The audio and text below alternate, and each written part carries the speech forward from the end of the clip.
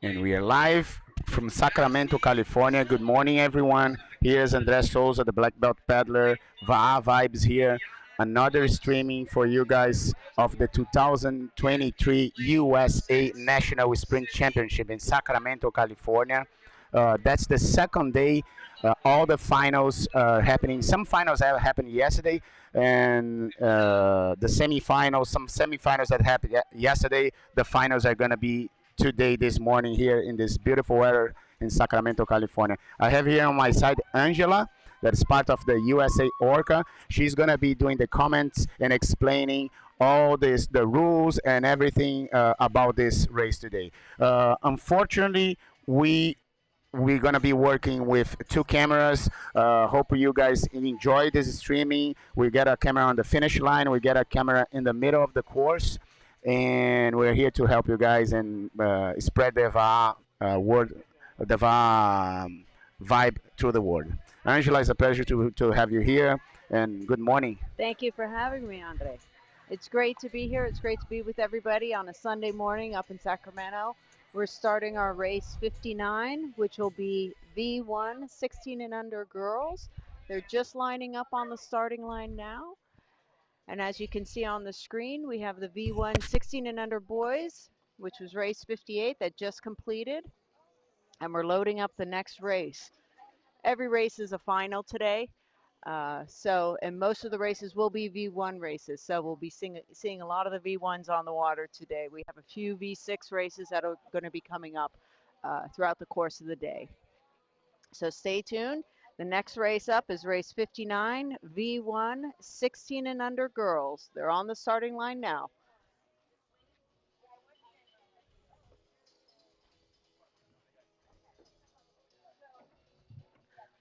And it looks like the V1 16 and under girls is just underway.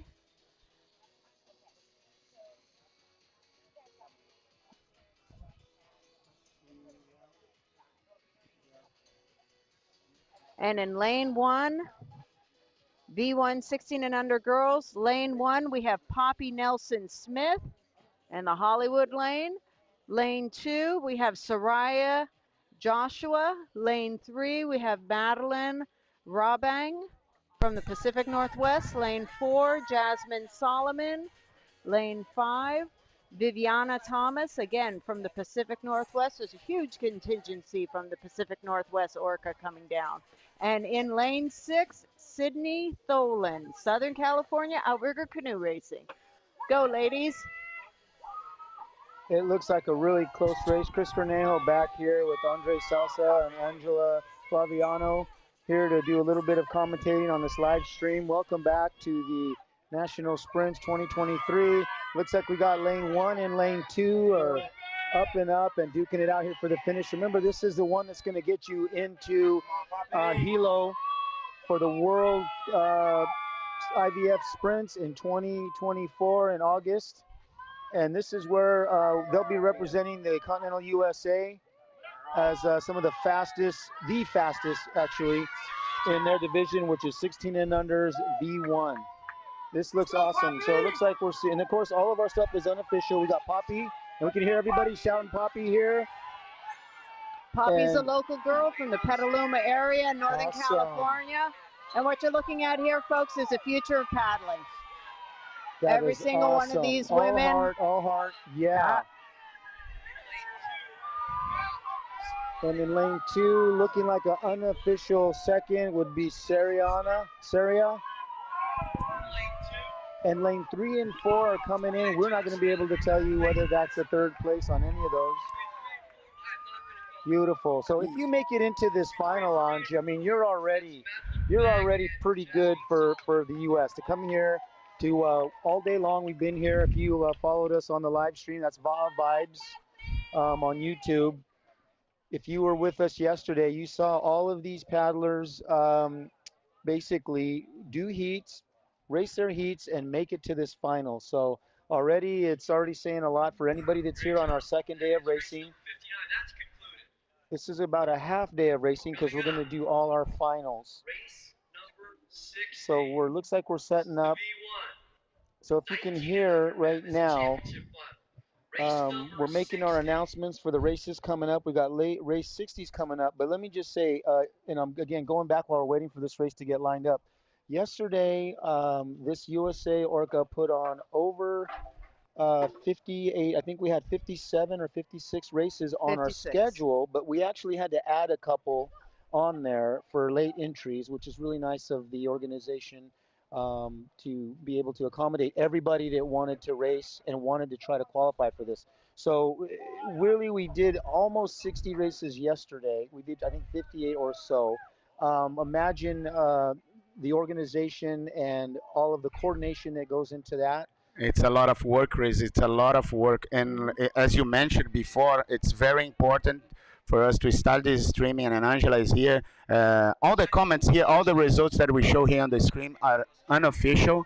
It's just we're just to Exactly. try to share Sure. for the viewers at home. Have the possibility, if you cannot come here to the venue, we're giving the possibility to see, to cheer for your family, Yeah. for your kids, for your mom, for your father. So everything that we say here, it's unofficial. Of course, Orca, all the judges and the referees USA that take care of Orca. this, and Angela can talk more about that. Angela is here to Go explain ahead, Anj. how this Tell is us how it working. works on that official end. Yeah, we'll talk commentary as the races go on. But again, right now, today, the focus is on all the paddlers and all the racers.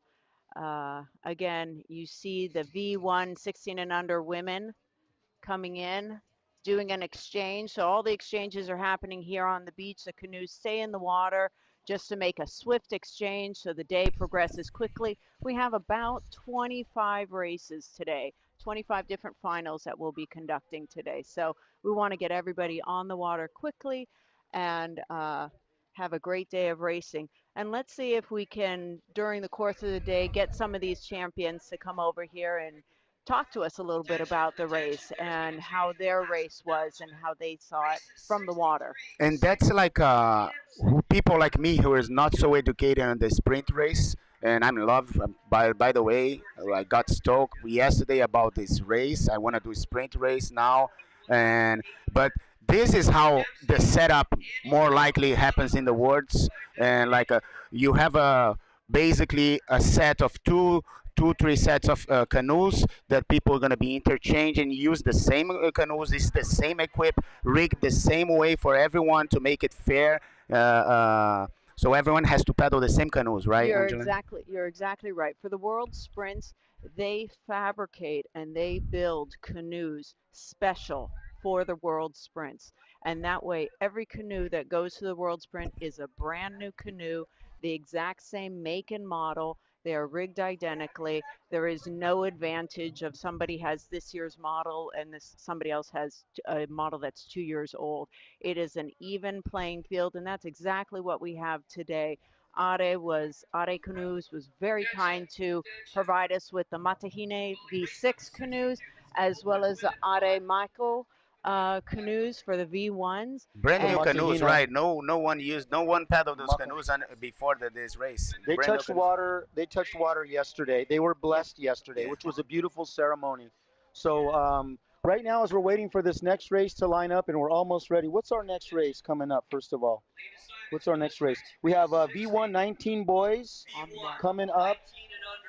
19 and under men on lane one. Va- Vince Ha, Talon Paul in lane two. Nathan Roca in lane three.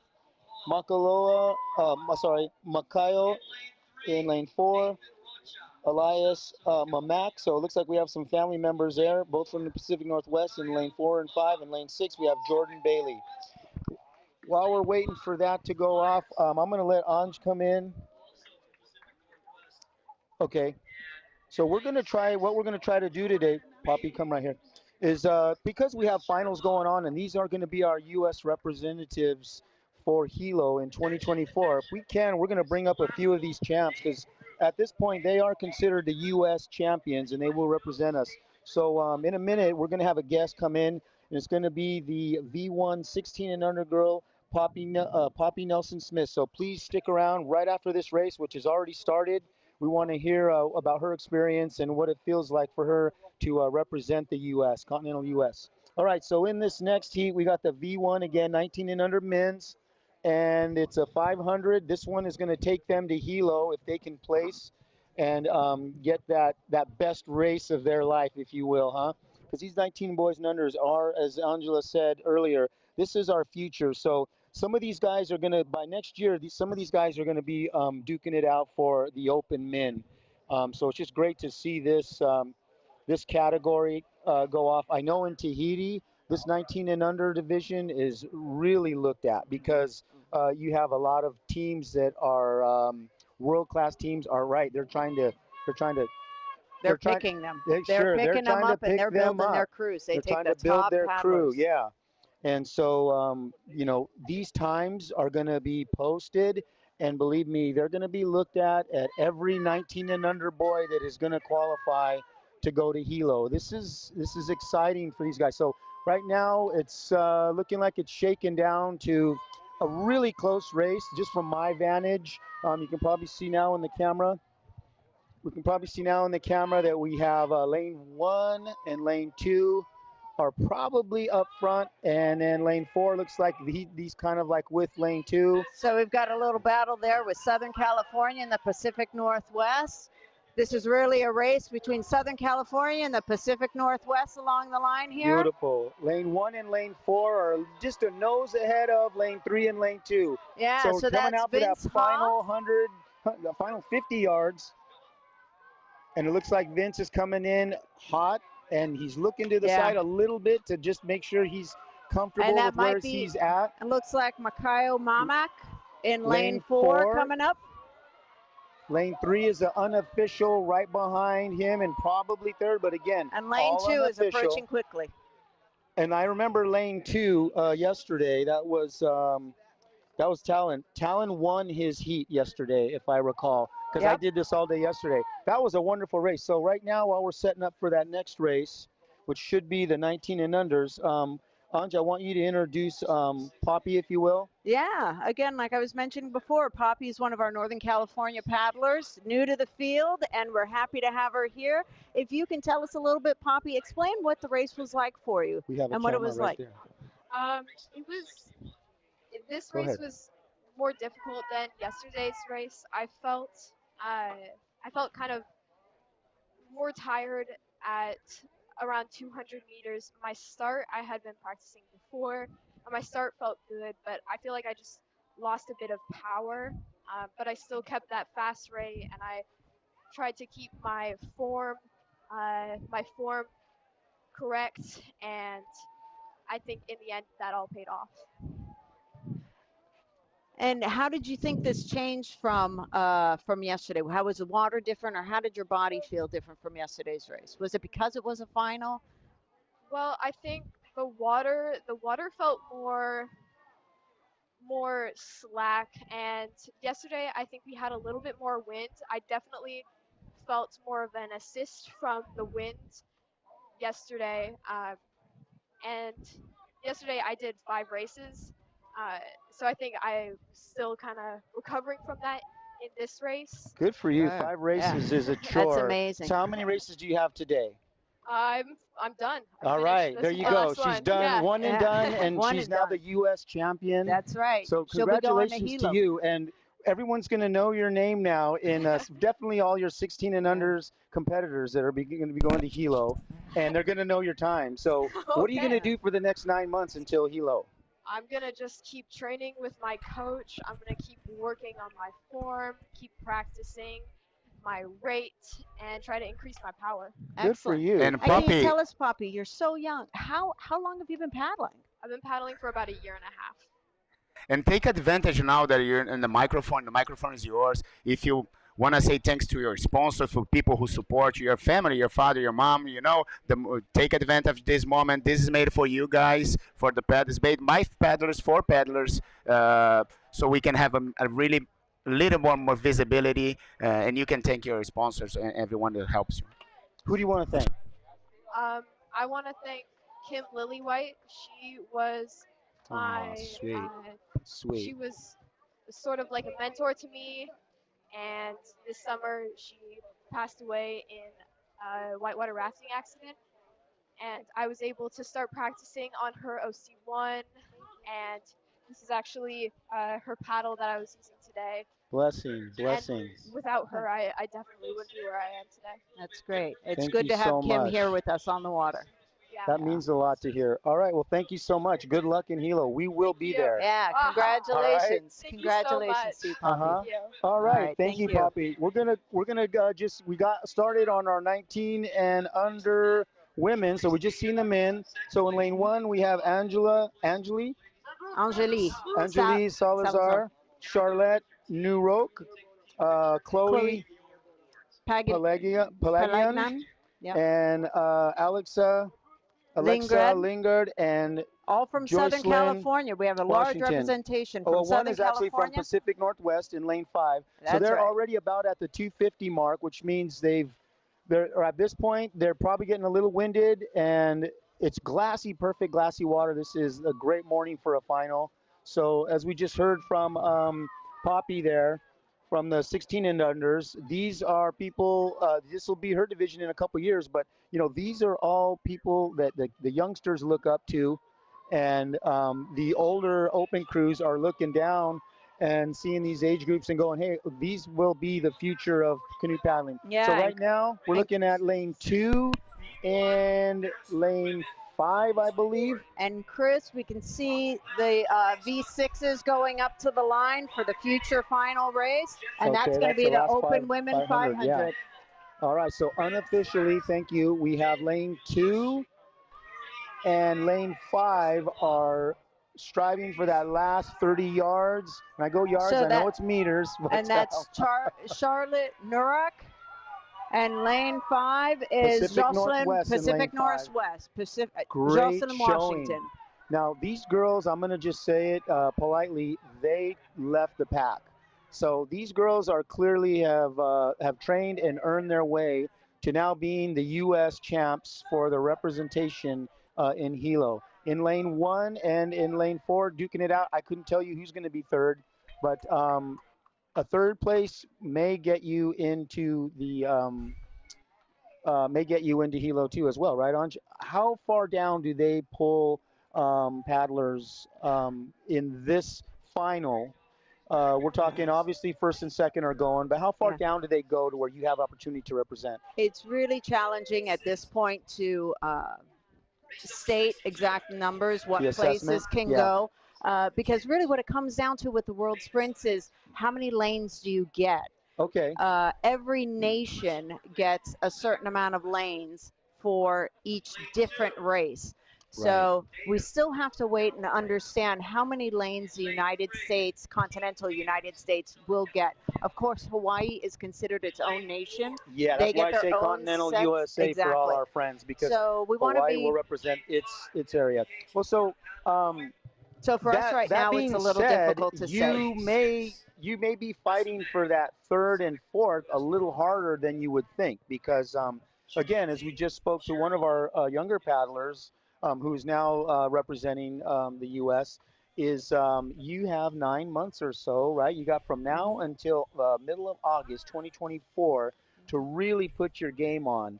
And as you can see with our last paddler, she has a lot of personal motivation. She was using a paddle of a friend of hers that she just lost, a dear friend of a lot of this A community. lot of people. Let me just say, both Southern Cal and Northern Cal. exactly. We all knew and loved Kim. knew Kim, and that's part of the reason why this is a big family. This is a big community. These paddlers, and we take our community, and we earn our spot. And we take our community to the world event, and we see all these other world communities get together and show up and back each other up. So it was great. She thanked her coach and stuff like that, and Yeah, and it's just that circle, huh? That is that circle. It's what we call ohana, and that is what I think of as the power of the va'a. Is when you sit in a canoe, you all become one, and the experiences that we have on the water together is special. It's very different from relationships that we have on land, and it goes deeper. It's much more profound. We're on the same page. Yeah. You guys, most of you guys know me, but if you're from California or Hawaii, and I've been paddling now for almost 35 years. But I'll tell you right now, at a personal level, I pride myself not necessarily on my wins or my placings or those kind of those achievements are great, and that's what I did at that time. But I really pride myself more on who I was able to paddle with. Those people, those coaches. As a Never young, forget your you crew. you never forget, even if it's a practice. And if you rounded up all those paddlers that you were able, like you said, to sit in a six-man canoe with and become six as one, and actually make that boat work, and you find that magic, or you find that chemistry, or you find those moments. It's That's one what body, I one blade. that's what I know, that when I leave this planet, that I'm going to take with me. I'm going to take that with me, and know that those people, we connected at that moment for however long it was. And so it's great to have that now, and perpetuate that, and show that we are promoting that, and we're bringing it up from the youth paddlers, the youth divisions. We're bringing in novices who are, some of them are athletes, some of them are not athletes, but we want to share what we have here, and we want to grow it in those regards. And of course, we always want those juniors and those novices to eventually become open and eventually become competitors. And now, today, we're sponsoring the representatives from the continental USA to go to Hilo and to race with the best in the world. I've had an opportunity to do that in the past here in Sacramento, and I'll tell you, that just left a real big impression on me. I Yeah, think you I were here as agree. well, right, Anj? I was In not at the '08? Sacramento race. I've In done the '08? no, I Okay. did the world sprints in Tahiti in 2018. I also did the world Oh, long yeah. distance in Tahiti in Okay. 2017. So I Yeah. had the opportunity to see how both races, how both world events Yes. um, are organized and created, and how they're run. And it's really magical to see all the nations come together to celebrate their cultures, to celebrate their tradition, and then to come together as one on the water. And it Right. is really moving to see them race. That's an experience that I want to have. Yeah, I didn't have this experience. I Yeah. hope I can qualify today and have this yeah, experience. Yeah, And Andre. you guys, I would like to know more about you guys both in words. What that changed in your vision about the VAA. I'm 100% sure that after that experience, the paddling for you has another significant. You right? yeah. It elevates you, it raises you, and gives you that energy to keep moving. If we're very fortunate here in Northern California and in Southern California to have associations and to have a collection of races, a season of races where we get in our car and we drive a couple hours. If you're in Southern California, sometimes you're driving 4 hours to get to That's the true. next town, given all the traffic. But we have a huge season of racing here, and then we go to Hawaii. But when you do an international race and you're on the water competing with the Kiwis from Aotearoa, with the Cookies from Rarotonga, and the Tahitians, it's an honor to share the water with them, and even to see how And the the Brazilians. Brazilians. Oh yeah, the Here we go. Brazilians are hot. We have another start here, and this is one of our V6 It's races. another final. It's going to be a final. It should be race It's the 62 on our map here, which open is women. Open Women 500. Do you want to introduce those ladies in the lanes? Sure. In Thanks, lane Angela. one, we have question mark ladies from the Pacific Northwest. Those ladies are fast. In lane two, we have Dana Point Outrigger, Southern California Racing. In lane three, we have Team Phoenix from Phoenix, Arizona, also from the Southern California Canoe Association. In lane four, we have Hele Ka'au, East Coast Outrigger. And in lane five, My teammates from Miami, and the Florida. voila, we have FPH, Florida Paddling Hui. And in lane six, Marissa May from the Pacific So they're Northwest. just crossing the 250 mark, 250 meters. So Yeah.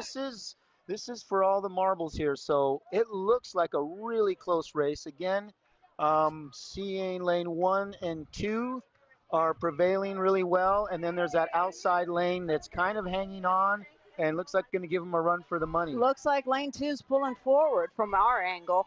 And that Again, would all be of this is Dana unofficial. and Team Phoenix in lane 1. There's a race right there. Yeah. So just a reminder, we are unofficial. Everything we say is basically what we're seeing from our tent and what we're hopefully sharing with you on the live stream. Right. All right, And so again, this is something where I think these girls in lane 1 just picked it up and they're hungry. Open women, oh yeah, they're putting it fastest on. women in our country representing right now.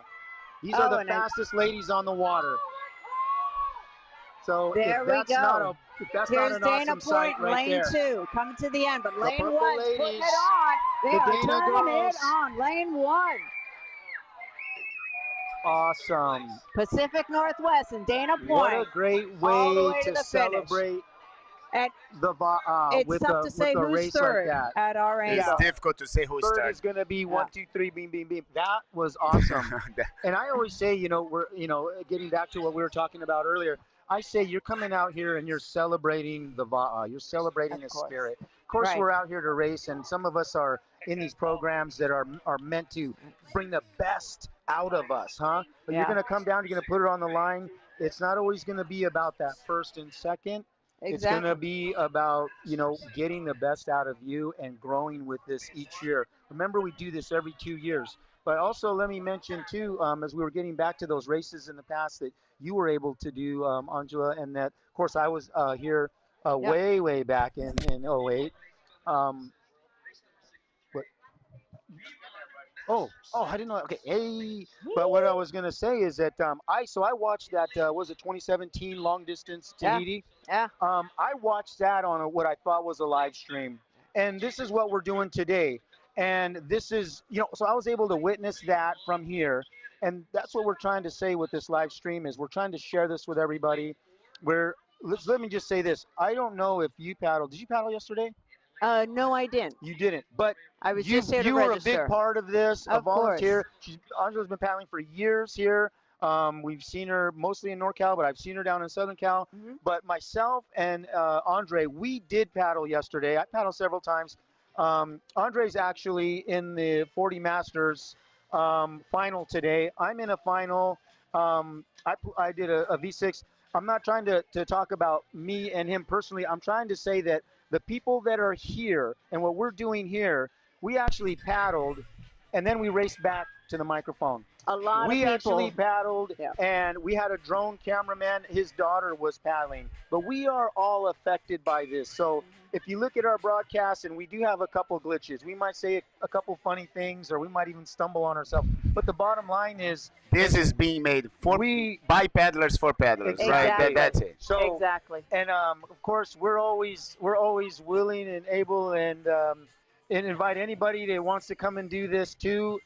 Come Yeah. out and do it. Yeah, We it's a always- passion for the sport and the culture and the people. We always need cameramen. We always need, and I'll tell you, I got to meet, and again, so now Chris is the guy that I love to throw names, drop names, because again, that's what this is about. I got to meet Kalai Miller, who does the OC16 stuff, Yeah. and I watched his Hilo state championships when he did that, and he had the guests Mhm. come up, and I watched that all day. Yeah. I watched it all day, you guys, and Yeah. I knew, except for one of his guests, I knew Everybody. almost all the guests, and I was like, You "That is probably so paddled cool." with them all.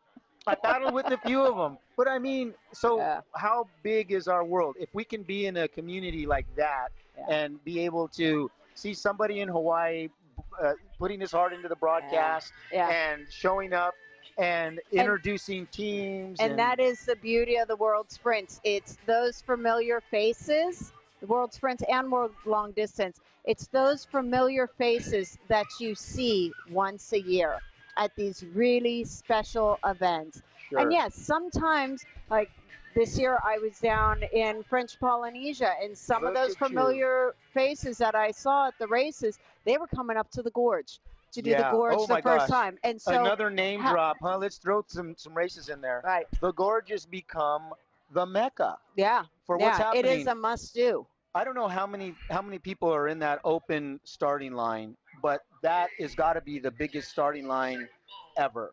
Mm. I don't know if it's 200 or 300 or Yeah. if you guys Yeah. know, if you've been to that race, you know how epic it is. Right Yeah. now, right now, breaking through that next V1 race coming up, it looks like Masters 70. Masters 70 and lane 1 we have Doug Mitani from Southern California. Lane 2 David DeGroot from Southern DeGroot, DeGroot from Southern California. Lane 3 we have Lon Buchanan, Kincannon from Pacific Northwest. Lane 4 we have Rusty Herbert from Pupuo, Hawaii, a local boy from Northern California. And in lane 5 we have David Oreo from Pacific Pacific Northwest. Northwest. So Yep. again, it's amazing. The contingent, the group that came from the Pacific Northwest, there are over 110 paddlers that came down to Wow, how's that? participate. That's super. Yeah. And we're always happy to see our friends from Southern California come up north. So And it is interesting to see when you get these events together, and especially for Hilo, how many people are going to come from their areas. I know that as we're watching this, I'm just going to, a quick note, it looks like lane 2 is kind of pulling out in front of lane 1, of course, unofficially. But lane 1 and 2 are definitely pulling away from the pack. And that's going to be Doug and David. So both Southern California racers. Yep. V1 Masters 70s. But so getting back to those big races, those world events, it's great. I know these countries will travel in their respective groups, and they show up and they bring all their noisemakers, and they cheer on their teams. And I know I was want to say some of those bigger groups now. I know New Zealand just has a huge paddling Yes. program now, and they are really doing well. They're really proud to represent their area. And hey, if we're not there yet, we will be there. We'll get these races to just get bigger and bigger. So again, 70-year young lane number paddlers. 2. Unofficially, lane number 2 looks like he's going to cross his flag. Good. And there's David, lane number 2 Looks from like Southern Doug. California. And looks like unofficially lane 1 was right there, close to lane 4. Yeah. So And just again, a we're saying wonderful all finish. of our commentary and who we feel is crossing the finish line first and second is all unofficial. It's just we're watching this live, just like you, and we're making our observations from our angle. We're not lined up right at the finish line, and also we have the officials that have to record the times, review the entire race, and make sure that It's a whole process, right? There It's is a a whole process. process before they truly announce who crossed the finish line first. But So, what I heard yesterday also, Angela, it's a big training for people participating of the words and understanding the rules, right? Because in the rules, like you cannot commit mistakes, right? If you commit a mistakes, you have like a well, there are penalties involved. right? Either a penalty Can or be DQs, time or can etc., be etc. Can you explain more about those rules in the world, like because I'm new to the sprints. We have here. We have paddlers passing by the camera right now, Yeah. but you guys were talking about races and the environment of the VAA, how this changed the perspective, how you see the sport, right? I see the VAA growing so much, and you guys, Well, when Chris was talking about the me racing and him Yeah. racing too. This is my first sprint race, and let me Right. tell you, I want to race again. Oh, I good. want to That's be in what we this love to hear. environment. It's different from a long distance that I love also, but here you interacting while you're waiting for your next race. You can race it again. You can race on a 500, Exactly. 6-man, or 1,000. So, and you interacting with people. Everyone is cheering. You can see the whole race from beginning to the end. Let me tell you, Angela, I want to do this again. Yeah, this is the sprint races are very unique. What the beauty of the sprint race is you can watch the entire race from start to finish, especially when there are turns involved. That's what makes it really exciting. It's like that. It's like that competition arena, Right. And you can almost get a decent view anywhere and watch it. Exactly. And with the live stream, if you're sitting on your couch and you're somewhere, you can watch it too. So And talk about the arena that you mentioned. My best part is the taco truck, by the way. Where is that taco truck? I'm It'll getting be hungry. rolling up shortly. It'll be So rolling we're up here shortly. in Sacramento again, Lake Natoma, which I understand this place is called Nimbus Flats. Is that Nimbus Flats? State Beach, State Park. And this is actually the location of 2 world sprints here in Northern California. Yeah. One in 1992, I believe, was the first world Yeah, sprints that they I'm had going in to agree with you Sacramento. because Yep. I have heard that. It's true. It's true. And in And 2008. then in 2008 as well. This was the home of Yes. another world sprint. Yeah. So a couple of name drops I'll do with that 1992 is I know that Linda Dresbach, who is here, she is part of that, heading that USAORCA. she's the president So of she is the USAORCA. president of ORCA. So basically what she's trying to do is bring this together, make this happen, give this opportunity to people that want to go out and race on that world-class level. Yeah. She was here in 1992 when I Yes, was she interviewing was. her, and she became part of this IVF stuff way back then. And I know it's gone through a lot of evolutions and stuff. But another person who was also part of that USA Orca is Stephanie Ciares, who Stephanie Bill. yeah, exactly. She had mentioned that she was here in 1992. Yes. Yeah. Which I think was right when I was born. But I'm kidding. I actually started paddling the year after, so I missed the first world sprints. But But so, that's how long we've been paddling, the two of what's us. great is what's great is let me just cut in real quick. We have that next start, which is a 75 V1 75 Masters, and go ahead, Angela, if you could give us those lanes for us. So we have in lane 1, Garrett Whitman from Southern California. In lane 2, John Green, Capital Outrigger, a local boy from I was Sacramento. going to say, I And recognize again, some of these names. in lane 3, another boy from Sacramento, we have Richard Ongirth. And in lane 4, coming down from the Pacific Northwest, Craig Holt in So lane Capital 4. Outrigger, And they are just starting now, this race. This is Just Capital underway. Outrigger's home court. Yep. I met a paddler yesterday, and we will be seeing each other again in the final. I want to say his first name was Nick because I saw him on the roster there. But we chatted a little bit, and I'm going, so where do you paddle? He goes, right here. I go, oh, Capital. Is it Capital Canoe? Capital Outrigger. Capital So it's Outrigger. awesome. So I remember John Green from way back, and of course Gerard is he paddles with us down in SoCal. So just a great group of guys that, as I say, we just don't go away. So these guys are past the 250 now, and they're on their final stretch. Yeah. To put their name in for a world, possibly a world title. This is where it kind of begins. Of course, it begins way back when with training and getting your coaching and all your gear together. But this is one of those steps that you have to take to get to the world level, and not a better arena than Capital Outrigger's home court here. So right now it looks like John Green is taking advantage of that home court. And it looks like in lane 4 we have, we have 1, 2, 3, 4, 5. So we're missing one name on here. We have lane 4. Yeah, we have lane 4 is Craig Holt. We do have some add-ins here on Seems these finals that we didn't get written in. But still, as we can see, lane 2 is the local boy here. And lane 4 is Pacific Northwest? Yep, Pacific Northwest, John Holt. So, and then we got Gerard, who is just pulling in, I'm going to say an unofficial third in lane 1, but he's looking around to make sure that nobody's challenging him, and he says, yep. I'll take that home. So going all the way to the finish line there. And in 4th place, lane 3, all unofficial. Oh, so it was combined. That's what it was. So we had the 80s and we had So in the lane 75s. 5, V1 80s men. So in lane 5, that's Brian Dempsey from Southern California. And in lane 6, Andy Toro from Southern California. We apologize for not announcing them sooner. They combined a couple races.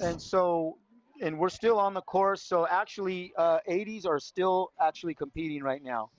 And so they haven't crossed the line. These guys are. There you go. So that's lane 5. These guys are on history right here. That's right. I personally know Andy from way back. Brian Dempsey as well. So these guys just want to keep going. They just want to keep paddling. Again, that's what keeps them alive. It would be an honor to be paddling at 80. I don't know that I'll get there, but I'll tell you right now, we want to get Andy up here for an interview later on, and I already mentioned that And to you him see this in the because he this has is a great beautiful to story. see these people. This show what the VA is. The VA is. You can Exactly. paddle until late in your life. You And know that's a sport. there's official there's a finish right there. There you go. All Yeah. right, an unofficial finish, but because of course. But hey, I'm all for it. You It know, is. I'm all for it. That Well, was beautiful. and again, that's what the Va'a is. It's a canoe. It's a It's a sport. family. It's a culture and a family, and it's something that you can grow with. You can start at a young age of 14, 15, like Poppy did, Poppy Nelson Smith, and you can grow into it, and the Sure. Va'a can be a part of your life forever. Right. Right And now we over should off be. to the side, you want to see in the foreground, they're preparing the canoes. The men's canoes are coming in, but we have a special green canoe V1 on the water that's being prepped. It's a special canoe for our Parava'a paddlers. Today we have two Parava'a athletes. So the green canoe is a specially rigged canoe with two amas. It has the traditional ama on the left, and then it has a slight wing on the right-hand side, Yeah, almost a mini custom otter. design so that the youngster in that gentleman right there wants to paddle. And Yeah. it's great to see somebody customize that craft for sure. And he's paddling out to the line. Just to let you know that on the line and ready to go are the 40 masters Yeah. women, and we're waiting for a flag, but they are lined up. That's our next race, and It's I'm a always good. little. It's always good to remind people that the VA is not yet on the Olympics, but it's in the Paralympic sport already. Yeah, It's it is a Paralympic. Paralympics, and at the World Sprints, at least the one in Tahiti that I went to, they had a Parava'a World Sprints as well. So a lot of these athletes went down and competed in the World Sprints side by side with us in their own events. We And that are. is really inspiring. The World Sprints is truly an inspiring We're right event to go through. It's a multi-day event. And so you may not be racing one day, but you go and you watch your fellow paddlers from around the world race. And again, as I was mentioning, you have some of the top athletes in this sport on the water, and it is truly inspiring. You leave inspired to do more, to get Oh, yeah. better, to come back in 2 years and place. It looks like we have a go on this next race. And so hopefully these women come off the race inspired and if not, with a lot of experience Yeah. to come back next time. And that is the V1 Master 40 Women's that's on the starting line right now. I think the race just took off. Yep. So we'll let you know who's in that race. Lane 1, we have Rhonda Gideon from East Coast Outrigger. Lane 2, Jessica Kennedy, again from East Coast Outrigger. Lane 3, we have a special person, Julie Cornejo. Shout out to Julie Cornejo. From Southern We share a couple California. of kids there. There you go. Lane 4, Bren Rooting for Trask her. from the Pacific Northwest. Lane 5, we have Lynn Milos from Southern California. Yep. One and of my in, wife's former teammates. there you go. And in lane 6, Carly Kinley from the Pacific Northwest. In lane 7, rounding out this race, we have Krista Molly from the Pacific Yes. Northwest. All right, so they are just about to hit that 250 mark. These ladies all raced yesterday, so they've been on this course on a V1. They know what they're up against. I know with my wife Julie that we talked about it, and she, we said, what can you do just a little bit better to get that thing to work for you? So, we talked about it. I'm watching her in lane 3. She looks awesome. She looks really good. And it looks like that lane right next to her is not pulling away. I'd say this is a really close heat, which is awesome when you see that, because you know that these ladies of 40, when they're that close together, that these ladies all go home. Equal and caliber and equal power. they do their homework, okay? Yep. You can tell that these ladies go home and do their homework, because when they're that tight, when it's this close of a race, that it's what they build up to. It's what they are planning to do. So right now, it looks like lane 1 is pulling away. And is that lane 5? That and yeah, lane might be 5 pulling on the forward? outside. So that looks like Yep. Lynn Milosi. Lynn Milos. Milos. Yeah. Milos. So this is right now where it's all or nothing, and you gotta go. You gotta go. There we go. Lane 1. That is awesome. Lane 1 The is battle for moving. the third place is gonna be tied. Lane 1 is taking the lead at our vantage point. Again, all of our commentary is Lane 1, unofficial. It's gonna be close. And that is For Rhonda lane third, Gideon, for third. East Coast. Very good. And Very there good they race. go across the finish line. That So was a some of very these- competitive race. Some of these racers in the same second, and I- that was Yeah. just a. I think that was- here That was a grind. beautiful race. I Yeah. saw a girl here on lane 2.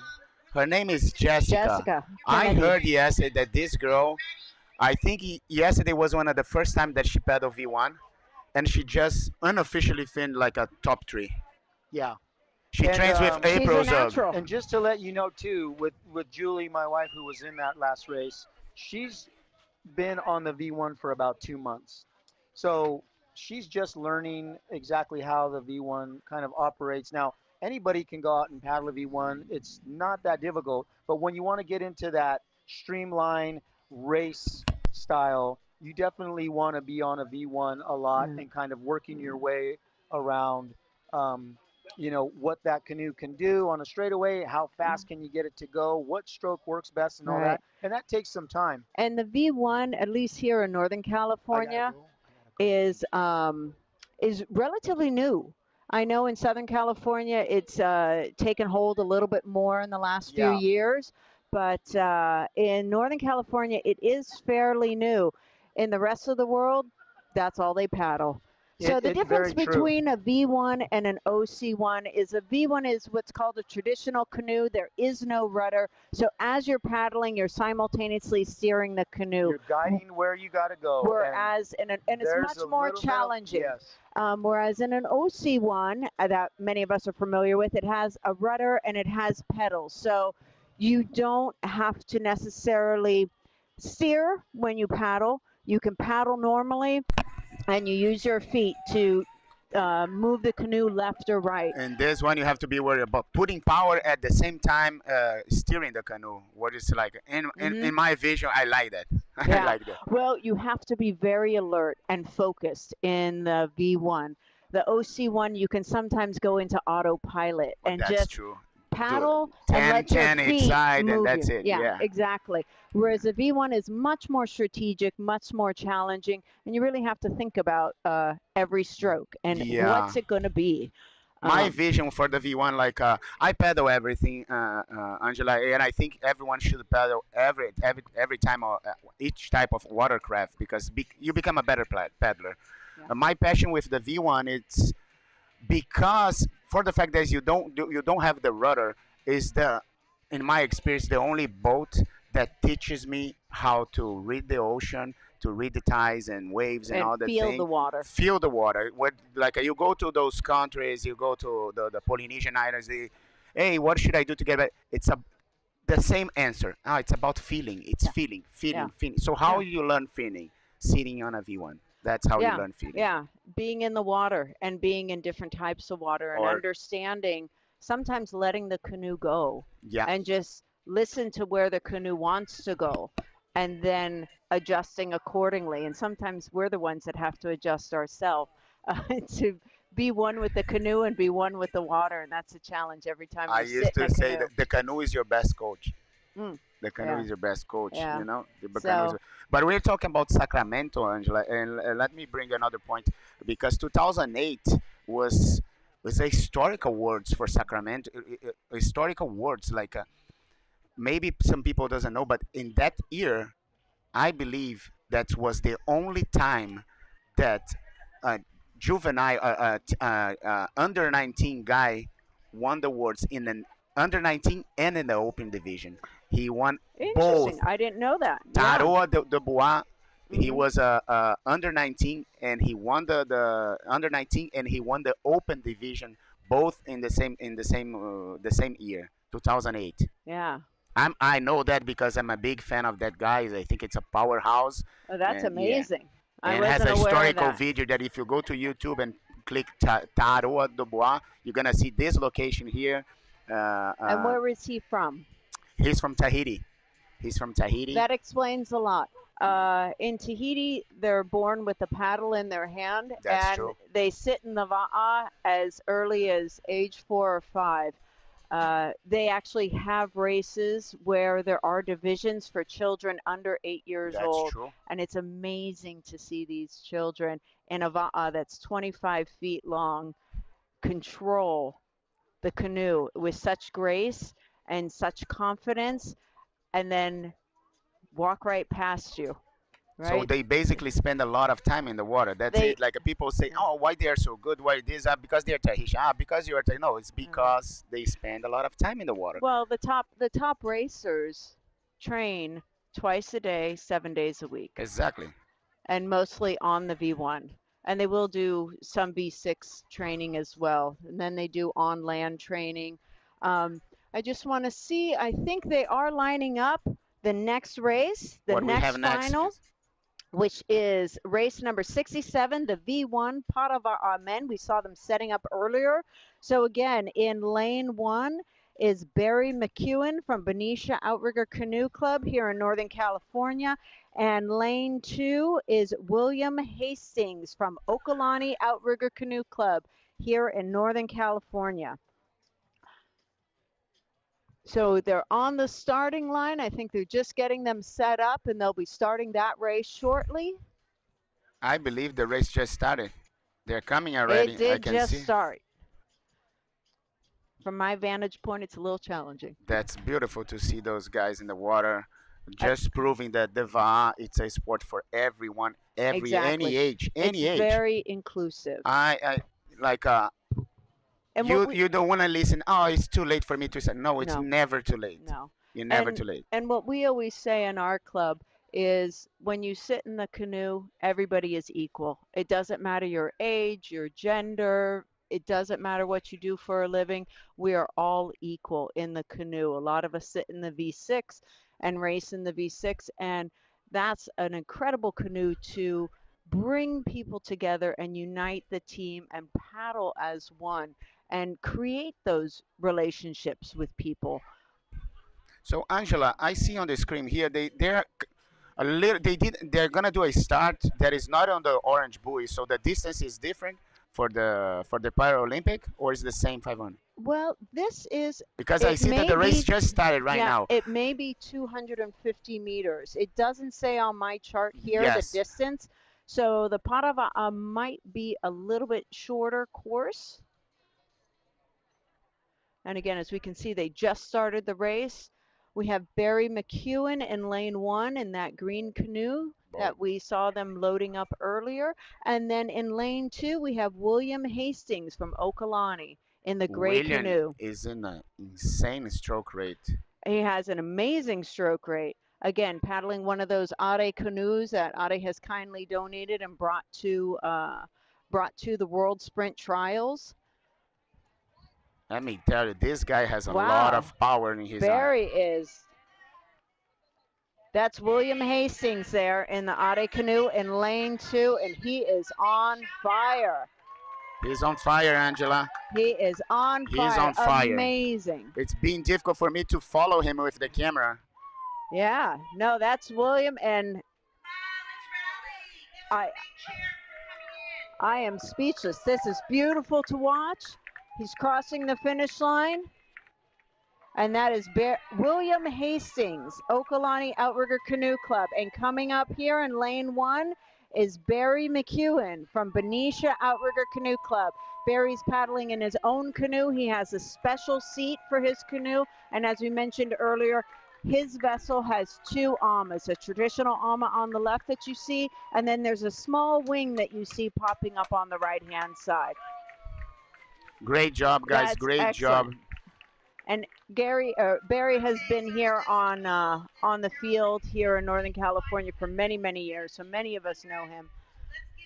It would be nice to have him on the microphone sharing his feeling about the race, his experience. Yeah, let's see if we can get both of them out. Both of them here would be awesome. That would be wonderful. We're gonna be working on that and getting those athletes here to share their experience and say a shout out for their families, right? Yeah.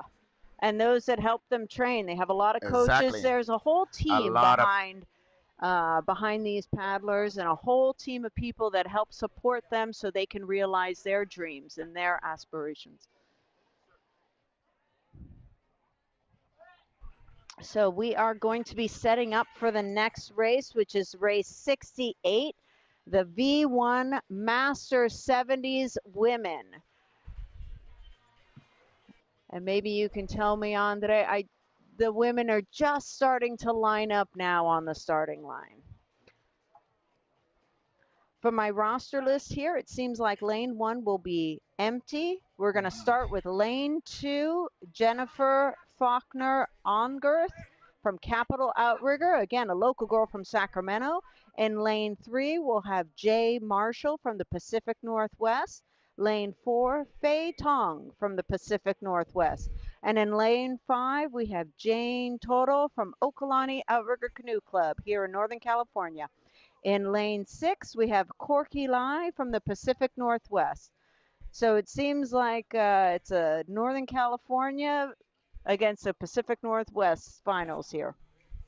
And they are I just think coming the on the race starting didn't line. start yet because some of the other ladies that are going to the start line are paddling in the middle of the lake. So the race organizer waiting for the second heat, the next heat to be To out get up of the to the way. Yeah, starting line exactly. and out of the buffer zone. Joseph Bob, Southern California Outrigger, Andrew Thomas, East Coast Outrigger, Andrew Souza, Golden State Outrigger, George Marshall. It looks like one of our commentators, Andre, has been asked to go check in because, as you know, some of the people behind the video camera here and commentating are actually racers and are in the finals today. So we're going to say goodbye to I ask Andre about for apology here for jumping out, and it's gonna be just a few minutes, guys. I promise I'll be back soon. Andre, go get him, buddy. yeah. I know how to work. Yeah. All right, and then we have a pot of paddlers coming off the water now. We're going to see if we can speak with one or two of them just to get an opinion of their experience on the water. So we'll see if we can either have Barry McEwen or William Hastings join us on the water or join us on land If we to just. can. Right now we got a green flag up, and so we got that next event coming through, starting out. And that's event 68, the V1 70s women. 500 meters from here right now. Yeah. We went through the lane assignments.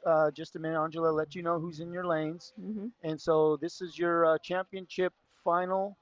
So we're looking at these ladies, 70 years young, coming out and putting it on the line here in Lake Natoma, Sacramento. Now, from our vantage, yeah, the camera does kind of look like, I'd say it probably takes about the ladies to get into about the 250 range, 250 meter range to where we can get them on our camera. Yeah. But and they are off and running. But they are off and running, and I'll tell you, all of these V1s, they go by pretty quick. So it's really exciting. They're putting it all on the line for a little over a couple minutes, and we don't have our drone footage today, but we definitely still want to try to bring you as much as we can today on the Vala Vibes channel and get you guys kind of familiar with some of these names that are going to be, representing us here in Hilo. And yeah, and on the course today we have 3 paddlers from the Pacific Northwest, and we have 2 paddlers from Northern California right now on the line and on the race course racing. Just a perfect day for sprints and here at Lake Natoma. Beautiful sunshine, not too hot, not too windy. So what event are we on right now? We're 68, so we still got a lot of races coming up. Yep. If you haven't seen your age division, so we're on race good. 68, and then we go about to 79, approximately 79 races today, 79 finals of this weekend. So that that we started off at about 58, 60 races because that was yesterday to qualify. So here we go. Now we got your competitors kind of on camera in view. And from what we're looking at on our live stream tent is Looks like it might lane be lane three. 3. Yeah, that's lane 3 and lane Fei 4 Tong. Fei Tong in are lane 3. racing it out here for the national championship. So excuse me, that's Jane Marshall in lane 3 and Fei Tong in lane 4.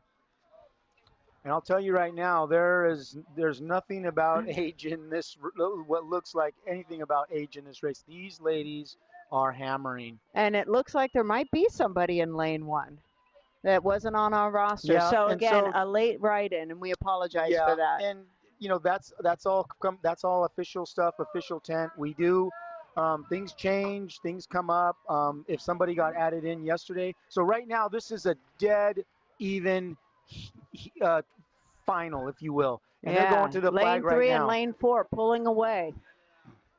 And then we have, is that lane 5? There is our finish, and wow, that was super close. I Beautiful. can't wait to hear what the timers say about that. So we just got Beautiful. those ladies past our camera there, and now And they're coming let's- up to the flag. And lane 1 is giving a run for the money to lane 2. So There again, we go. there's another up and up I race. believe So that's lane 6 that just crossed the finish line. yep. So that would be an unofficial third, of course. Everything I believe unofficial from that's us. Barb from Santa Cruz Outrigger in lane Beautiful. 1. So some of your NorCal buddies Yeah. there. Barbara's an inspiration. If that Great. is her, it does look like her. Yeah. But she is an inspiration to many of the female paddlers and paddlers in general, regardless, male or female, at 80 years old. That is wonderful. In her 80s, she competes regularly in world sprints as well as world long distances. She's done the Yeah. Taito race in Tahiti as well. And The Taito, that's yeah. gotta be that's impressive. an amazing race. Yeah. So you know, it's funny, when I first started off paddling, I think the age groups might have went up to 50. And as we evolved Yeah. with outrigger paddling, and some of these champs just kept on paddling, they started adding age divisions. They And keep so adding. 60s came up, and it was, of course, you're kind of like, well, how many 60s paddlers do we have? Well, now 60s is pretty The new common, or 40. I mean, Or 40 really, even. it's and now we have 70s, we have 75, and today, well, we just saw the 70s, but we did see a couple challengers going at it in the men's in the 80s, and then so I think what happened there is they combined these two. Yeah. So lane 1 was actually one of the 80s. So in that last Barbara Latis. Barbara Latis, is that who we were just talking Outrigger about? Santa Cruz. Okay, so that's who you were just talking about. Yeah. So there you go for some historical significance, some hey, and you know, it's just one of those things where they had to keep adding divisions now, and they've done that kind of across the board. I know with And- some of those big races like Molokai, Even internationally, yes. international stuff as well. So Is as they have these paddlers progressing and continuing to paddle as they get older, they just keep opening up the sport to more and more divisions. And why because not, it you know? is inclusive. yeah. This is a sport that you can paddle from a young age all the way up So to your 80s. when as I we was see. when I was in my 20s and living on the Big Island in Hawaii, and we went to these regattas, we had about 7 or 8 regular regattas. Then we had a island championship regattas, and that was a qualifier. All those races were qualifiers to get you to the state champs in Hawaii. But what I'm getting back to is all of those regattas, you would see the families come down, and you would see, you know, the kids. We'd start them out. Of course, the official divisions, I think, were 12s, but they'd let you paddle at like 10, and you know, all the way up. You'd have the teenage groups, and then you would have of course, we had novices and opens, and then you'd have the parents paddling in the opens or the 35s, and then you'd have the grandparents paddling in in the 50s and Yeah. stuff, and of course now we have 60s and 70s. But it was basically you could come down and you could be cheering on your grandma Yep. and racing and your parents and It's a all that sport that the stuff. whole family Yeah, can while participate while in. you're eating shave ice on the beach after you're we always run the kiki races first, right? And then and then you see the opens and all that. And of course, when we're opens, we think Yeah. we're all serious, about Yeah. it. But it Yeah. it was, but Yeah. it was also really kind of and again, it's the celebration. It's Right. celebrating the Va'a. It's celebrating the family. It's Yeah. celebrating everything that that is so positive about Yeah. this culture, and Yeah. this canoe paddling. I mean, it comes from these voyagers who way back, these Polynesians that did this for survival. And I always try to I tell people that I say, this sport came from a survival tactic that basically let these explorers prosper. They Hmm. had to go out and seek new New areas and land. stuff, Yeah. new land and islands and stuff like that. And Hmm. so now, the bottom line is we're celebrating that what they did at that time, that And we're exploration, perpetuating and that we're culture. carrying it on. And you've seen it kind of really get popular, in obviously in the Polynesian areas, and then in Hawaii, and but now we're Outrigger, we're worldwide, and I hope that other people, people that can move things and shake things are looking at this Hmm. and saying, hey, I want to contribute to that, or I want to Hmm. support that. So right now on Yeah. the course we do have a go on event number 70, and that is going to be the Masters 75 women, and that is a full heat. Go ahead and if you can run off those lanes for me, Angela, Sure. because you read so Sure. much better than me. In lane one, we have Sandra Herget from Southern California. In lane two, we have Mary Ludd Baldwin from Southern California. In lane three, Charlene Dixon, Pacific Northwest. In lane four, Great. Bonnie Lossick I don't know from what the kind of Pacific birds those are, but they just landed Northwest. themselves right in lane 1 and 2. It's a It's flock of nene. beautiful. Nene, is that really? Yeah. Come on, Art. That's And beautiful. even the nenes come out for the Even the World nenes Sprints. are out for this race. Lane 1 is literally having Yeah. to adjust her race, which I wish and I hope you To can see that. accommodate the nenes. Yes, I hope you can see that on our camera way down the line. The nene are now politely moving out of the way. Yeah. That's just wonderful. And just want to finish the lineup. Honey. In lane five, we have Hetty Downing from Southern California. In lane six, Dorothy Young, Ho'okai Puvai from Northern California. Don't go on the street.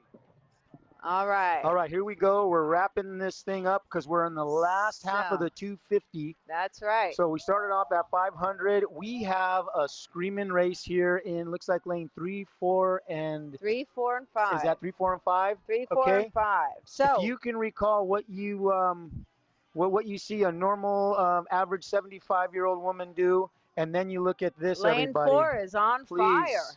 Please That's lane 4. give a shout That's out. Bonnie Lossick from the Pacific Northwest in the green jersey.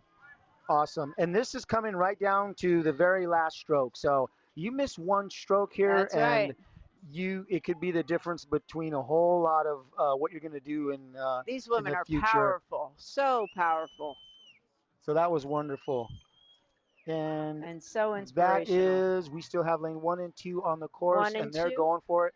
both from Southern Cal. Both from Southern Cal. I do see a shout out to Jim Terrell on the Stingray paddle. I see it's my first Stingray I've seen today, but I'll tell you what, those Well, things Chris, have taken off. I've Have you seen a seen lot some? of them walking Oh, by. you have? I've seen a lot of them walking All right. by here on land. So a lot of people from the Pacific Northwest are using them. I've seen, Good, good. and then I've seen a couple Southern Cal paddlers with them in their hand.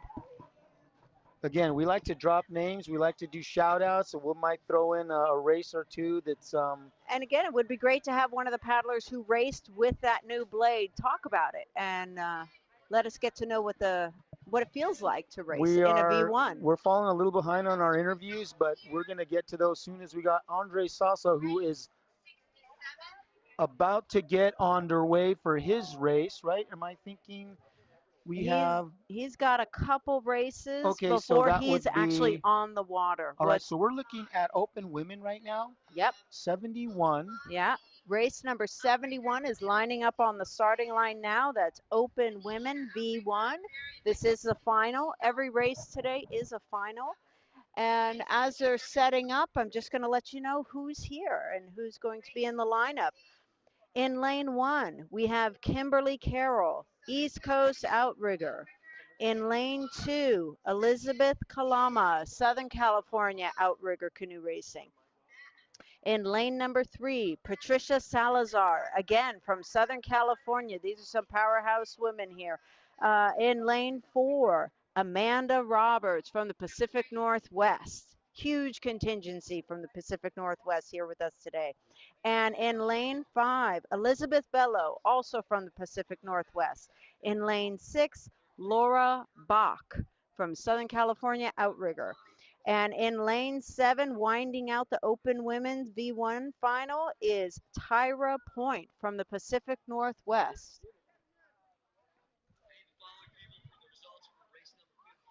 And again, those women are just lining up on the starting line. I think they pulled the Nene off the course. I think they just decided to leave on their own intelligence because those 75-year-old women weren't messing around. That's right. That's So right. we've had a couple of stray paddlers think that they can paddle through our course yesterday, which is pretty funny. But all good fun. This is a public state beach. Well, I say beach because there's sand here, but this is in California, the Lake Natoma in Sacramento, home of Capital Outrigger. What other clubs are in this area? Do you know of? Well, a big contingency came from Golden State Okay, yesterday. Golden So State from Benicia, Martinez or yeah, Benicia? yeah, Yeah. Benicia area. Kai Vai, which is the club that Poppy Nelson Smith paddles with. Kai Vai's in Petaluma, which is Okay. about an hour and 20 Yeah, minutes south of I call that local Sacramento.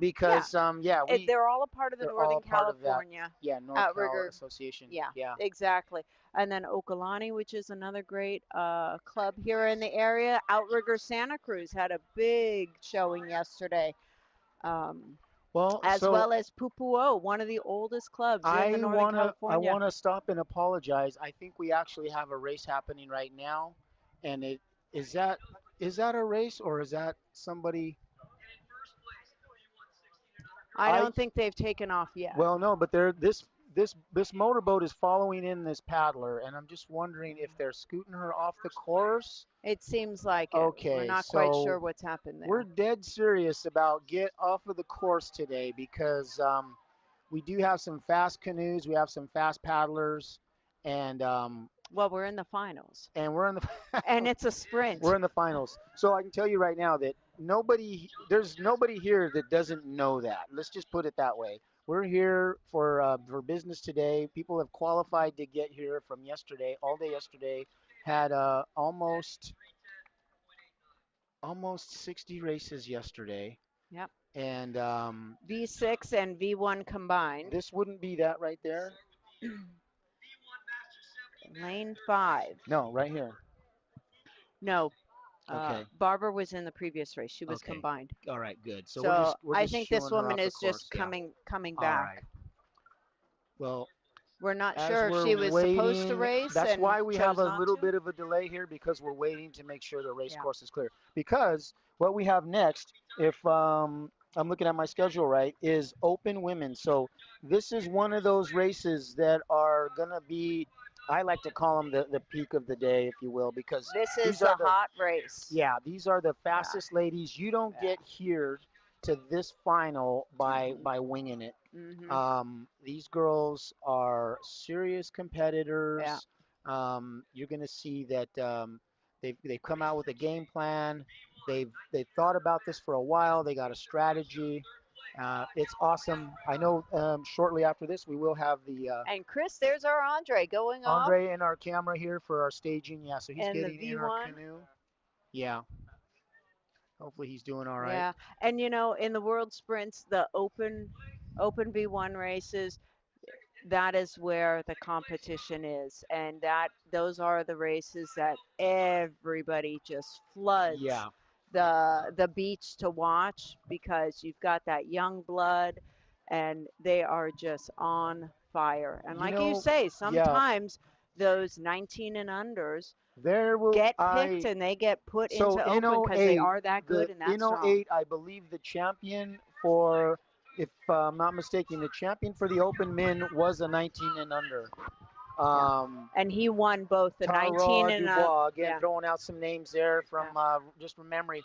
He was the 19 under and he was the open under, and he cleaned champion. house. Yeah, Yeah, champion. yeah, Um, yeah, that was awesome. But yeah, so for these open men, just a little bit of how, you know, if you paddle, you know that hey, I was once an open man, you were once an open hmm, woman, and yep, so you were at that level at some point if you're a lifer like us, where so you know that you're watching them no matter what, because they're kind of now, the spearhead of outrigger paddling.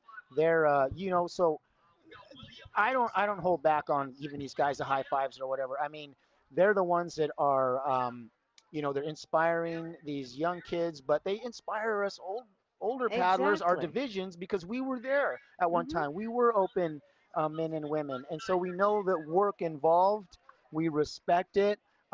We hope that all these boys and girls, these women, carry that great message of, you know. Um, passing on that torch someday. But right That's now, exactly this right. is this is their time to hold the torch. Yeah, So I really, really, say that I think our sport and as a whole, we really look up to this division and say, hey, they're they the got the next well, generation. they're the torch holders now. Yeah, These open divisions are the ones that are doing, that are setting these fast times, yeah.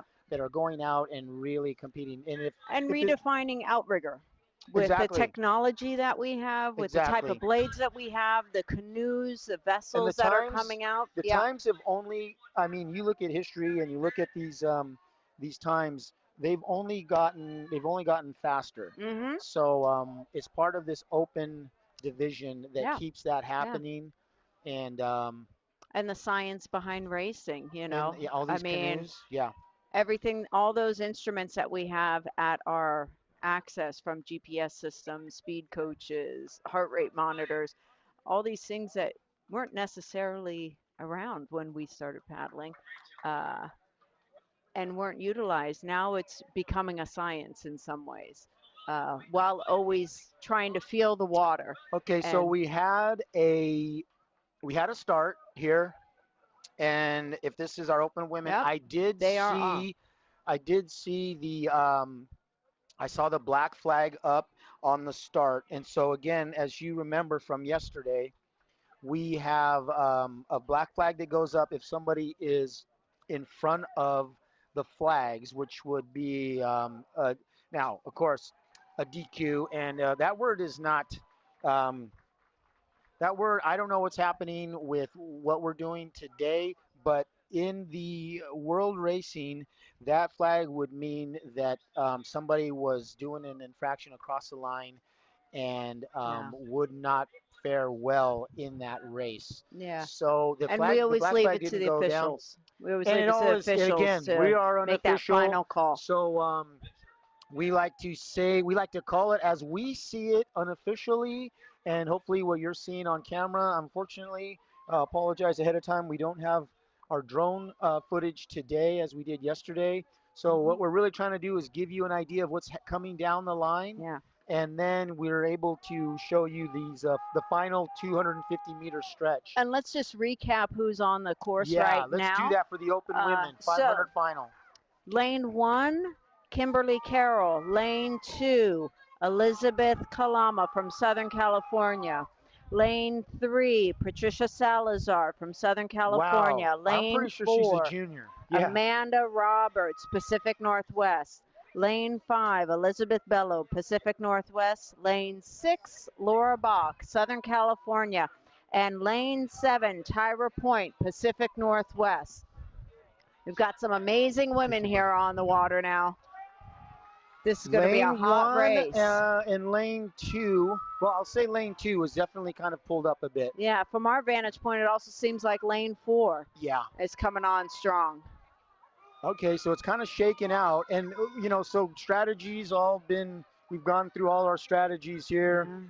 But at this point, it's out the door. You Yeah, gotta it looks like, give it a bunch. Yeah, lane 2. This is your final Lane 50 2 meters. is just walking. She is moving. Okay, And so that that's is Elizabeth Kalama. Kalama, lane 2. From- Amazing pulling From away. SoCal and Hawaii. I'm not sure which, but she's been Beautiful. located in Hawaii for a while. And she's in coming lane out. 1, here comes Kimberly Carroll. Kimberly Lane Carroll, 1 from and the East officially Coast. right behind her in Pushing second. to the flag, pushing. That is awesome. Beautiful finish, ladies. That was a beautiful So congratulations to an unofficial. We still got And teams on the course finishing this thing up. It looks like that was lane 4 that came in third. Again, unofficial, Amanda Roberts in lane 4. We'll wait for the officials to give the final times. Yeah. And walking right in front of us, it seems getting ready to set up. It seems like The this is the open- open men, The V1 open open men are men. walking by us, so they're getting staged to take the possession of the V1 that's going to hopefully take some of these guys. Well, we'll take some of these guys to Hilo. It looks really cool to see these open guys Yeah. coming through, and you know, they all got to walk in together and you know, get their canoes together, and so Yeah. it's just awesome to see these guys come in. And they're, you know what, if they're not winning that division, they're pushing that division. That's so let's right. just put it that way. You know, any one of these guys, I can tell you right now, could probably win this thing. So I know a few of these guys. I've paddled with a few of these guys, and it's just cool to see these guys go out and take their. Hold on, no, she's coming in right here. So if you can see in our camera, the open guys are getting ready. We have Elizabeth Kalama coming across our camera right now. She just unofficially won the open women's division. So she is about to. She's going to have to represent the U.S. continental U.S. in Hilo. In Hilo. So I was saying I wasn't sure if she's from Hawaii or California. Well, obviously she's residenting here now, and so she was able to sign up and register herself and represent California. So, sorry, not California. Well, California, but the U.S. The U.S. I want to say that the second place, again, unofficially was from East Coast, if I'm not mistaken, right? Yes. On that last race. Again, Yes, Kimberly unofficially, Carroll. we'll see how it shakes out on the results. But so right there, you see we got a West Coast, East Coast thing happening with first and second. And that's really cool to see, because that means that, you know, you're kind of getting equal representation. And also it means that, hey, East Coast and West Coast are kind of right there paralleling each other with that that competitive enthusiasm, you know, That's because right. hey, we want, you know, if you're watching this or if you're interested in it, wherever you're, whatever you like about it, outrigger paddling really is everywhere. And if you just look into a little bit, I know there's teams all the way up the coast on the East Coast, from It is spread across Philly, the country. New York, all across the East Coast. Of course, Florida has the bit weather, and that's where Andre Salsa is from. And Andre's on the starting line and now, so, actually. yeah, with a nice little segue into him, let's go ahead and, if we can, on those names. So we got event 72, and that's the Masters 40 men. And it's a full heat. It looks like we got 7 lanes. So Andre has got his hands full with that. Go ahead and we'll go down the roster, and let's see if we can assignments. get one of these paddlers to come over, and maybe we can do a quick interview with with the open women paddlers. So starting out in lane 1, V1 Master 40 men. Lane 1, Mark Soho from Southern California. In lane 2, we have Ty Owl from Southern California. I apologize if I mispronounce his name. That's Ty Boy. And in lane 3, we have Joseph Bob, Pacific Northwest. In lane 4, Andrew Thomas, Southern California. And in lane 5, we have our very own Andre Souza, East Coast Outrigger from Florida. In lane 6, George Marshall, local boy, Golden State Outrigger here in Okay. Northern California. And in lane 7, we have Joe T from Southern California. That is a full heat of 40s Masters men. While we're waiting for that, we just had our Open Women champ. He's going to be representing the U.S. I'm going to give her the mic and let Angela and Sonny Boy go ahead and interview her. And we want to hear all about what happened. So give us 1 second. We're going to get her on our mic. Yeah. So we have Elizabeth Kalama here with us, the V1 Open Women's champion who just finished the race. Hello. So, hello. Sorry. Welcome, Elizabeth. How are you? Good. How do you feel? How was your race? Good. It was fun. It was definitely tough. Can you take us through a little bit of the race course and how it felt start, middle, and end? It's just a very long straight line sprint. It felt pretty tough. I got to the middle. I was like, "Oh, we got some more to push," but Well, we saw you take off. We saw you just walk away in the last half. For us, it's a little difficult to see the first half, and so it's tough to gauge how everybody is. They all look like they're about in the same position. But once you came right in front of us, it was amazing to watch you just walk away. Oh, thank you so much. Yeah. So, but how did the canoe feel? Do you normally paddle an Are canoe? I usually paddle the Murata, so this is kind of my first go around trying the Mako, but I love it. And what's the difference between the Mako and the Murata? Two different styles of Are V1 canoes. Yeah, the Murata's a little bit smaller. It's good for smaller people, and then the Mako's bigger, wider. But I like the way the Mako glides a lot. I like that you can kind of dig in and kind of put more muscle into it. Yeah. Where I feel like the Murata is more finesse. So. Yeah. And have you always been paddling a V1 or have you paddled OC1 and then transitioned over? Tell us a little bit about your history. I started V1 and I only did V1 up until like recently. I tried OC1 for the first time and that was a lot of fun because I went to the gorge and did the downwind. But yeah, first I started with V1 and I've only been paddling a couple years, so I'm still learning a lot, but I'm having so much fun doing it. Wow, and you're amazing. Thank you. You're so amazing. And I know we talked yesterday, you were down in French Polynesia earlier this year, doing the Teaito race, which is a huge V1 race, the largest V1 race in the world. Yeah, that was an amazing race, and I got a lot of experience from that one. So.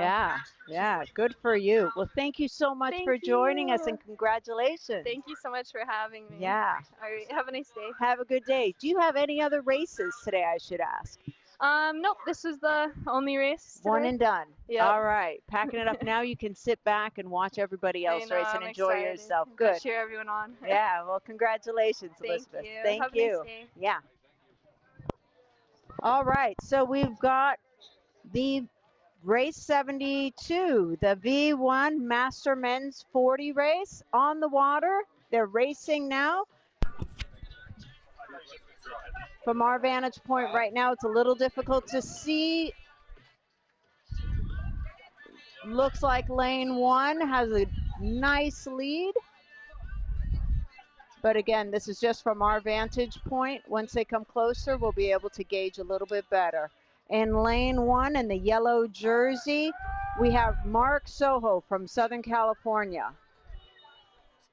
Yeah, looks like he has a big lead. Yep. Pulling away the yellow jersey. The yellow jersey, Mark Soho in lane 1. Beautiful. He's racing solo today, approaching the finish line.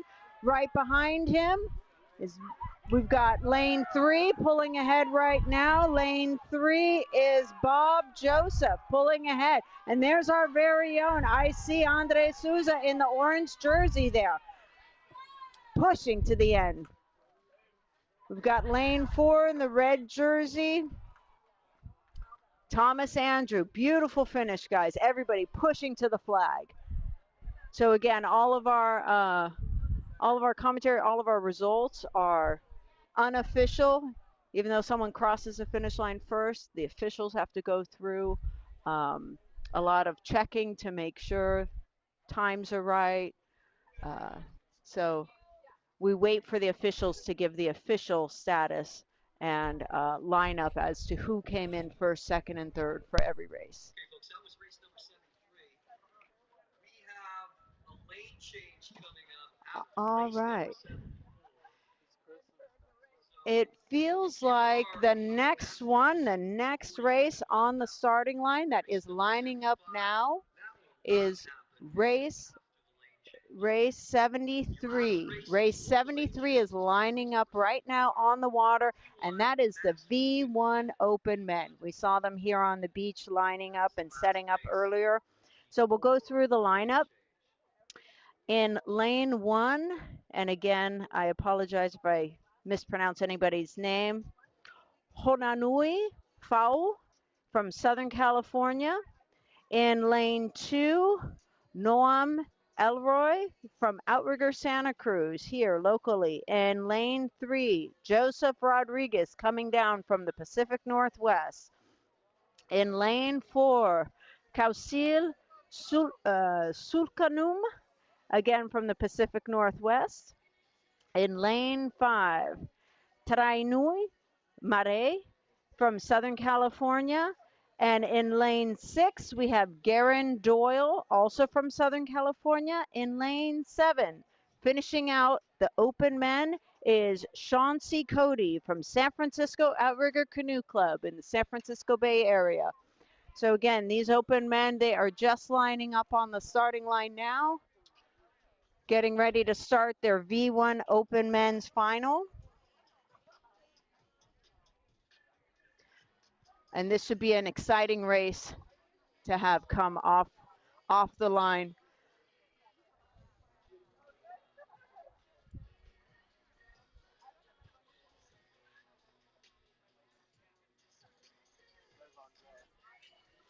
Yeah, and we have our very own Andre coming off the beach, coming out of his canoe. He was just in that previous race, the Master 40s race. And we'll talk to him about how his race is, give him a little chance to dry off there and get situated before we talk to him. And again, they're just lining up the V1 Men's Open Division. And this will be an exciting race. Definitely will be a good race to watch.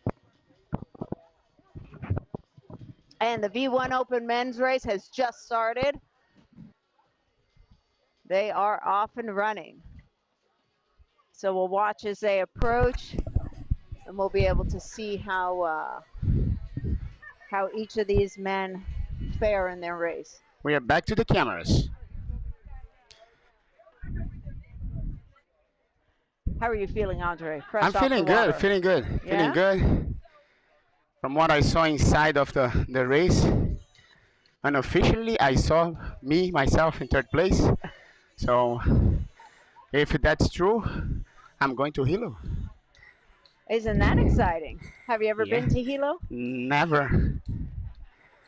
Well, you will love it. Yeah, for It's sure a I will. beautiful part of the island. Feeling happy to represent USA in Hilo.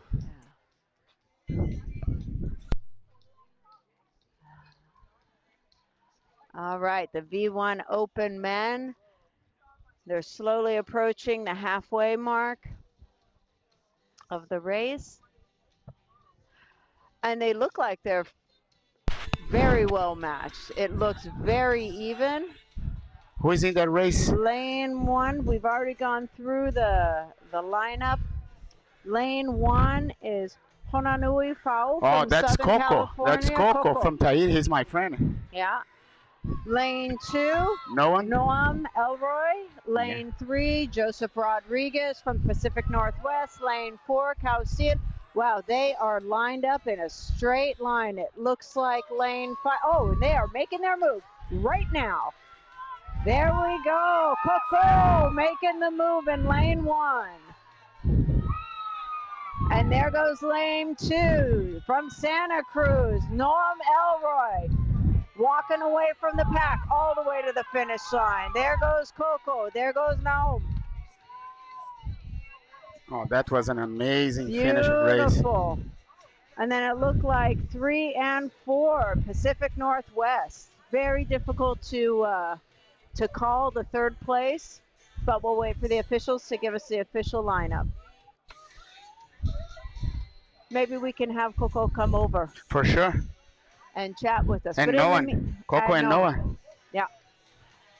But tell us a little bit about your race. How did you feel? I feel good. Master Again, 40s. I want to be doing again.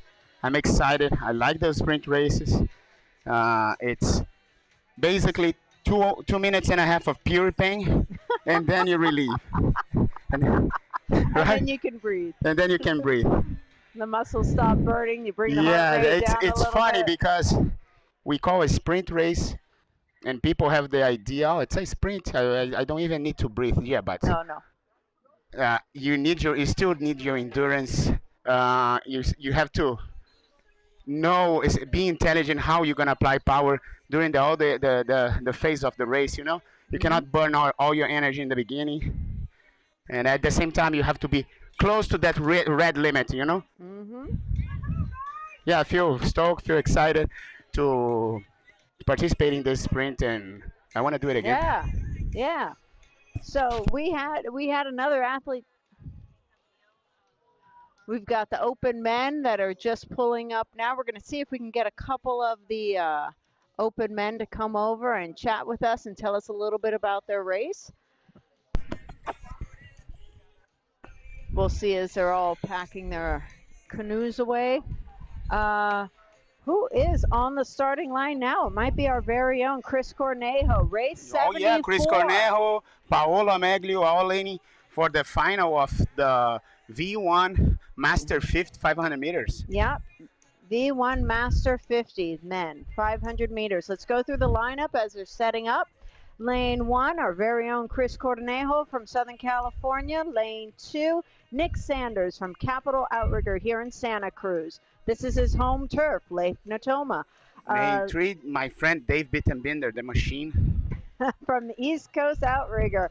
And in lane 4, Kerry Morris, Pacific Northwest Outrigger Racing Association.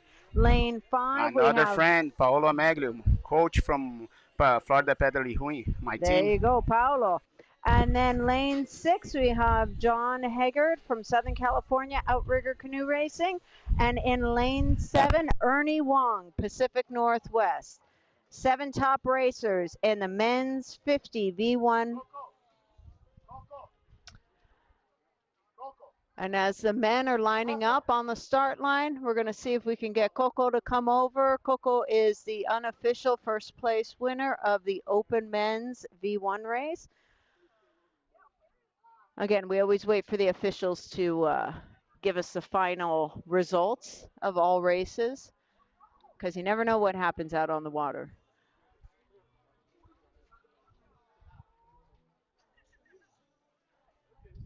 So the V1 men's Master 50 race is just getting lined up, and they'll be starting in just a few minutes. And walking over, we're lucky enough to have 2 of the open men with us. So we're just going to get them arriving set up. here, the Noah and Coco. We're going to have an interview with them soon. We're just going to wait for this final to happen, the 500 meters V1 Master 50.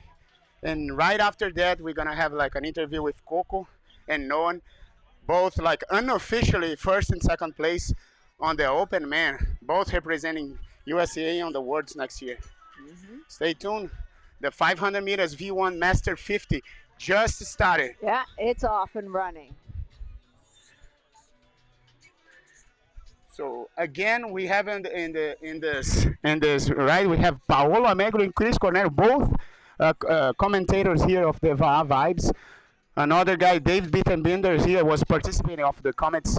Nick Sanders, Kerry Morris, John Haggard, Ernie Wong. All those guys, those machines, like neck to neck, trying to see who is the fastest man V1 Master 50.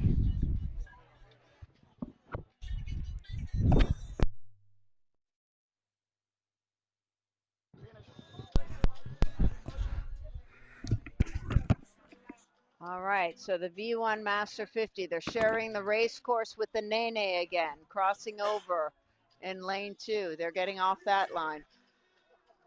They're getting off the water. But again, these are the obstacles that you have to deal with when you're paddling in nature. As they come closer right now, from our vantage point, they look fairly even. But as they get closer, we're going to be able to see who has pulled away. Master 50. They're battling to see who's going to be representing USA Right. in Hilo 2024. Right. And not only that, but it's going to be declared the fastest man here, Master 50 in US. All right. So from our vantage point, just very quickly, it seems like lane Lane three, 1 and 3 are like a head-to-head. Dave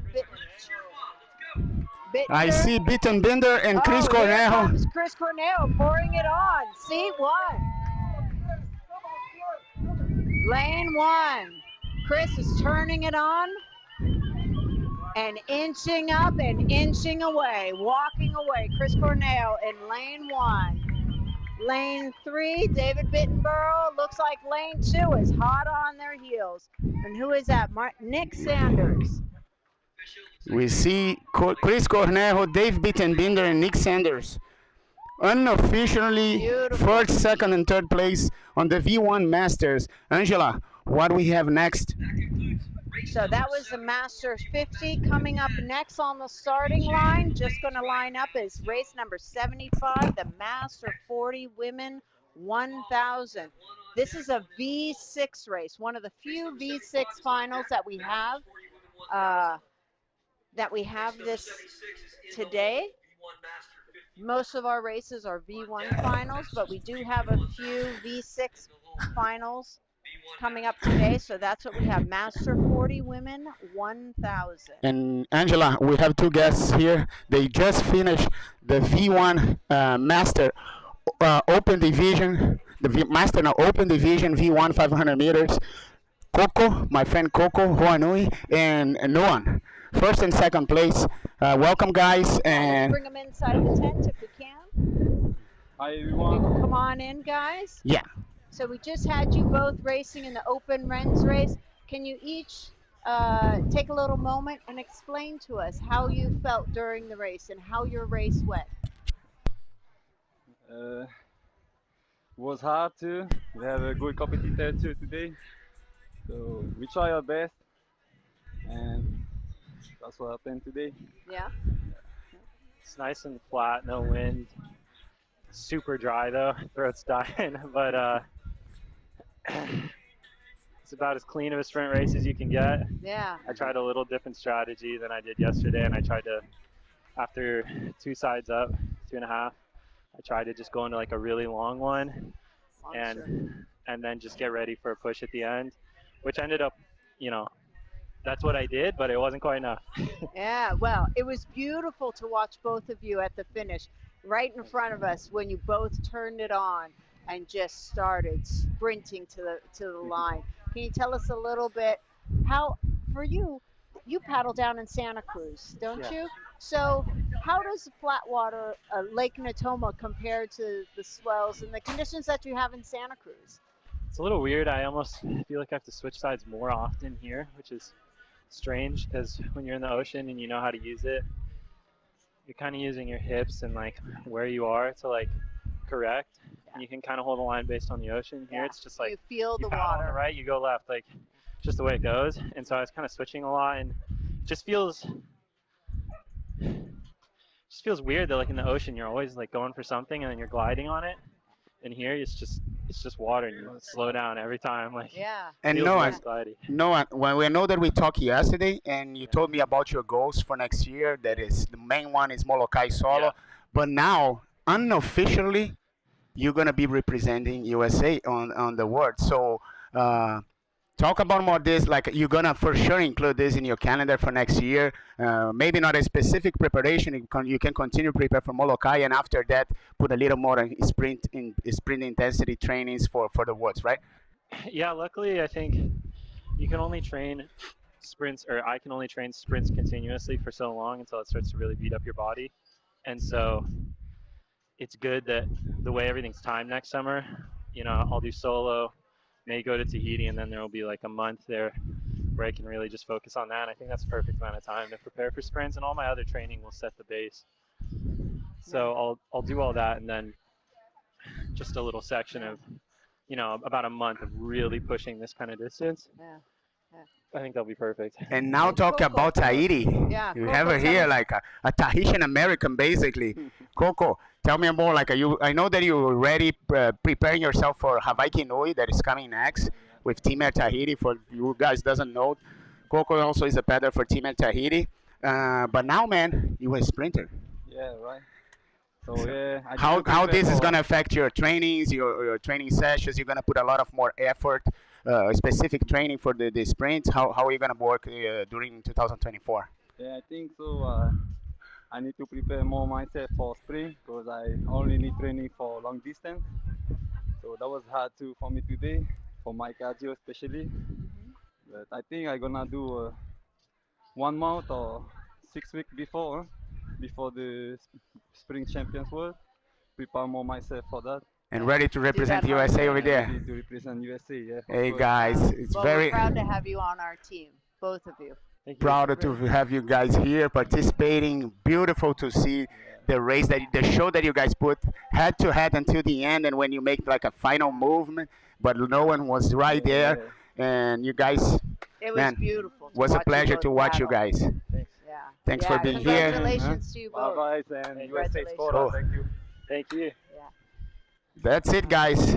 That was Noan and Hoanui Coco, both unofficially first and second place here on the Open 500 V1 man. And Angela, those guys are fast. They are amazing. Amazing on the water. These are the champions of today. Yeah. Yeah, So what do we have next, Angela? We're preparing for what now? there is a V6 race that should be coming Oh, a up. 6-man. All right. So Yeah, 6-man race. I think they're just getting those canoes ready, and they'll probably be paddling by us to get to the starting line shortly. It's race 75, the Masters 40 women's 1,000 meters. So that's going to entail 3 turns. so now everything changes a little bit. What is you guys seeing right now on the screen? That is the finish line. That was now is gonna be also the start line, start and finish here, right? Angela, you wanna Yes. talk more about that? We have this break, so the officials have to do some preparation on the lane, some changes. Yeah, they'll have to put flags down at the far end of the course, where normally we don't keep the flags. In the 1,000 meter with the V6 races, there are turns involved since we don't have a straight 1,000 meter course. So they will start on a flag, go down the course, and turn around the flag. They cannot touch the flag. They cannot drop the flag. The flag cannot touch the water, or else that will be a penalty. Um, And, and the turns are the funnest parts of the sprints. They're some of the hardest and parts. one of the most important, right? Yeah. Because I see like in the last awards in London in the sprints, we saw teams that wasn't so fast, wasn't the fastest one on the Straightaways. straightaways, but they managed to do amazing turns, and they end up like If gain you- so much time that they won the race. Yeah, if you have a great turn, if you can nail your turn, it changes everything. And learn so different boats, right? Like we have like the spec boats that are usually are Bradleys, and we have those unlimited canoes, and boats are amazing, but they have different behaviors to turns. I heard from a lot of athletes that the spec boats they come with a lot of momentum, and you have to kind of press the brakes before you do the turn, because if you keep with the whole momentum and try to spin like you spin a Bradley, you're gonna just keep going and you're gonna hit the Yeah. next lane. You're not gonna be able to turn. So the most Yeah. important is like practice with those canoes to get in shape, get Exactly. ready for those races with. Turning with a Matahina canoe, the canoes that they'll be using here today, or that they are using here today, and that they will most likely be using also at the World Sprints. It's a completely different strategy to turn a Matahina compared to a Bradley canoe. The Bradleys have a lot of rocker. The Matahinas are built to track straight. And so, for that reason, they're not necessarily meant to do a 180-degree turn quickly. But there is, every crew has their own strategy on how they get that canoe to turn. And, uh, and that's the secret sauce, right? That's your secret weapon That's is the how do you do the secret. turn? And like we're talking here, Angela, a little bit because people at home they don't know about the course and everything. But I think now they do some changes, and we're not gonna go the full course. I think we're gonna turn on the 250 meters, right? So that's what I see they're putting right now, flags or around that orange buoy in the middle of the course, because I know that 1,000 meters you're going to be doing 3 turns, so basically would be 250 meters each, right? So again, No, you guys no, are it'll talking be about that 500 turn on the meters. Matahinas, Yeah. and how that made a huge difference on It those crews does. that came through, those V6s. So while we're taking the break here, we wanted to pull in some interviews. We had a few of some of the champions. We have another champion here. Go ahead and pull your mic down. I want to introduce Andy Toro, and we're going to have him on camera here in 2 seconds. So if you can see us here, a little bit over this way, Andy, there's our monitor. Good. Okay. We can all get in together. Okay, great. So obviously you can see what we look like, but this is our 80-year-old champ, Andy Toro, everybody. And I wanted to get him behind the mic because Andy has a dramatic, wonderful history with paddling. So first of all, Andy, congratulations. How do you feel? Thank you. Well, I shouldn't say tired because I've been training, but not this kind of a boat, but the regular Outrigger 01, But So you do paddle the OC1 and then and the OC2 with my wife. and the OC2. Now, a quick, was she in the race right after you? Yes, Did she right. race today? Yeah, she did. Yeah, I think she's either was first or second. That was very close. I saw her name on the list. Yeah. So congratulations Wow, to both of you. congratulations to both of you.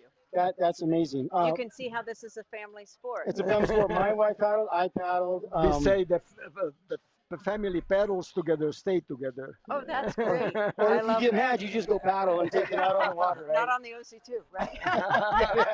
Yeah, OC2, not today. Well, wonderful. So I've known you, Andy, since I moved back from Hawaii back in 97, 98, and you were coaching the young boys, the Banfields in C1. Yes, correct. You are a former Olympian. Tell us about your history on the, go all the way back. Tell me what you did as an open man. Well, I was grew up in Hungary. I'm born in Hungary. I'm a Hungarian. And the first Olympic Games, 1960 and 1964. Wow. That before your father was born, Yeah. I went with the Hungarian team. Rome, I took a bronze medal, and Great. Tokyo, I was fourth. Wow. And after my event in Tokyo, I defected. I went to the embassy Okay. and asked for political asylum, and they granted. And 2 hours later, I was on a plane to USA. Wow. Wow. That's an in the amazing book, though, story. That's a great story. We're going to get to your book in 2 seconds. I mean, first of all, that's a great and amazing story. And when I came to the US, I had to wait out one Olympics, the Mexico City in '68, Right. because I wasn't a citizen. And then I got on Munich, 72 Munich games and 76 games in Montreal. representing USA. With the US team, yes. Wow. That's amazing. And so there's a rich history. And for all the folks, what we're doing here is we're trying to inspire these young kids, inspire these novices, and even these open guys that come out that really, as we were saying, hold the torch. And back in those years that you're telling us, that was your time to hold the torch. Yeah, You're right. open, you're qualifying for Olympics, you're representing a country and all that. So does this start to cross over when you're starting to do these Oh, races? absolutely. I mean, when I got older, I said, I put so much into a canoeing sport. I have to stay with it. What's possible? Because Right. the high kneeling is a little bit too much strength on the body. Yeah. Like that. So I said, well, I looked into it. But then I went to marathon racing, regular Marathon. Yeah. in back in Michigan. Then when I came out to California, only thing is left is going out in the ocean with the OCs. So, Yeah. Plenty of ocean in California. yeah, and I Good for you. went to OC1 and OC6 and 6 as I joined the Hui Waha Canoe Club. And, Same club I was in. Yeah, that's what I met you. Exactly. Yeah. So by then you were also coaching C1. Tell me about you were coaching youth. Then at the junior, what was it? What they call Junior Olympics, or what was that Yeah, called exactly? I was the Olympic development program they call that in the sport, and I was coaching the high kneeling for that's when the C1, right? C1 and C1. C2, and Okay. the Banfield brothers came in, That's the young boys that I paddled with when I and first came. couple Yep. of girls in the Bay Area, joined the club, and Right. so I I can count up how many paddlers I brought to the sport, Yeah. and even now the lady over there, and Yeah. she met me in 64 trials, so whatever Olympic trials. Is that Oh right? wow. She came and introduced herself. I said, I can't remember her face. Wow. Because that was Small 60 world. years ago. Well, and that's also your history. And I do have people that come up to me all the time because now in Outrigger I've been around.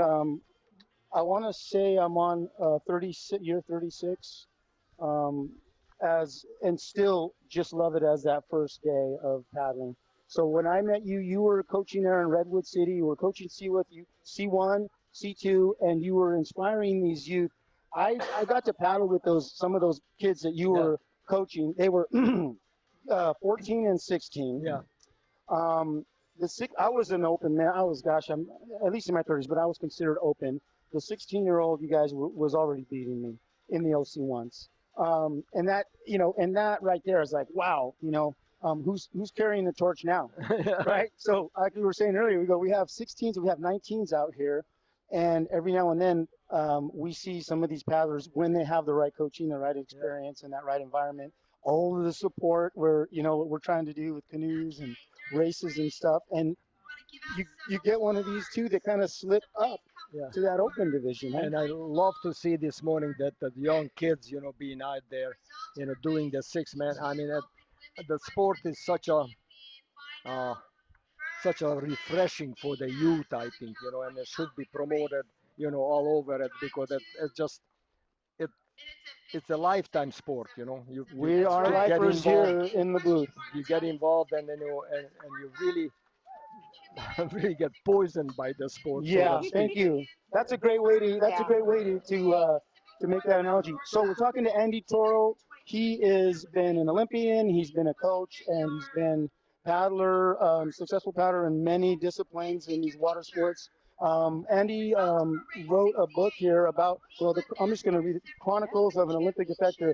Tell us a little bit about this before we forget. Well, I for all the paddlers and my family and my wife encouraged me to. It's such a great life story. Why don't you write it down? Yeah, of I course. said, so it Of took me a course. long I'm time. It glad took me you about did. 12 years when have to put it together. And luckily, my wife is a kindergarten teacher, so she helped me to She knows how to write. edit it. This is a little higher than kindergarten level, but I know it is. I've looked at the words. Yeah, edited some of the stuff, and but it's really this is my whole life in here, A true story of struggle, courage, and freedom. So can this be bought on Amazon and all those? well, avenues? I just not long ago I sort of broke up with the publisher, and I now just I'm selling myself, really, and it's amazing that people look at the praises, like Billy Mills is one of my best friend who's an Olympic champion and, Sure, gold medal a system. Yeah. 10,000 gold medalist, Marsha Smoke, a kayaker, and I have all the praises in here for Greg Barton, Greg Barton. Raced Norm against him once or Bellington, twice. his partner, Yeah. all these guys wrote about it, that how they much I enjoyed the story, and then and the president of the International Society of here, and Tomizawa is a Japanese author who were at the 64 Olympic. Is there any way we can get a copy of this for our viewers, or how can we get a copy of that? Just contact me, and that's the best way to really Andy Toro. and Contact him because this one here specifically is mine. No one is taking this Yeah, one. exactly. This one's not going anywhere. I think Angie might have a copy too. Yeah, so People yes, just- I do. What do you want to tell these youth? in a Facebook or email to me, Yeah. and Okay. yeah. Yeah, and remember, it's Andy Toro, the Olympian. Okay. What can you tell before we're done here? I want you. What message you got for these youth? That's what we're doing today. But this is one of the greatest venues in Northern California. There's Right. no question. Sacramento, California, Lake There's Natoma. no question about it. Okay. And I see that there's such a rowing facility, but should be canoeing facility next to it, in my Yeah, opinion, yeah. because that's another water sport, and in rowing is a great sport that's supported by the collegiate system, and so So you can kind of trickle into a collegiate future, yeah, possibly an Olympic future. With exactly. rowing, we're still trying to chisel the stone off of some of those people that do the Olympics to say, hey, this is a worldwide sport too. Yeah. Name a, Exactly. you can name so many countries that are really excelling in the outrigger, and of course, it starts with the youth and those Yeah. novice. Yeah, But look at just my friend Brazil, how Brazil did at the Olympic Games. yeah. They got a great C1 and C2 paddlers, and they are top of the world. That's true. And that's the I canoeing think it's was, Isaac. Isaac is the gold medalist from yeah, Brazil. Yeah, and Yeah. the canoeing was kind of an unknown sport in Brazil for a exactly. long, long That's time. true. Rowing it's okay, but canoeing, Yeah. but since they came into the sport, and with the good coaching, they really really break into the international That's field, true. and that's there are Europeans are now afraid of them, Yeah. actually, yeah, and Well, which is natural, I know Brazil has taken charge in many disciplines of sport, and it's been amazing, and it's great to have somebody here Yeah, from Brazil and like yourself from Hungary to, share your guys' experience from your countries and all that stuff. And so, um, thank you so much you're welcome. for your Appreciate it. story Thank and you. for really Beautiful story. telling your story to, you know a lot of people don't understand what the struggles of being in a world that can be sometimes looked at as messed up and crazy. Yeah, And you focus on the good stuff, yeah, focus on the positive, focus on in here first, and see what you can become to change it. And part of that is you've decided to do this here now in the U.S. and you've changed lives. As you said, you had someone come up to you from yeah, 1964 yeah. and say you used to be my coach. So I know as a coach, you change people's lives. These races will change your life, and someday these 19s and 16s are probably going to be coaches somewhere, Yeah. and they're going to be saying, "Oh yeah, I raced over in Lake Yeah. Natoma when I was a kid," and blah blah blah. So you make what we do. You make If you it so stop much to more think how many better. how many lives were changed with your Exactly. example, Well, like my philosophy is just change one person at a time, and that mushrooms out to the he can change one another one the another. wave continues, God But Exactly, continues yeah. going. yeah, If you and plant a you seed, it will grow. That's Thank you. true. Yeah. That's exactly. true. Yeah. All Thank right, you Thank very everybody. you. much for Thank you for sharing your Thank sharing your you, story, for knowledge. doing everybody. everything that you Andy do for the Toro. Thank sport. you, Andy. Thank you, sir. Thank you, Chris. Appreciate it. Congratulations. I guess Yeah. we'll see you in Hilo. So somebody's going to live stream I, Hilo. Excellent. So Yeah, I I We got hope hope another so. chance I, we may be right talking here. to Andy hey, again in Hilo. we're doing Angela. We're going to Hilo. Okay, Okay. we're going to All Hilo. right. You guys both officially commentators in Hilo. I want to see you. You're gonna be sharing the table with me over there. Okay. All Thank you right. very much. See you guys. Awesome. Thank you. Yeah. Thank you. That's it, Angela. What a beautiful story for Under Toro. Uh, that's like a make me think about my life, everything that I do, my kids and everything. That's such an example of man, what he does for the sport, how many lives he already affect with this history, right? Right. Just the fact that he chooses to share his knowledge with so many people and help to perpetuate so many sports and get people on the water. Yeah, and here we're still getting ready for the 1,000 meters. The The race organizers V6. doing some work on the lanes, but also people already getting ready to get the medals. I see some people, some names and teams getting called to for the get the medals and be declared winners of some races. So we're gonna continue here. Angela, it's a pleasure to have you here, Angela. You're doing Thank you. such an amazing job on the commentators. You're not going anywhere. You're gonna be here with me all the time now. All right, I'll be your sidekick the entire way. Yeah, so it looks like they're doing some of the awards. Award ceremonies are taking place for the V1 finalists. And again, we're just waiting for the flags to go up at the other end of the race course so that we can do one of the V6 finals. How many hits we have still until the end of this event? So the next race is race 75, the Master 40 Women's 1000. That's a V6 race. And then right after that, we go straight into another V1 final, the Master 50s Women V1. And then following that is race 77 V1 Master Men. Race 78 is V1 Master 60s Women to still be run. And then the final race of the day will be a V6 race, Open Women 1000. That'll be really Oh, exciting to this run. one is gonna be the big deal, Yeah, right? yeah. So over the course of the weekend, we've run actually more than 79 races, about 80 races over the course of the weekend. Most of those took place yesterday. So heat races and then a lot of the finals for the V6s. And Sunday today was saved as the day for the V1. And then just a few of the V6 finals are being run today. So So that's why we have a bit of a break as they're setting up the flag. It's a different race course for the V6, so it just takes a little bit of time to prepare. and like you see, this is specifically for sprints. No other type of race you see 80 more plus 80 plus hits in 2 days. Yeah, That's amazing. over Like 80 races you over the course of the weekend. you So, come to see a race like this, you're gonna be seeing a lot of people. It's a lot of entertainment. Like people should participate. If you're at home and watching this and listen, it's cool. Like you can watch from your house, but to be here, let me tell you something. It's a different vibe. It's yeah. awesome. You're gonna be interacting with so many people, so many athletes, so many history stories here to be told. And I want to see this happening multiple times during the year. Now, hopefully in 2024, we can have more race all around the U.S. on the West Coast, West Coast. I know that West Coast has a lot of sprint races, but we should be spreading this all over the country. Well, and it's these type of events that brings paddlers from all different areas together. And when paddlers talk to each other, they talk about what are the favorite races in their neighborhood.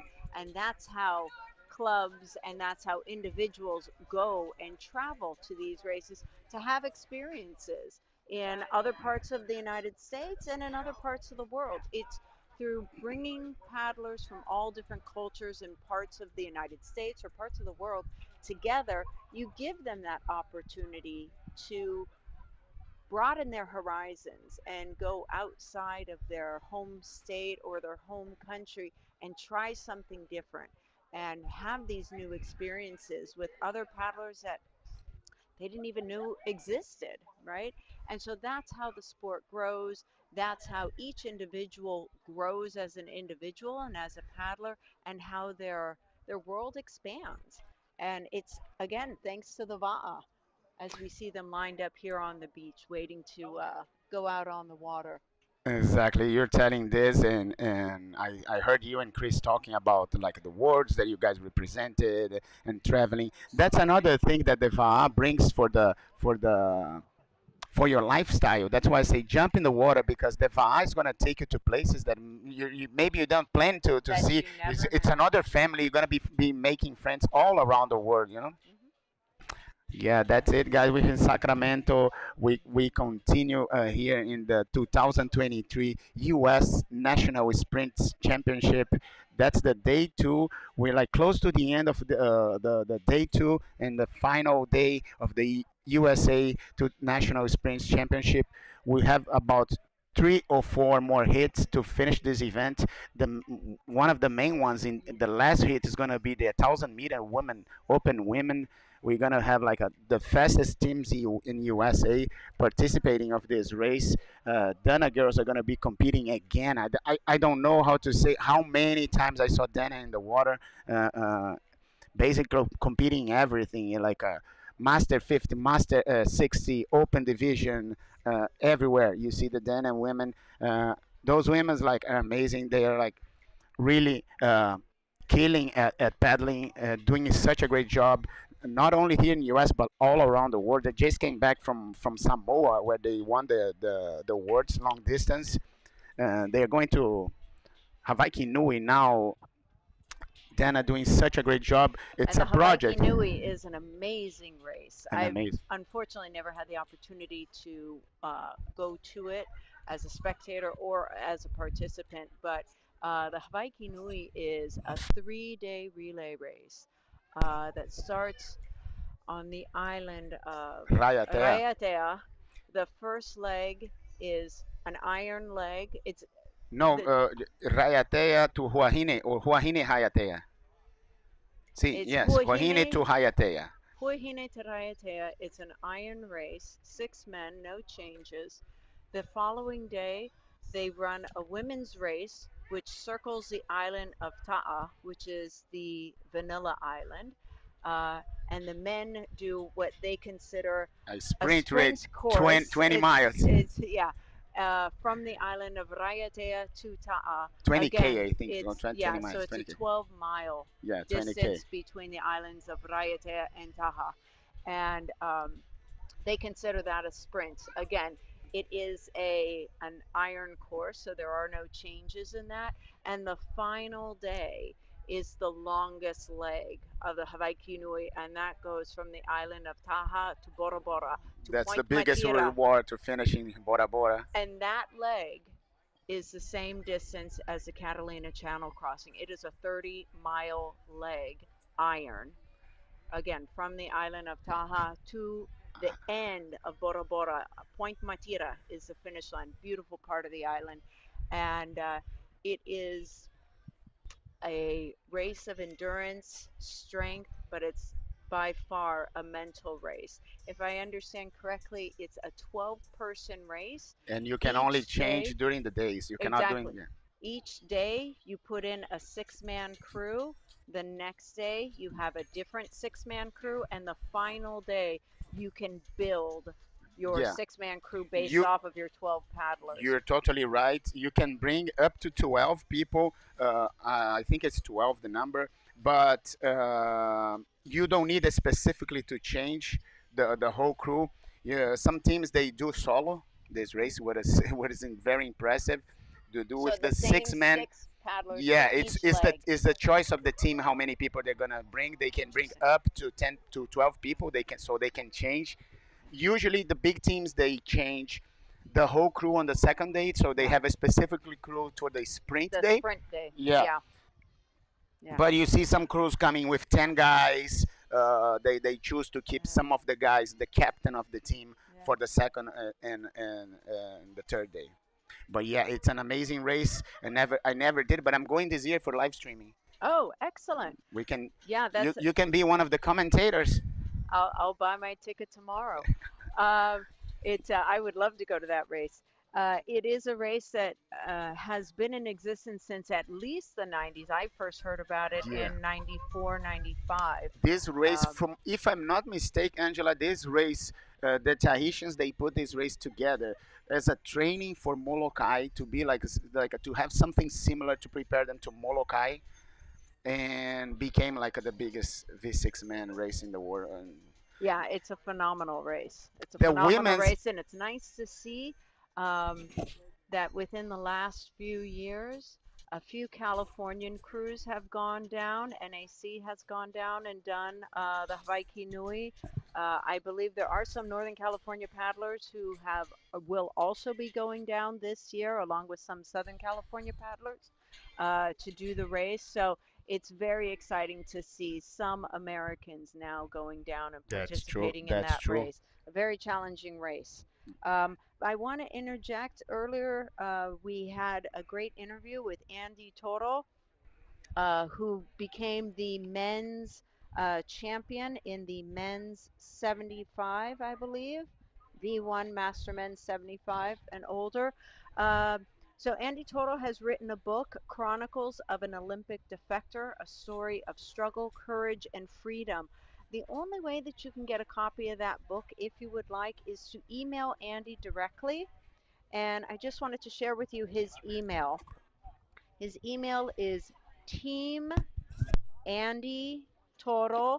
at gmail.com. That's team Andy Toro, all one word, at gmail.com. He also left a number if somebody wants to text him directly, and that is 510 685 7330. And that's to purchase Andy's book if you are want to read his book and learn a little bit about his life history as an Olympian, as an Olympic champion, and then as a coach, and now as a world sprint champion for the continental United States, and he should be off to Hilo next year. And it's good that you mentioned that because we should support and if you're a paddler, it's basically an obligation to read this book. It's such an amazing history, a piece of history, and you're gonna be supporting another paddler, or another person that is from our community. And also, this is not a book only for a paddler. This is like a lifetime story. You know, Yeah. it's a It's a life story. It's a life Yeah. story. So you have to. It's very interesting, and have a lot of examples from your life about reading this book, and should support this guy. Such a nice guy. You're gonna be maybe representing US next year, Angela. Yeah, in Hilo, Hawaii. We look forward to seeing them. And that's it, Yeah. guys. We're very getting close to the end of the second day of the 2023 U.S. National Sprint Championship. It's also the qualifier for Hilo 2024, the World Sprints in Hilo, Hawaii. Yeah, so it'll be exciting. Hilo was supposed to have the world sprints in 2020. And as we all know, due to COVID, that was postponed and canceled. And so they were able to keep their spot, from what I understand. And they were the first country and the first location to be given the opportunity to host the world sprints in 2024 if they chose, since their sprint was canceled due to COVID. And how have you ever been to that venue? Do you know that area, Angela? Well, I've been to Hilo. I haven't been to the venue that they're going to host the World Sprint, so I can't really comment on that. I believe it's the same location where they just hosted the state championships in Hawaii. The state championships this year were in Hilo, so I'm assuming it's in the same location or very close by, but obviously it'll be on the water, not a lake environment like we have here today. So that'll be good because you have dynamic water conditions. You have tides coming in and out, and so that makes the course even more interesting. Challenging, maybe. Challenging as the day Challenging, goes maybe. on. Well, the course is forever changing as the day progresses. And I'm looking over now at the other end of the course, and it looks like the flags are up. Lane change is almost. And So, they're set up on the 250 meters. Those are yes, the 250 meters, yeah, so we can so have the three turns there you to go. do the 1,000 meters. And Yeah, so we should be just getting the V6s out on the water shortly. They are housed just around the corner from us, so we're unable to see them in their marshaling area from where we're sitting from our vantage point. But actually, I see a lot of V6 women uh, walking up to the check-in, so they're just checking in now. It should only be a few minutes. They need to sign a form. The entire crew needs to go up to check-in, and everybody signs in under their seat number. So we know that the registered paddler is actually the person in the canoe. And then they are escorted down onto the beach, and they are given their canoes loaded up, and they'll be paddling up to the starting line, I would say, within the next 5 minutes or so. So stick with us.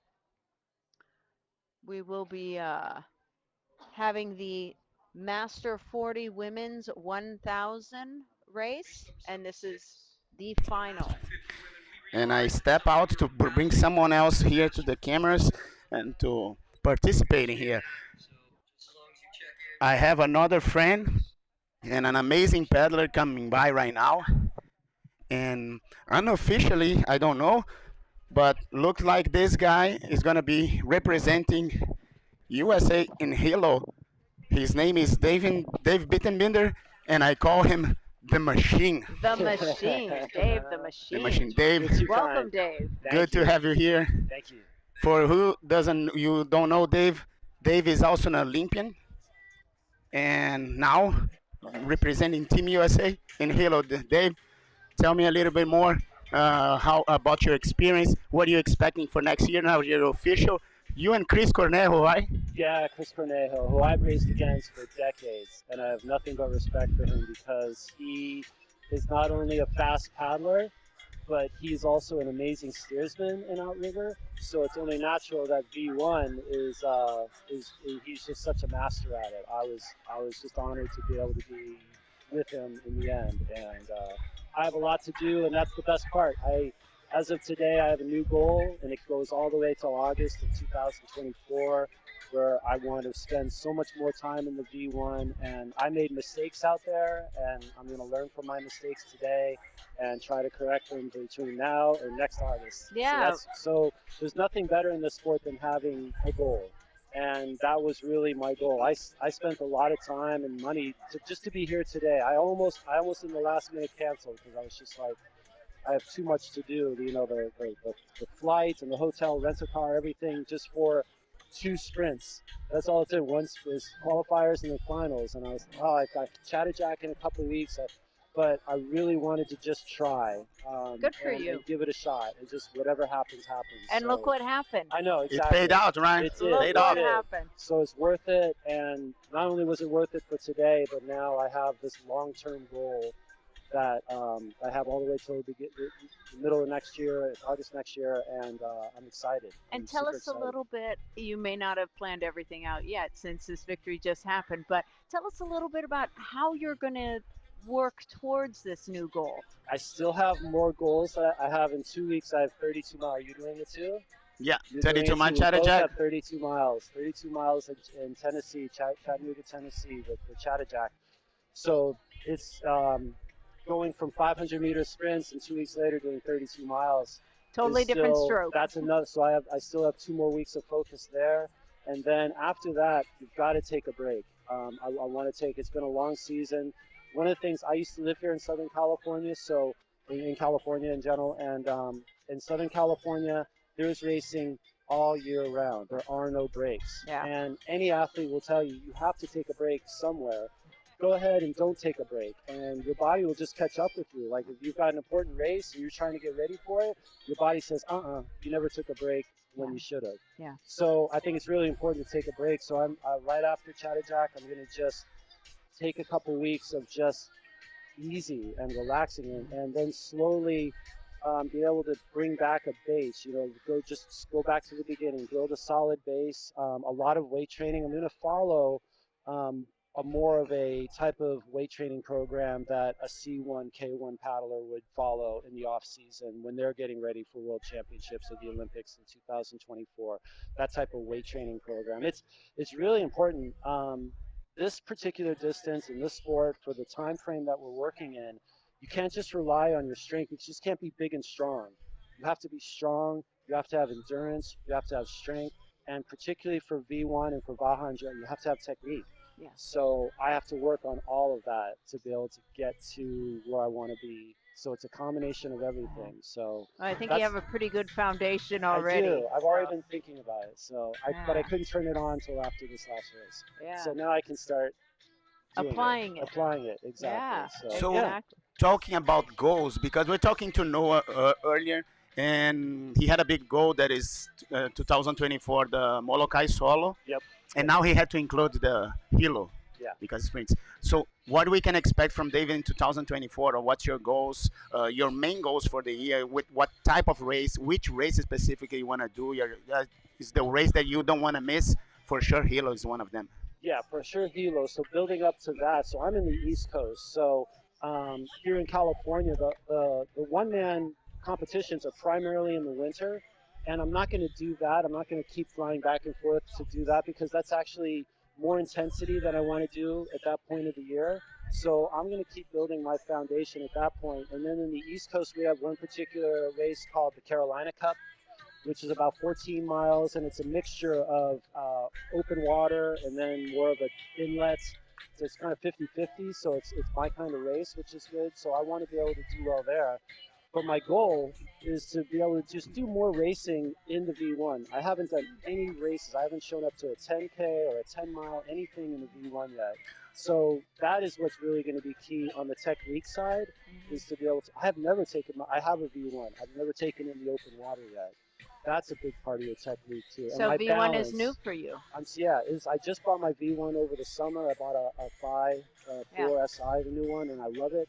But I've just been in a lake like this. Yeah. You know, I've just been trying to. I still have balance issues. I still have stability issues. You know, I quite frankly in my race today, I was just squirrely. Oh, I need to be more like Yeah. this. You can't be perfectly straight, but having a straighter line always helps, especially when it's just fractions of a second, like my race kind of Sure. was. So So Sure. you talked that you have to include more V1 race, and I was thinking here maybe you can include in your calendar the VA California series that they have two races. One starting in December this year. I know, and that's why I wish. You know, one of the problems that I'm having right now in the V1 is after a period of time, I'm not keeping my balance, so my foot's falling asleep. My left side, I have to be able to work my Mhm. balance better for those longer period for hour, you know, over an hour Sure. racing. So that's one of my goals too, is to gaining my stability in the V1 is going to help me, particularly in the V1 sprints and helo next year. Yeah. And Dave, it's a Yeah. pleasure to have you here. I Yeah, want you to thank you. participate, be participating. We have a few more hits, and we're getting ready, Angela, for another one. Yeah, That right is now on the what we have starting now. line, we have race number 75, the Master 40 Women's 1000 race. It is a 1,000-meter race. This is a final, one of our few V6 races today, and I will run through the lanes. In lane 1, we have Dana Point in the green jerseys from Southern California. Lane 2, Purple Ladies from the Pacific Northwest. Lane 3, FPH, Florida Paddling Hui from East Coast Outrigger. Lane 4, Golden State Outrigger, local crew from Golden State Outrigger Canoe Club. And lane 5, Avalon CJ, Southern California Outrigger Canoe Club. Um, and lane 6, Hele Cow from the East Coast Outrigger on the far end in lane 6. So they're just about ready. This race will entail 3 turns. So it will be exciting to watch how these women turn these canoes. Dave, tell me about. Did you participate of the six-man race, or you did only V1 this I weekend? only did V1. You know, I'm in the East Coast, so I didn't have a team that I could do it with. I do belong to Team California here in Southern California, but they decided not to want to participate in this. So I just was an independent paddler, but nobody needed me, and that's fine. So Like me. yeah, it's just you exactly. Maybe we should have talked a little more before the event, but that's okay. I'm really excited about V1. So, Dave, do you know some of the women that are out here on the I know the field Dana right now? Point crew. Yeah, Yeah, the the Dana Dana Point Point women? crew. One thing I know about them particularly is they've always, Dana Point, the program there has always been solid for decades, but particularly the Dana Point women, within the past couple of years, they've worked exclusively with Johnny Puakea. And I'm not talking about a one-day clinic or a 5-day camp, weeks and weeks with Johnny Years. Puakea, years. Johnny's And it's been with Dana Women for exactly. years. Yeah. That's a So and program, right? it's Yeah. an amazing program, and they've learned so much from him, and it shows. Yeah. I mean, they just won world championships. Yeah. They are probably the best women's crew in Exactly. California, Exactly. the entire Exactly. state, if not the entire continental United States. And we're Exactly. going to see right now how they fare in the sprints. This is a Master You Women's just 41,000 race that's about to start.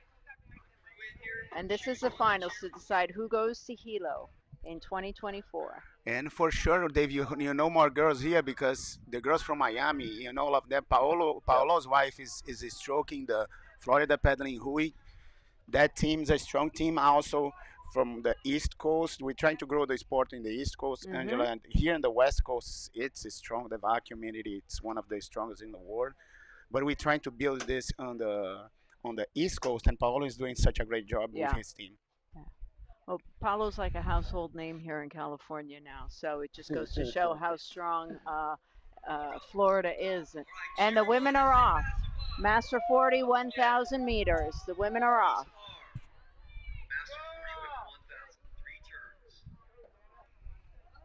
In lane 1, we have Dana Point. Lane 2, Purple Ladies. Lane 3, Florida Paddling Hui.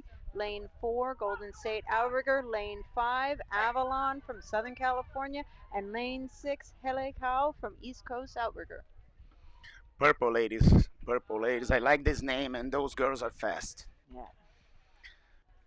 So we're gonna have the champion here that is gonna be representing the women's the V1 Master Fifth Women Champ Final. Here with us also we have Chris. Chris, both you and Dave are gonna be representing USA in Hilo.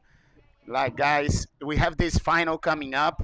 Well, We're gonna talk about this final specifically right now, but after this final, I want you to jump and sure. give a shout out for your Three sponsors and turns, and we everyone. got lane one coming into that turn, coming in wide enough to still stay in their lane because obviously we get a little technical with these lanes.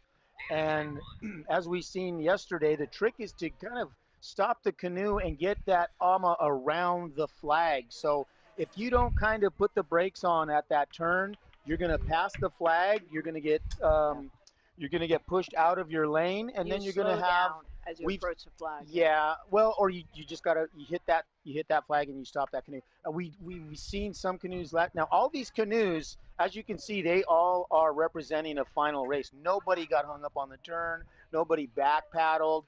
Yesterday we saw a few teams having to back paddle to stay on their course, their respective lanes, not mow down the flag. Today these 1,000-meter women got around that turn, made it almost look easy, and guys, if you've been out there, it's not. So this is a true final. This is great to Yeah. see this level. Their turn was fairly swift, fairly smooth, and some of them were actually pretty tight, Yeah, considering the I'm Matahina. impressed. I'm impressed. Yeah. And as you can see, lane two from our vantage point, No, where are we at right now? we've got the purple The ladies Purple in Ladies lane, and lane Dana two, and Dana's coming putting up. on a great race. So we'll watch them as they approach the flag and come into the Unofficially, second turn. unofficially they're even. And so again, we like to throw in the unofficial because we're just kind of going from our point of view. Yeah. And Oh, Look at this, they that. stopped the canoe. They're getting around that flag. And I'll We tell you, talk about that a lot of priority. yesterday, like the Priority importance of needs to pressing the brakes. The post, and you can see the purple lady that wanna Uni's hoop, in but I seat can't. one on the right, and then in true pops over. final in true final fashion, both of these women have come around that turn. We couldn't tell you, and we're right in front of the race who's Yeah. ahead. That was an awesome display there. Yeah. Hopefully somebody has that on video because that's one you want to keep there Yeah, for that an was an example of how to excellent get turn. these turns going. Yeah, and you can see each crew has a totally different technique. We have a crew over there that I believe that's lane 5. Yep. Still working on They got their around the turn. turn. That's Avalon. They're But doing Dana and the purple ladies are just taking off. Lane 3 and lane 4 in an amazing battle for third another place. battle. That's Yeah. right. So, and again, you don't know how deep they're going to take these results as far as who's going to qualify for Hilo. So they may go 2, they may go to 3rd, they may go to 4th place. So you got to give it your best, and you can't count anybody out as far as being able to have that opportunity to get in there and represent the U.S. And of course, with all these races going on at such an early stage, we're coming into the turn. A lot of these teams are looking this good now. I know That's some the of these final teams, turn. That's final turn. These ladies are going to go home, and they have 9 months to get ready for Hilo. It's a long ways away. It sounds like a long ways away. But when you look at this caliber, you look at this level.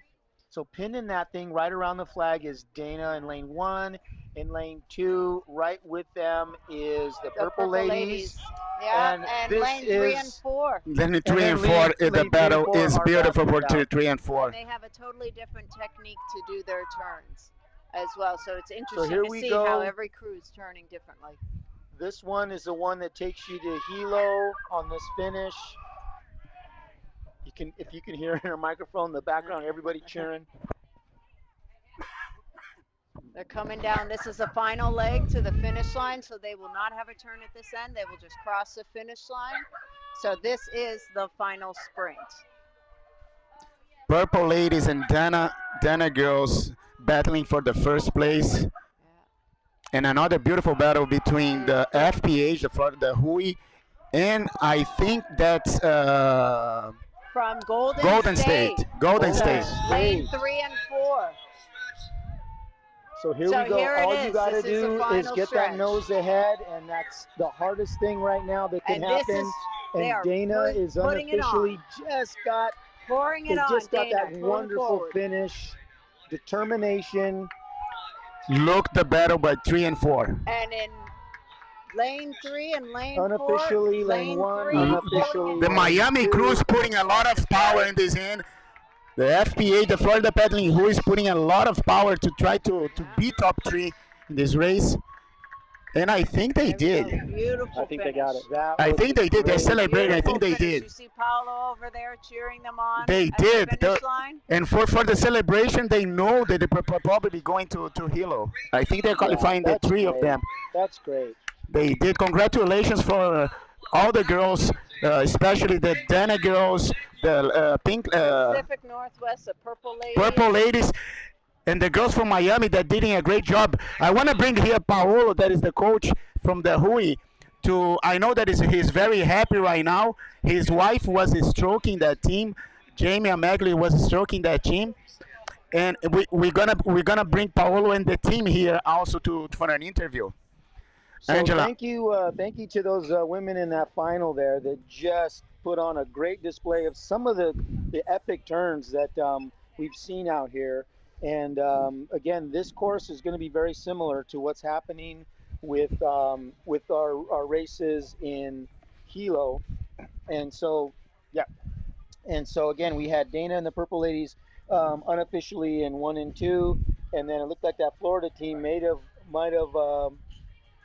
pulled off a third there, which would probably get them into a heat in Hilo. Remember, when you go into those races in Hilo, there's going to be heats for every division because we're talking about the world showing up to that arena there in Hawaii, and so doing this here and doing the heats and then coming in and doing a final is really good because when you get there in Hilo next August, you're going to have to do some heats to get into that final. Oh, yeah. And in some of the world sprints, some of the bigger races, there are as many as 4 heats.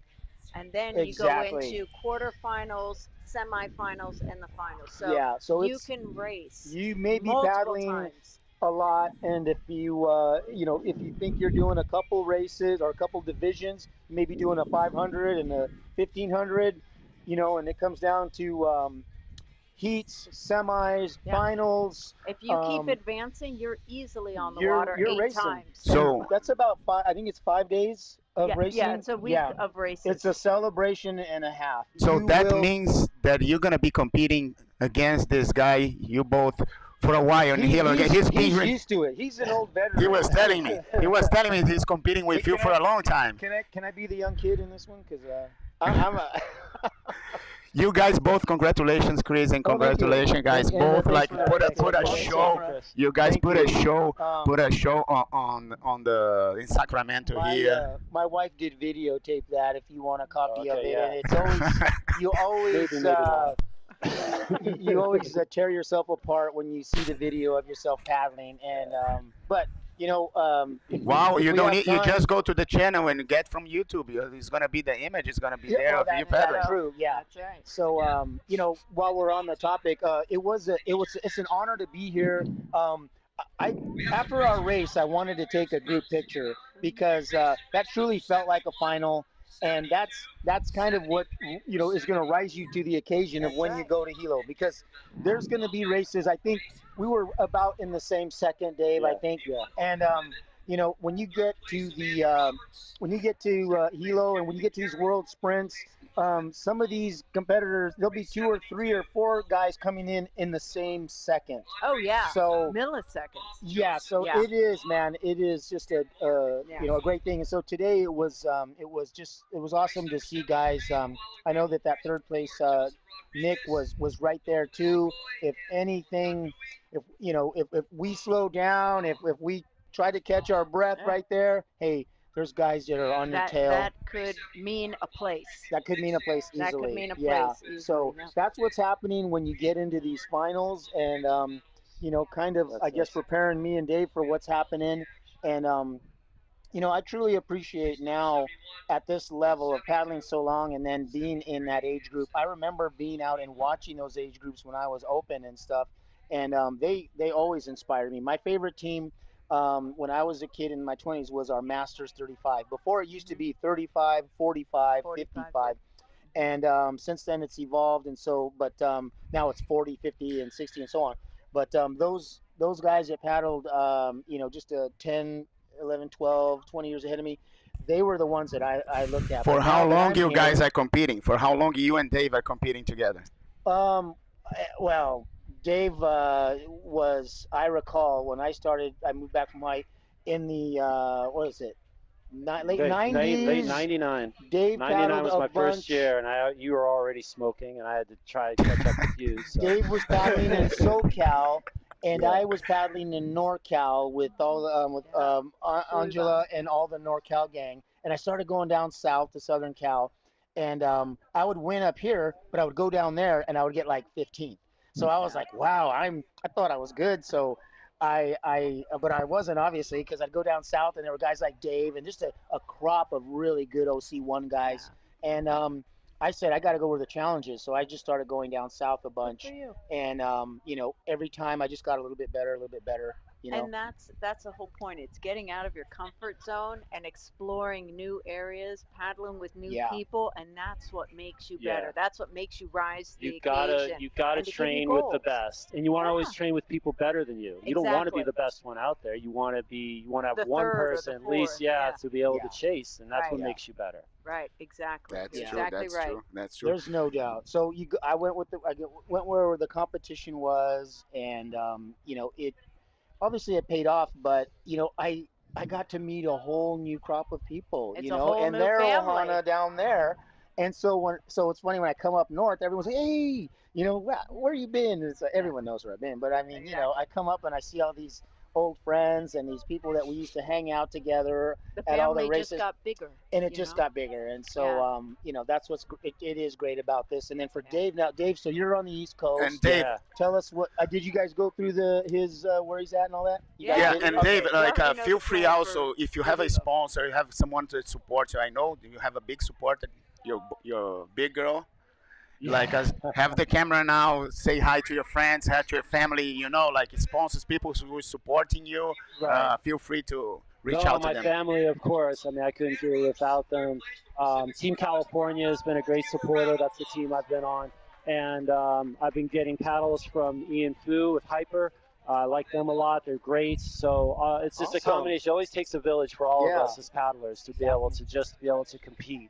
And so I'm just eternally grateful to all of them for their support. So Right on. It's been awesome. Well, I'll say well said. Thank you, spouse. Yeah. And and family and kids, all that stuff. Because once you find the passion, then you want to try to do it as much as you can and still Yeah. hold down the fort, right? Yeah. So And but we have anyway, someone yeah. else here. We have Chris, someone else here that just came. Thanks, Dave. This guy's probably crying right now because his big girl and his girls from Miami put an amazing show today, and they are officially in Hilo. We can say that.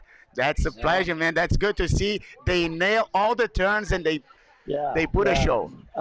Yesterday on their first turn, they just overshot it a hair and had the back paddle to stay in the lane to avoid the DQ. And we're fortunate to make it into today's final. And boy, they didn't miss a stroke today. I remember they were beautiful. their race yesterday for the heats. Again, they had to race yesterday to get to today, Yeah. and I do remember that first turn. It was kind of learn on the job training, if you will, on that turn. And I'll say that the second and third turn got him here. But my question for him as a coach, Paolo is a great coach, is I'm pretty sure that he saw the potential of his girls yesterday because they missed one turn, but they were able to catch up the first two girls teams, and they put a good show. So how did you work their brain to clean up, to don't come with that energy from yesterday? I know that you want to win, they want to win, but the potential was there. It was just a quick fix Can you explain? Tell me a little bit more how you work them during from yesterday to today. You know, there isn't really it's just execution. I said, look, this is something that you guys have practiced. You know, we're in Miami. We had a little mini camp. We set up lanes. We did our turns. I said, anybody takes a misstep, but you did, and I told him, I said, you didn't miss because you realized that you were coming out of the lane and you stayed in the race. You could have just pushed the turn around and come out of the lane, but you guys executed. You backed up and you went, and then you did what you had to do the rest of the way. So I go, tomorrow, do it right. You guys know you can. You that know on the job training, that on the job training exactly keeps you going forward. Yeah, you remember the mistakes, you learn from it. Exactly, and that's basically what they did today. I mean, they had a strong start. They knew they could execute. We had done it, and in fact, you know, here we have a 45-foot wide lane. In Miami, I had mistakenly set them up in a 42-foot lane. So I was like, hey, that's good. Skill level just went up a notch. Yeah, Right? exactly. Yeah. So it's, you know, and it's, I mean, for me, it's an emotional ride, right? I mean, you as I said, when you coach, you're looking at your you know, your babies. Your babies. Thank Absolutely. you. Absolutely. No, and it's true. Said I am, you know, obviously the Hui is a big part of my coaching, and watching all these paddlers from across the country, I'm realizing that the talent pool we have, it's exciting. And now that we're getting ready for the, you know, to create this elite crew, yeah, I'm looking forward to having a women's camp, you know, and you know, it's going to be, you know, steel sharpening steel. And we're going to pull a team out of there that's going to go to Worlds and be competitive. And then once that camp is over, we're going to set up the men's camp. Same thing, steel on steel. Yeah. And we're going to, you know, we're going to put forth a team that's going to be strong. That's right. And, you know, the beauty about my girls in Miami, and I take a lot of pride in this, is they paddle for one another. Their ultimate goal is to make each other better. There you go. There's not a single paddler. That's a team right there, for sure. That's a team. Hold each other up. Yeah. You can't always say I'm the best on the team. No, you gotta. No, Yes, the paddlers won. You gotta bring up those. Everybody's got to come up, be even, and you hang together. You roll together. There's not a single thick and paddler. thin. Thick and thin. There's not a single paddler on that crew that's trying to stand on somebody else's shoulders. Sure. Their goal is always to paddle for one another, and to me, that is the definition of a team. Yeah. Right and on. These sprint races, like for you guys who are watching at home, these sprint races are, to me, one of the ultimate definitions of teamwork, because there's absolutely a job for every single paddler in the boat. Sure. You know, you're coming in, you're 1 and 2 are drawing the nose around, 5 is drawing the tail around, 4 is hitting the brake. As you progress on and you get through these heats, you get through finals. Now you've just made yourself, you just pulled yourself a lane in Hilo. It's all about now we got to fine tune here. Yeah.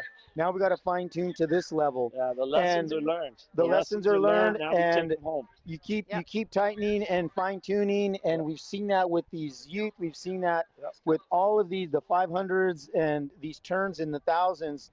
The 1,000-meter races is the more you go, the more you fine tune. Chris, you have to step out to get your award.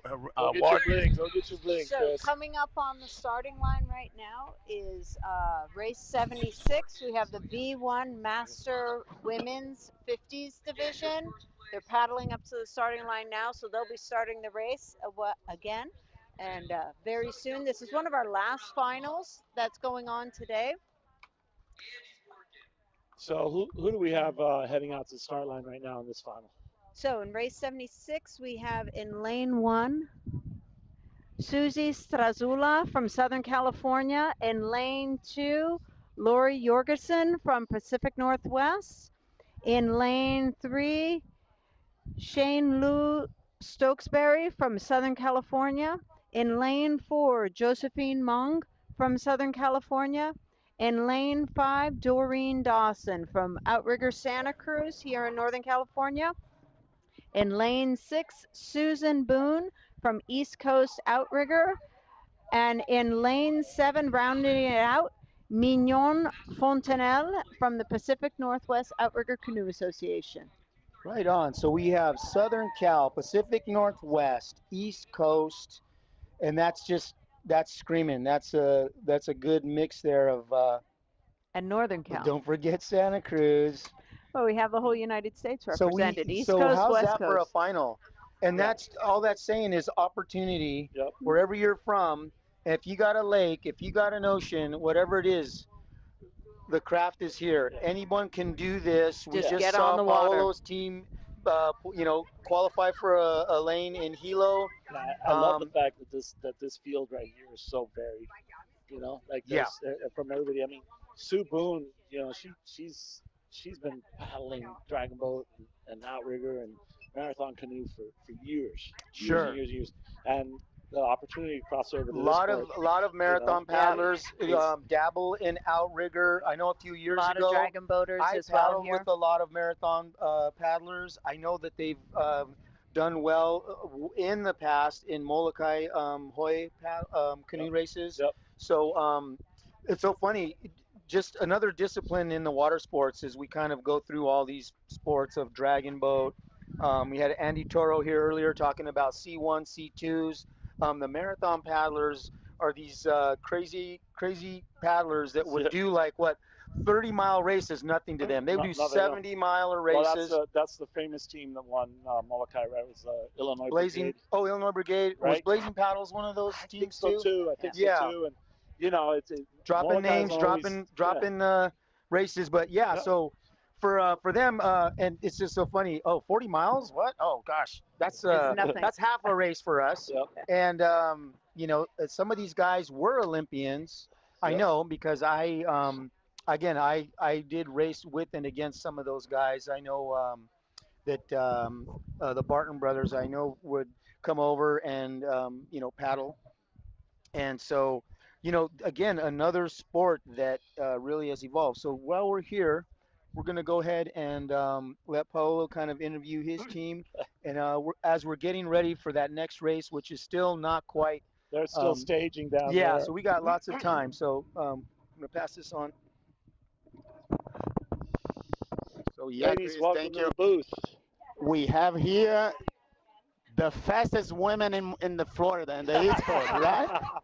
And now officially third fastest in the country. You guys all going to Hilo, right? You guys put an amazing show. Yesterday, I was talking to Paolo earlier. Saw you guys paddling yesterday. You kind of missed one of the turns, but you stay in the line. And I saw a lot of potential because the way that you came back close to the first and second place yesterday, I talked to Paolo. Like, look, the potential is there. Like, they just need to nail the turns. That's it. So, tell me, I was asking, how did you guys work from yesterday to today? The mindset, because the potential was there, right? So, how did you guys work? And congratulations, Anna, for your steering here. Jamie did an amazing job on the stroke rate. This girl here is a machine. This one is also another machine racing everywhere. Guys, the microphone is yours. People say hi to your family, whatever you want to say in the microphone. Paolo, you're conducting those girls now. We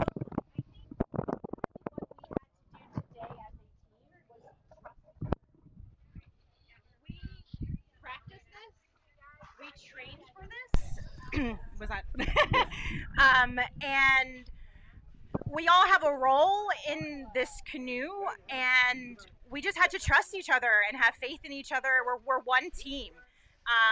And we went out and we executed that just beautifully. And the energy amongst us, just the aura around us is amazing. And when you feel that to your core, I mean, when you're out there on the water together, it is absolutely amazing. I'm going to try to not get choked up. So Don't worry, I already did. She already made me cry.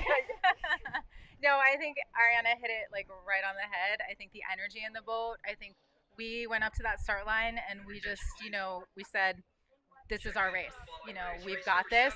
Don't worry about what anybody else does. Just go into our turn strong. We were nailing every single turn after that first one. Yesterday, we nailed them all. So we knew we could do it. And all we had to do was keep our heads in the boat and run our race and trust each other. And we did that. So it was amazing, and we're going to Hilo. Yeah. I mean, you know, from my perspective, watching you guys pull through all of it, and yesterday you made sure you gave yourself an opportunity to be here today, and that was huge. Um, and we're gonna talk about the scary Russian. The scary Russian. I want you guys. I want you guys to realize something, and it's really a testament to the commitment that they have in each other. Anna has been steering less than a year, and it's. She's gonna cry. This isn't easy, guys. This isn't easy. No, it's not Sprinting, easy. going straight, contributing to the boat speed. Being the malama of your crew. The steers person is looking out for you, and I mean, you did a great job today. We're thrilled. Thank you for giving me the opportunity to steer this crew to Hawaii. This has been a great journey.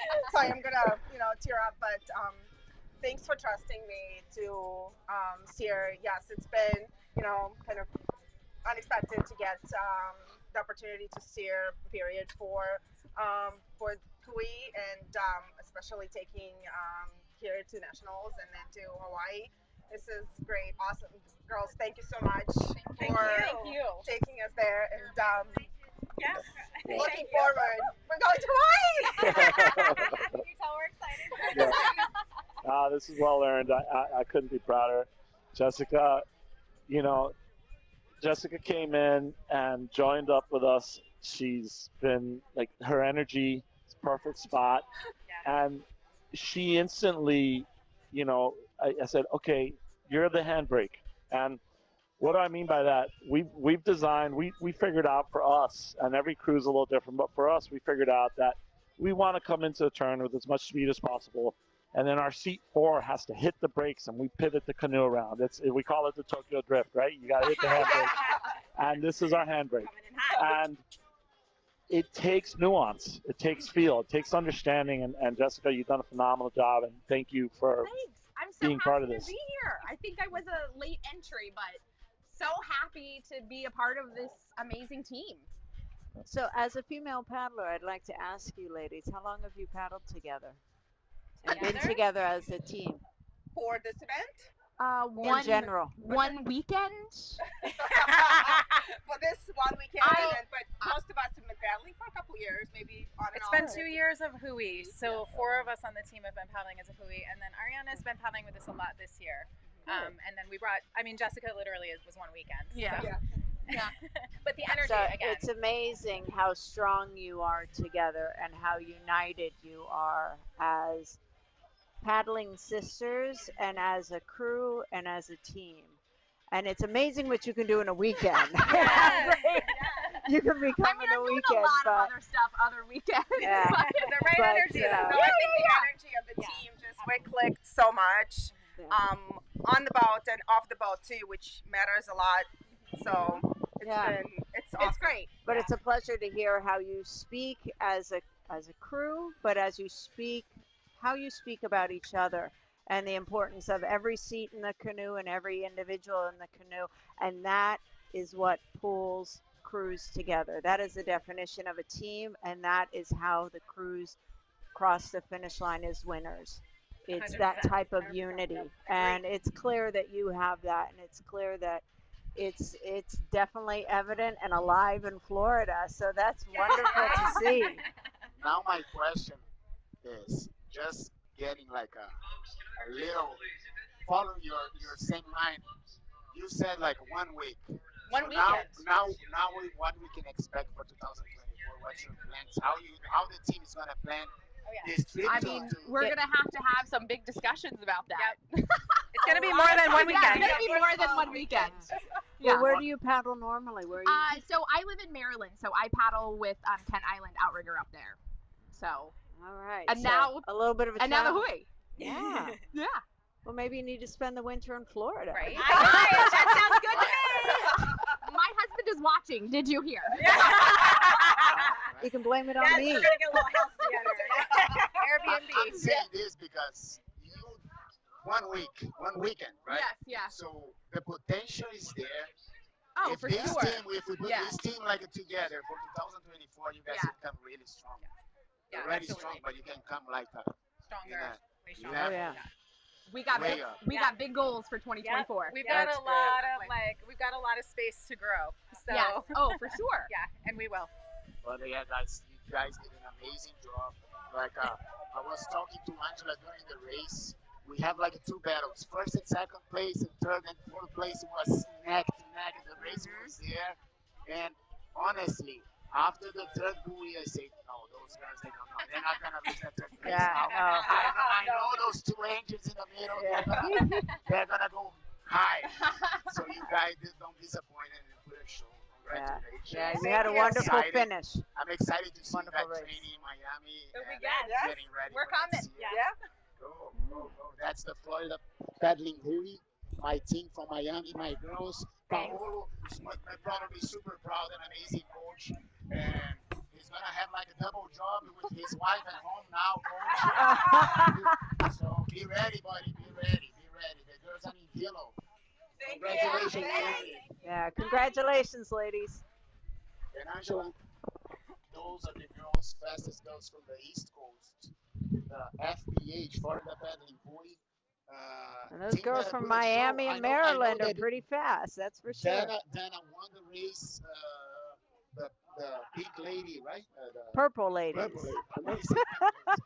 Purple ladies got second place, but Miami put a show also. So we're done for the day. We still have races. No, we still have a couple races on the starting line right now. Should be race 76, the V1 Master 50s women. I can see the men are just getting ready to paddle up to the starting line. So we should have another V1 final. I see a bunch of paddlers up on the starting line. We'll run through the roster one more time so we know who's coming up in race 76. In lane 1, we're going to have Susie Strazula from Southern California Outrigger. In lane 2 is Lori Jorgensen from Pacific Northwest. In lane 3, Xian Lu Stokesbury from Southern California. Lane 4, Josephine Mong, also from Southern California.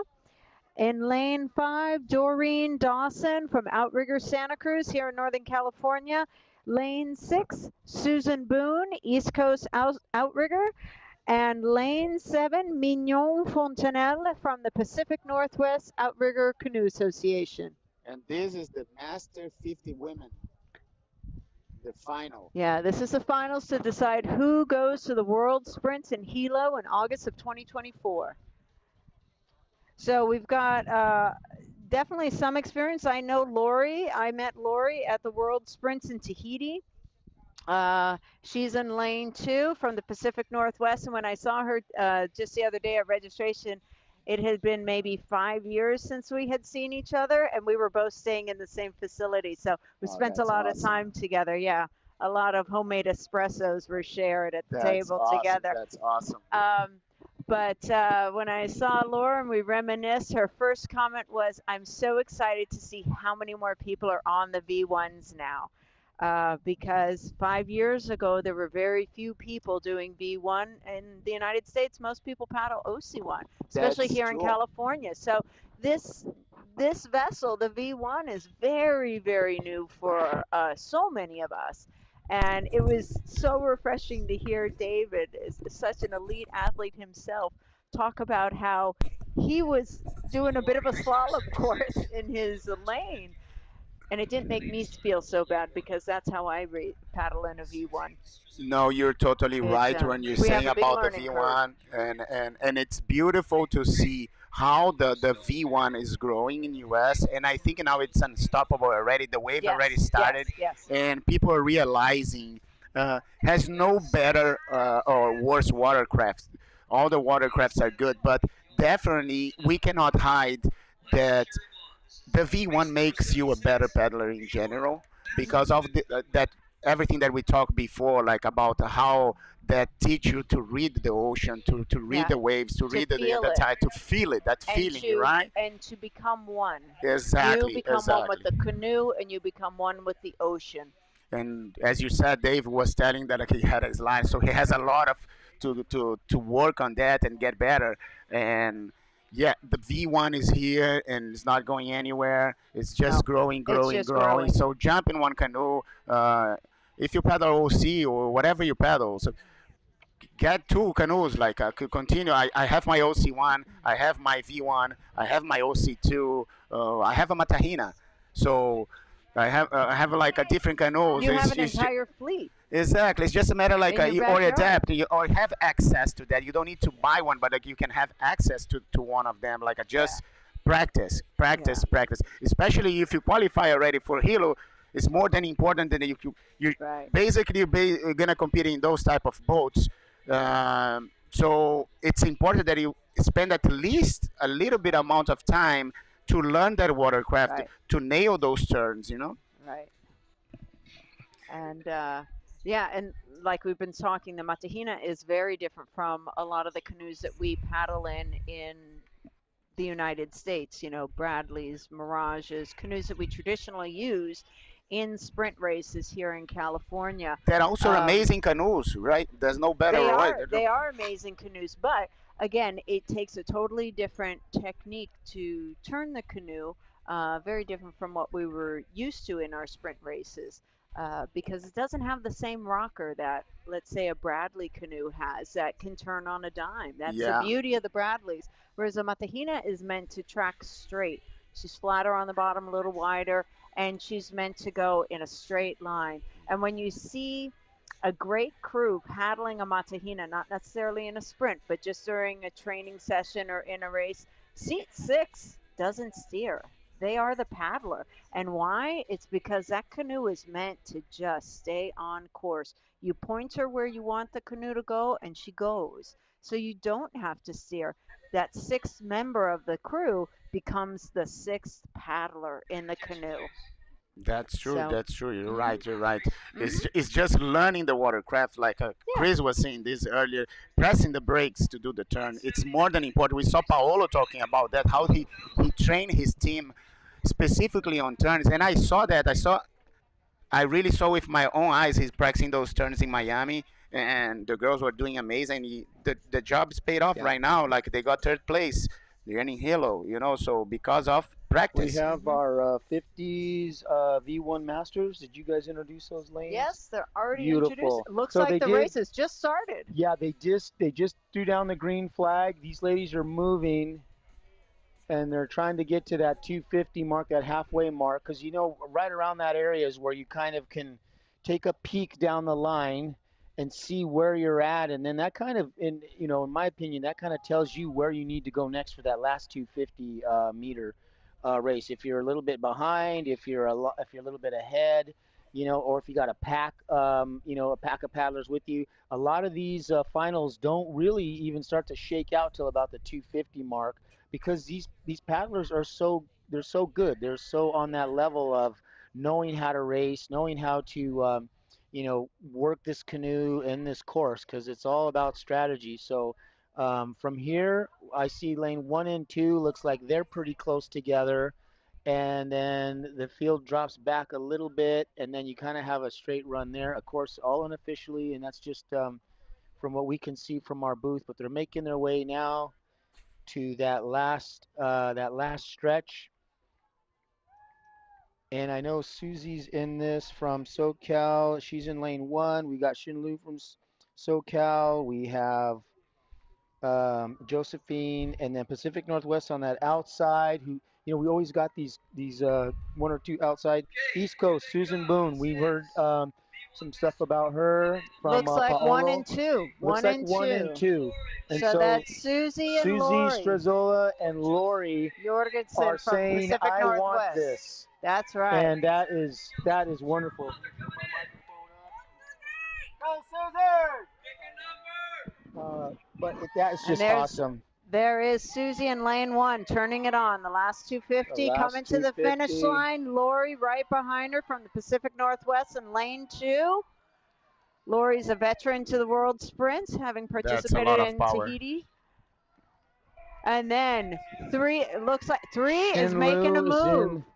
Shinlu is trying to get that last. Lane 3 and 4 battling for third place. Of course, we're all unofficial, but just another screaming final. So lane 3 coming into third place, lane 3 and 4 battling it out. That was Xian Lu Stokesbury and Josephine Mong, both from Southern California, battling it out for third and fourth place. Thank you for that display of awesome 50s women V1 final in that 500 meter. Yeah. So we have 2 more V1 races to go, followed up by the final V6 race of the day. These are all finals. And going up to the starting line now, the next race will be race 77, V1 Masters 60s men. They should be just getting ready to line up on the starting line now. Yeah, they're pulling them up. The breeze is kind of hitting some of this course. But again, still a perfect day for finals. Yeah.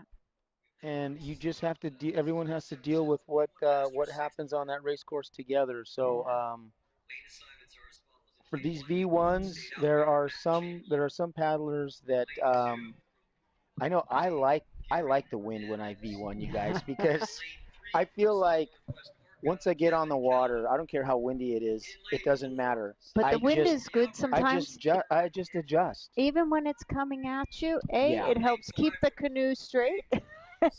And 2, a straight on wind does keep your canoe straight. It makes me feel like I know what I'm doing. But it also, you feel the bite. You feel the movement and the propulsion of the canoe moving forward. Yeah. A lot more. So I enjoy it, and they kind of thank you, and they kind of I know a lot of people frown on, oh, we got the wind, blah blah blah. Like, oh, good. Maybe if you don't like the wind and I like the wind, I got a head start. Exactly. I got we an grew advantage. up paddling in the wind, so we're used to it. You had to paddle in the wind, and we Yeah, were always in talking Northern about California. that Northern Cal and that Southern Cal thing, and how the wind doesn't scare us. We just go straight on into you it. have to. Another thing was so funny. I was talking to some of the boys who we had we were hanging out at the house, and so we had a bunch of the open guys there.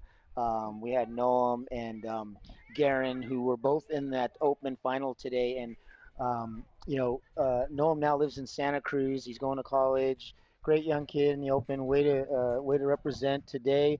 And he was talking about doing some of this stuff, and he goes, "You guys, the conditions are never the same. No. There's always something that you got to deal with up here in NorCal."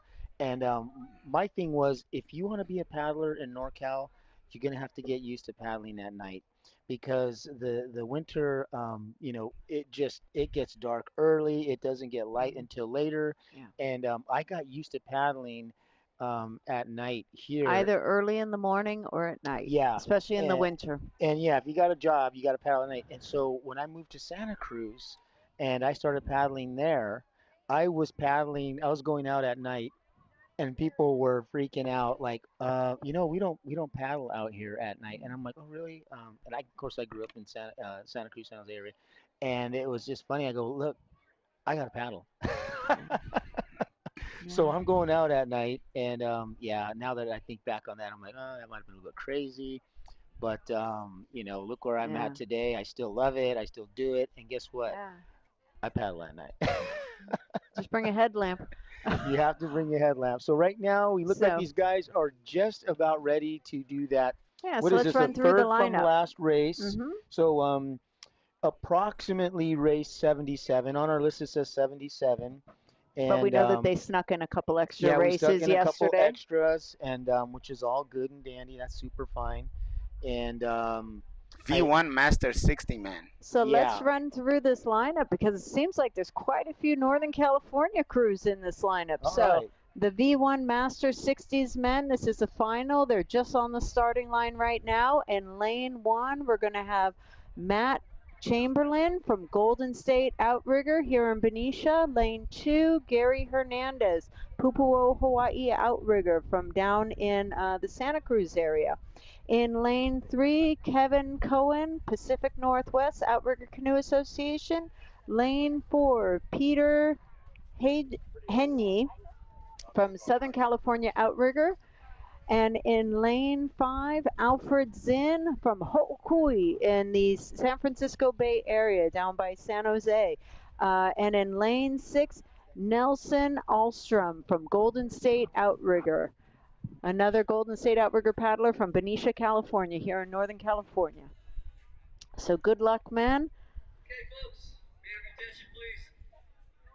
We are about to have 3 more hits for the end of this event, the second and final day of the 2023 USA National Sprint Championship, the qualifier for Hilo 2024.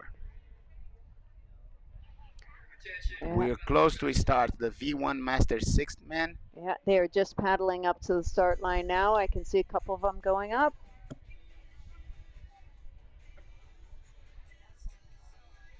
And Angela, what we can expect from USAORCA right now? What comes after that, after this 2023 National Sprint? So again, they're going to be reviewing all the races, making sure all the results are finalized, and then the crews that once they get their lane draws and they understand how many crews the continental United States can send for each division, those winning crews will be invited to go to Hilo. So all these crews are waiting for that invitation to come.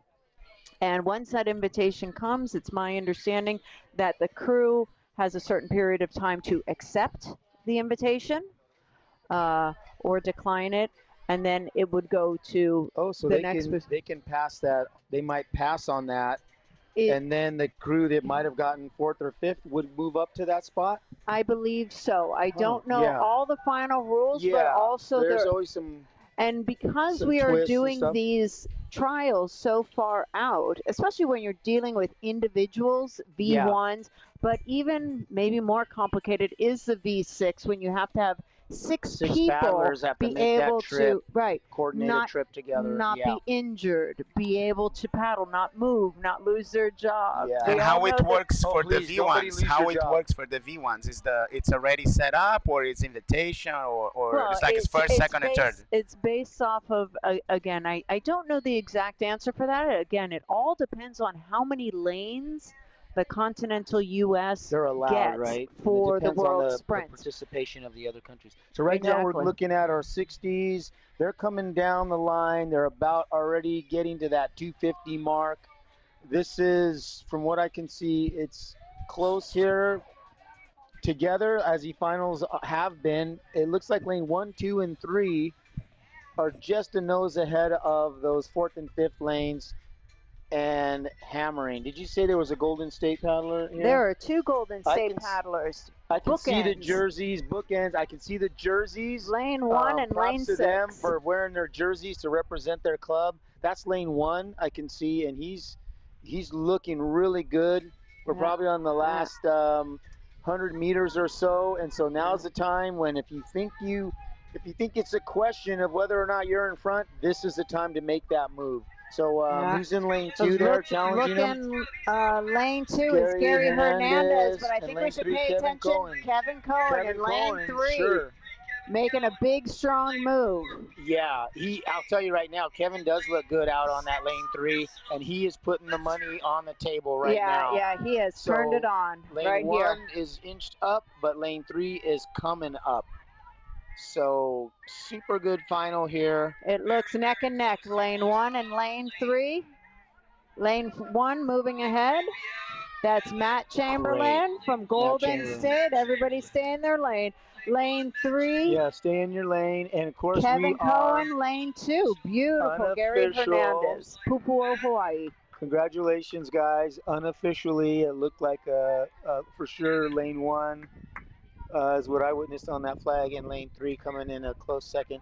So as we said earlier, we aren't anything official here at these races other than trying to share this event with you on the live stream avenue. We are winding down for our 2-day event. Yeah, we have two and more races to go. 2 more races, and we just want to thank anybody that even poked in and watched us for 5 minutes or 20 minutes, or just wanted to look for their family member or their team from home or whatever. This is the Vibes, and we're trying to do quite a bit of live streaming to obviously promote, grow the sport, get as many people as we can, because we want to share this with everybody. So the Vibes came into town, and we were able to live stream this. We got other things that we're live streaming in the future. So we have our live stream guru here, Andre Salsa. Andre, do you have a schedule of things that might be coming up right now for you? What coming up right now, Chris? Is good point that you bring it up. We're setting up a streaming for the Hawaii Canoe 2023 right now.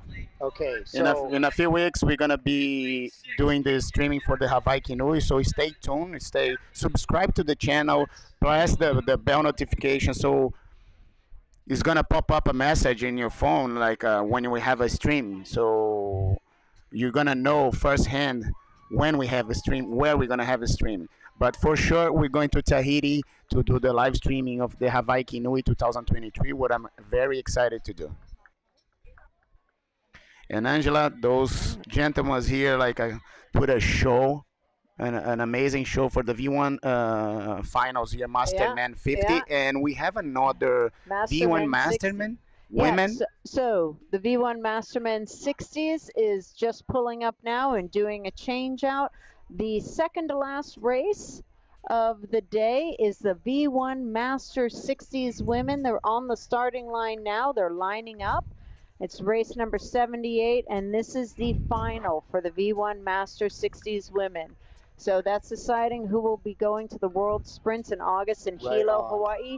So let's run down who's on the course today. The who's who of the finals for 60 women. Yeah, that's right. Okay, in lane 1 we have Julie Wolf from Southern California. Go Julie. And in lane 2, Okalani. we have Mary Beth Bradford from Okalani Outrigger here in Northern California. Lane 3, Kathy Lynch from Southern California Outrigger. And lane 4, we have Deborah Alexander from Pacific Northwest Outrigger Racing Association.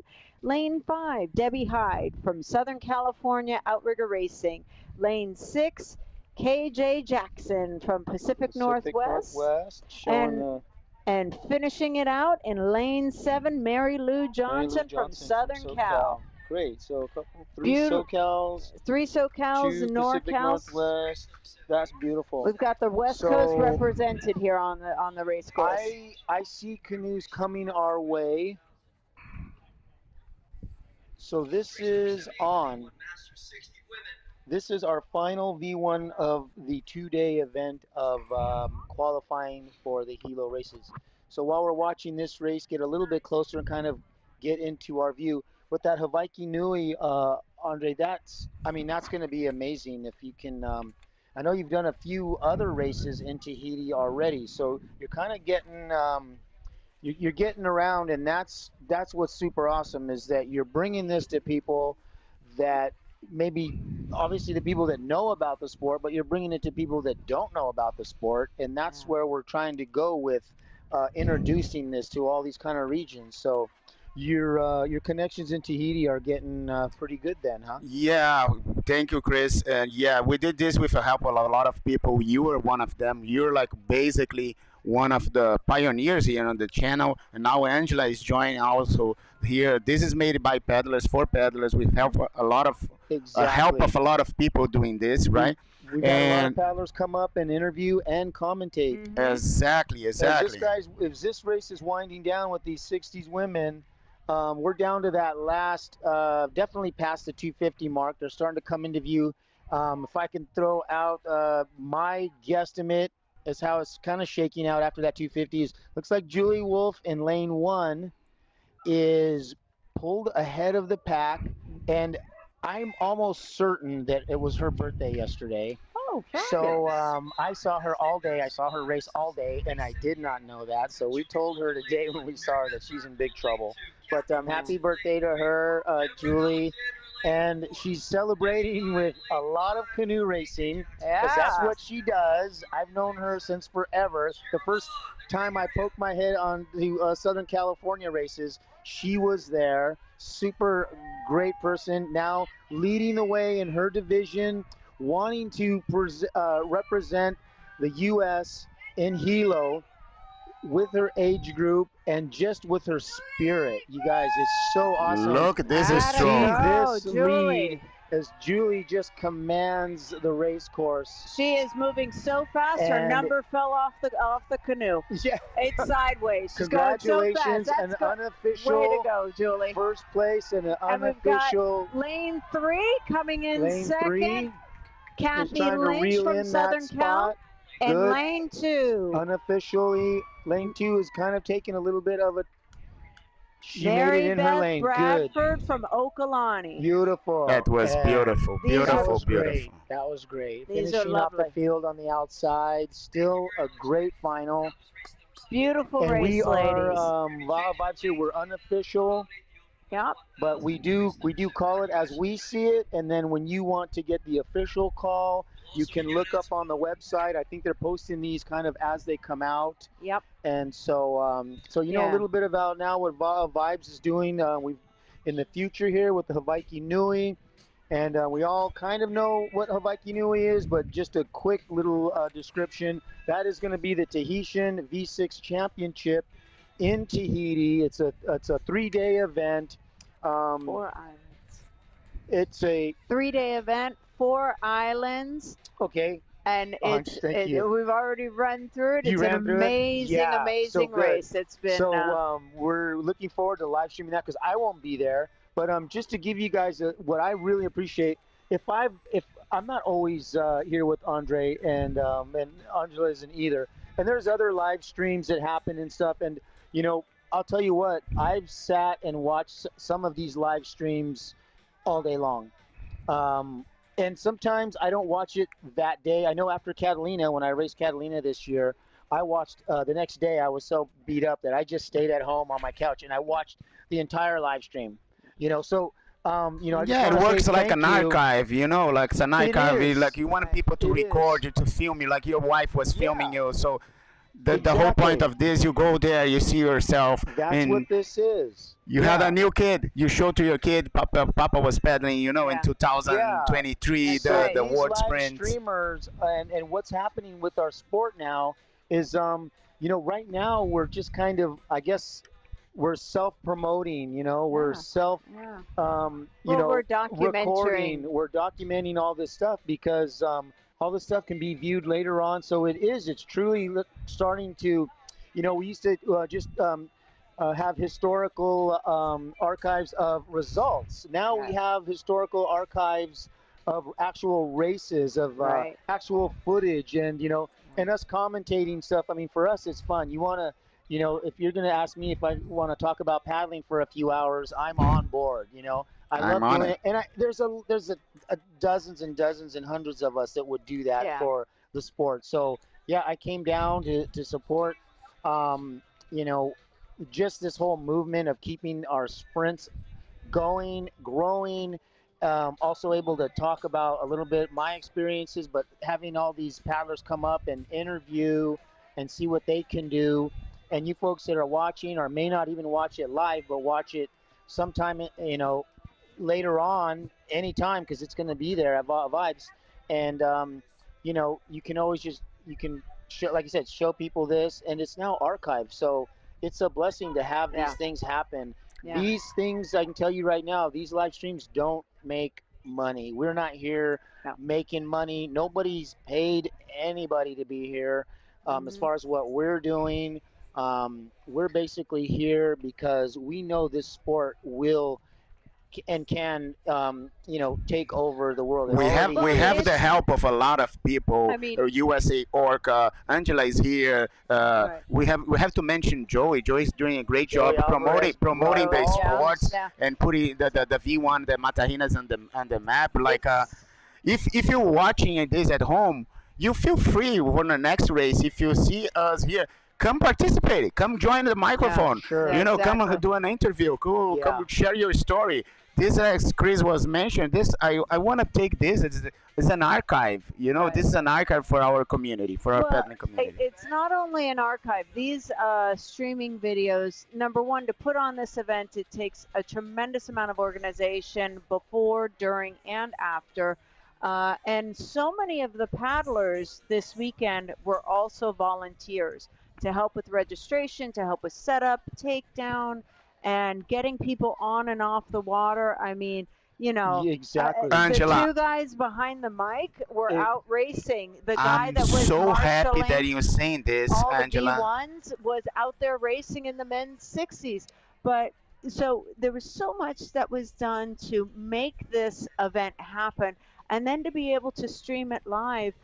These also become training videos. These live streams are great for paddlers to be able to watch themselves, analyze their stroke, how did they perform in that particular race.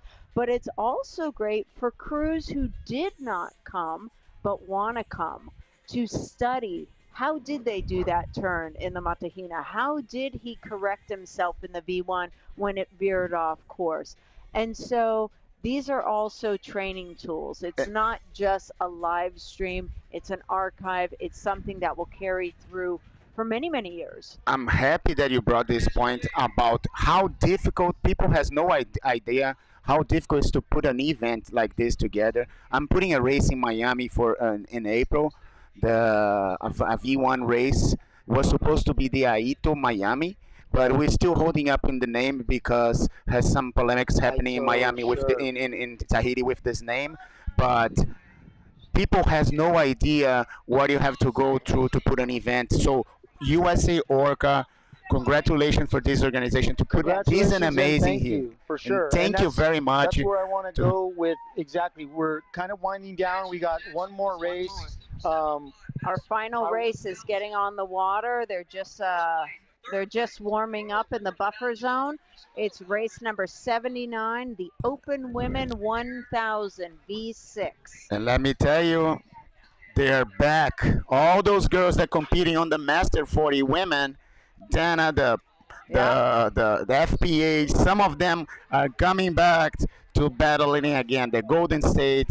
So, Jessica, if you can share with us who's coming on this next race. Yeah, so just to do a While quick we're- rundown of the next race, we'll Okay. just do it quickly as we get one of our champion paddlers here who just walked up. In lane 1, we're going to have Dana Point in the Open Women's 1000. Lane 2, question mark ladies from the Pacific Northwest. I love these names. Lane 3, Hele Kao, East Coast Outrigger. Lane 4, Team Phoenix, Southern California Outrigger Canoe Association. Lane 5, Vicky Lynn from the Pacific Northwest. Sounds like a dedication crew. Lane 6, the Florida Paddling Hui from the East Coast Outrigger. And lane 7, Golden State Outrigger from Northern California down in Benicia. So while we're waiting for them, we just brought up the 60s women champion on the V1, 500 meters. And we are getting on our camera. So come over this way. Here she is. I want to introduce Julie Wolf. And while you were, again, so first of all, congratulations. Congratulations. You don't look out of breath. Oh, I am. Okay, good. Well, good, because you earned that one. So it's great. It's great for us to watch it here and kind of see all the work come together.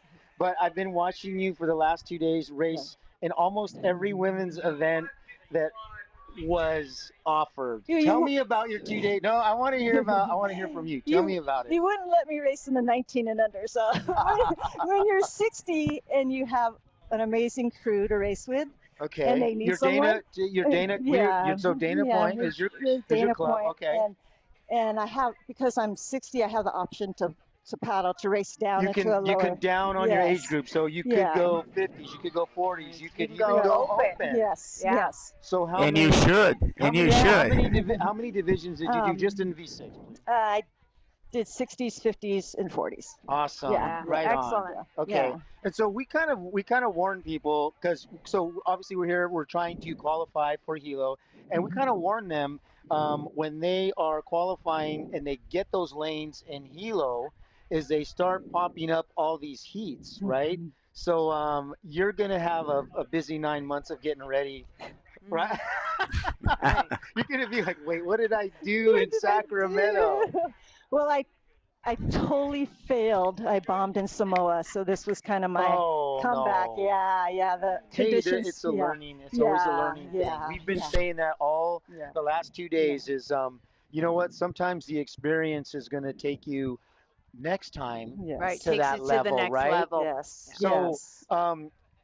while I have you here, I was bragging to everybody. Well, the first time I stepped on SoCal soil, I think I met Julie Wolf way back in the, and it was only like in the 2000s for me because I haven't been down there that long. But you know, you definitely have that energy. You have that positive thing, and we've had so many people come up here. And I go, you're one of those paddlers that we can just go up and start chatting about whatever we want to do. But now you're inspiring us. But you know, tell me what's happening with you right now. Is for after this, what's going on? Well, right now, both of my daughters are training for Tahiti, so There you go. I'm really proud. I'm the luckiest mom in the world that my kids, my daughters, do the same sport. Sure, And love I the know same the sport. kids. I've known them since they were little infants. Yeah, so Yeah, I want of a course. little shout out to them and the. Shout it out. Yeah, and Shout it out. and the Dana crew. The women are training really hard for Tahiti, so Yeah. I'm super. So now I'm just going to Hawaii support them. Nui is Yeah. we had mentioned that race earlier, and most people know about it, but a lot don't. But that is going to be kind of the pinnacle of V6 racing, Yes. and so they got to travel. So they're going to be a Yes. traveling team, and with those traveling teams, and I know I've been on one or two, you really got to put your want to say it's not just an effort. It's just a mean commitment. Huh? So Yes. they're training. They're training They didn't hard. come here. Mm-mm. Is it because they're because they're training? Yeah, you have to pick your races, Wow. and you have to So focus. it's the discipline. It's the And discipline. the Hawaii Nui is Yeah. a challenging race. Yeah. So So what we were saying earlier about these open races, and of course we've all been open at one time. And if you guys don't know, and I guess I'll do some shout out of races, the Wahini's Molokai race. You've at one time you were winning those as an open. Not me, my crew and I. Well, you were representing your crew, Yes, though. it You're was my here. crew. You're a Yes, representative of that era. I mean, that was amazing. Offshore was your club at the Correct, time, yes. and now what I'm getting to is now your two lovely daughters are now have the torch. I'm so happy. You know, offshore we went over to Tahiti and won Hawaii Nui, and so for my girls now to go over and do it, it just makes my To give it a heart. shot. Yeah, I'm so Oh, that's happy for amazing. them. Yeah, I'm like tearing up. I'm really happy Well, for them. I'm glad you're here because this is what we want to do. I mean, we want people to know, hey, we got families doing this, you know. And we were talking earlier about, hey, at regattas, you know, you have multi-generations, grandparents, you have the parents, you have the kids and stuff. And we talked about that open division, and we would say we introduced these open divisions as these are the fastest representatives in our area. So this is U.S. Continental, you know, qualifier for Hilo. And I said, they're holding the torch right now. But you got these, like you said, you got these 19-year-olds who are going to be pushing the door. And you even got a couple 40-year-olds that might be in there. But now your daughters are holding the torch, and you're going to be able to, I would say you inspired them. So let me talk to you about this last race. Okay. That you're still a little bit out of breath from. It was hard. That was a shellacking. But as I was told, in these finals, these paddlers are coming out. They probably have been here before, but they're coming out with game. They're coming out with race. Tell me how you prepared for your 500 meter on this one. Well, I've actually been attempting to paddle the V1 for years. Okay. Did I do it back in Sacramento? No. We were here together in Sacramento in 08. Yeah. If you guys don't paddle your chicken. I know, right? And then after Samoa, I was so devastated because I've never had a race that I didn't finish, and I couldn't finish it. Yeah. I had no control, and it was just way over my head. So every day, I'm just on that V1, on that V1. Yeah. For a Atta couple girl. days, I wanted to quit, and then I'm Yeah. like, no, you can't quit. You You can't. can't Well, quit. No, no. You you can't. can't. Yeah. So every day I've been out on that V1. And before every race, I pray to God, please God help me keep this boat, this Yeah. canoe, this Yeah. canoe straight. This Let me just keep it V1 straight. with no rudder. Yeah, yeah. You know, we battled. I battled rudders for years, and then when I crossed over, um, it crosses over really well. You can paddle a V1, but then to get to this arena with lanes and flags and competitors There's that that are control. training, and all of a sudden it's like, I remember when I did my first V1 out here, it was out here in those worlds, and my fear was like, I'm just gonna take a hard left and take everybody out, and everyone's gonna hate me, and they're all gonna be mad at me. And I thought, oh man, so I studied Yes. almost Yes. for months and months and months, Yes. and then you still come out here and you go, gosh, I just hope it all goes together. Yeah. But you had, Yeah. we'll have it archived here. They'll have the archives over there on the officials.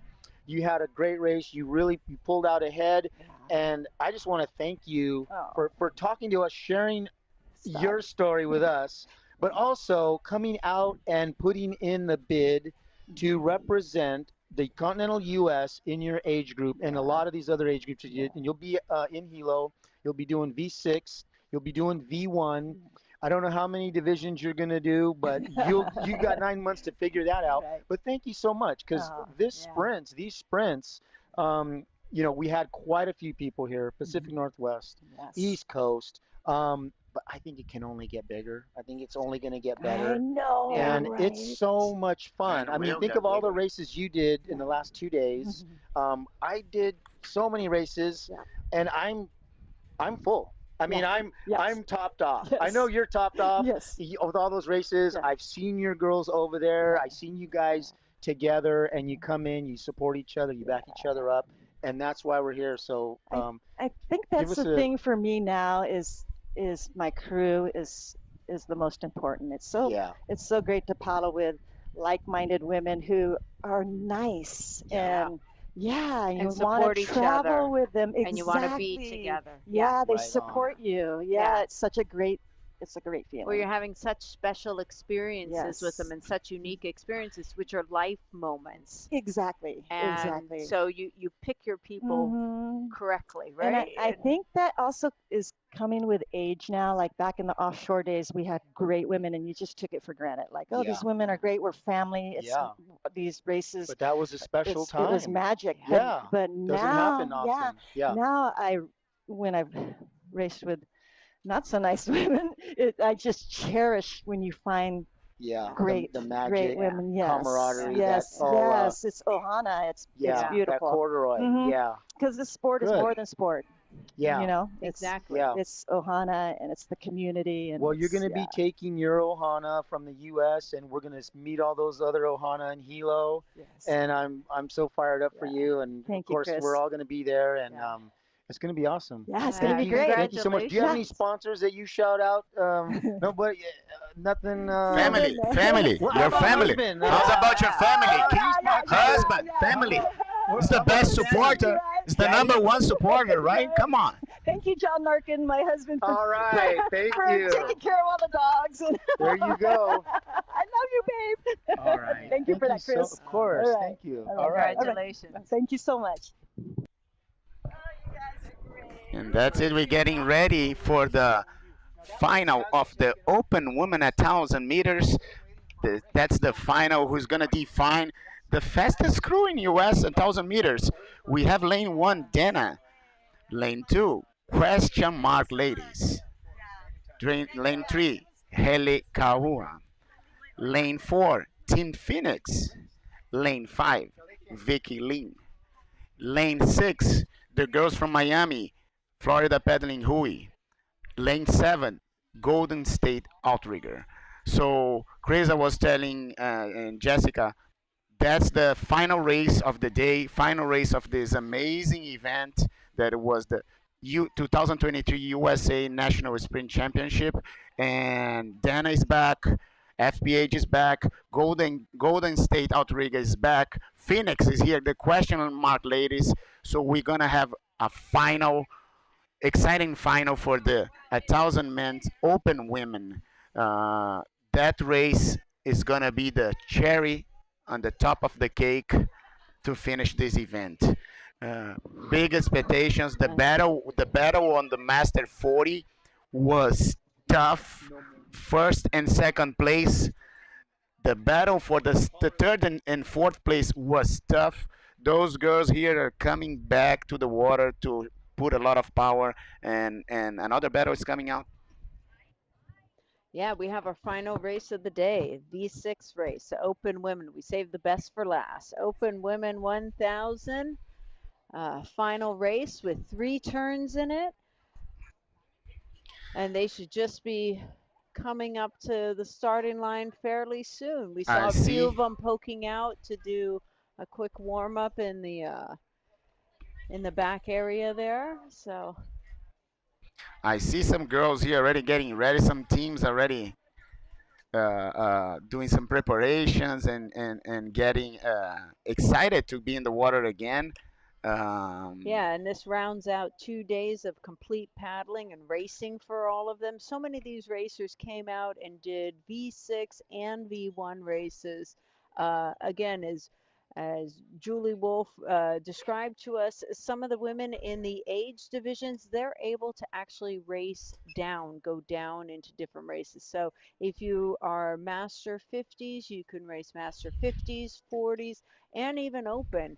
And with some of these top crews, they took advantage of that and they raced in every single race and division that they possibly could, from V6 to V1, 5,000 meters to 1,000 meters.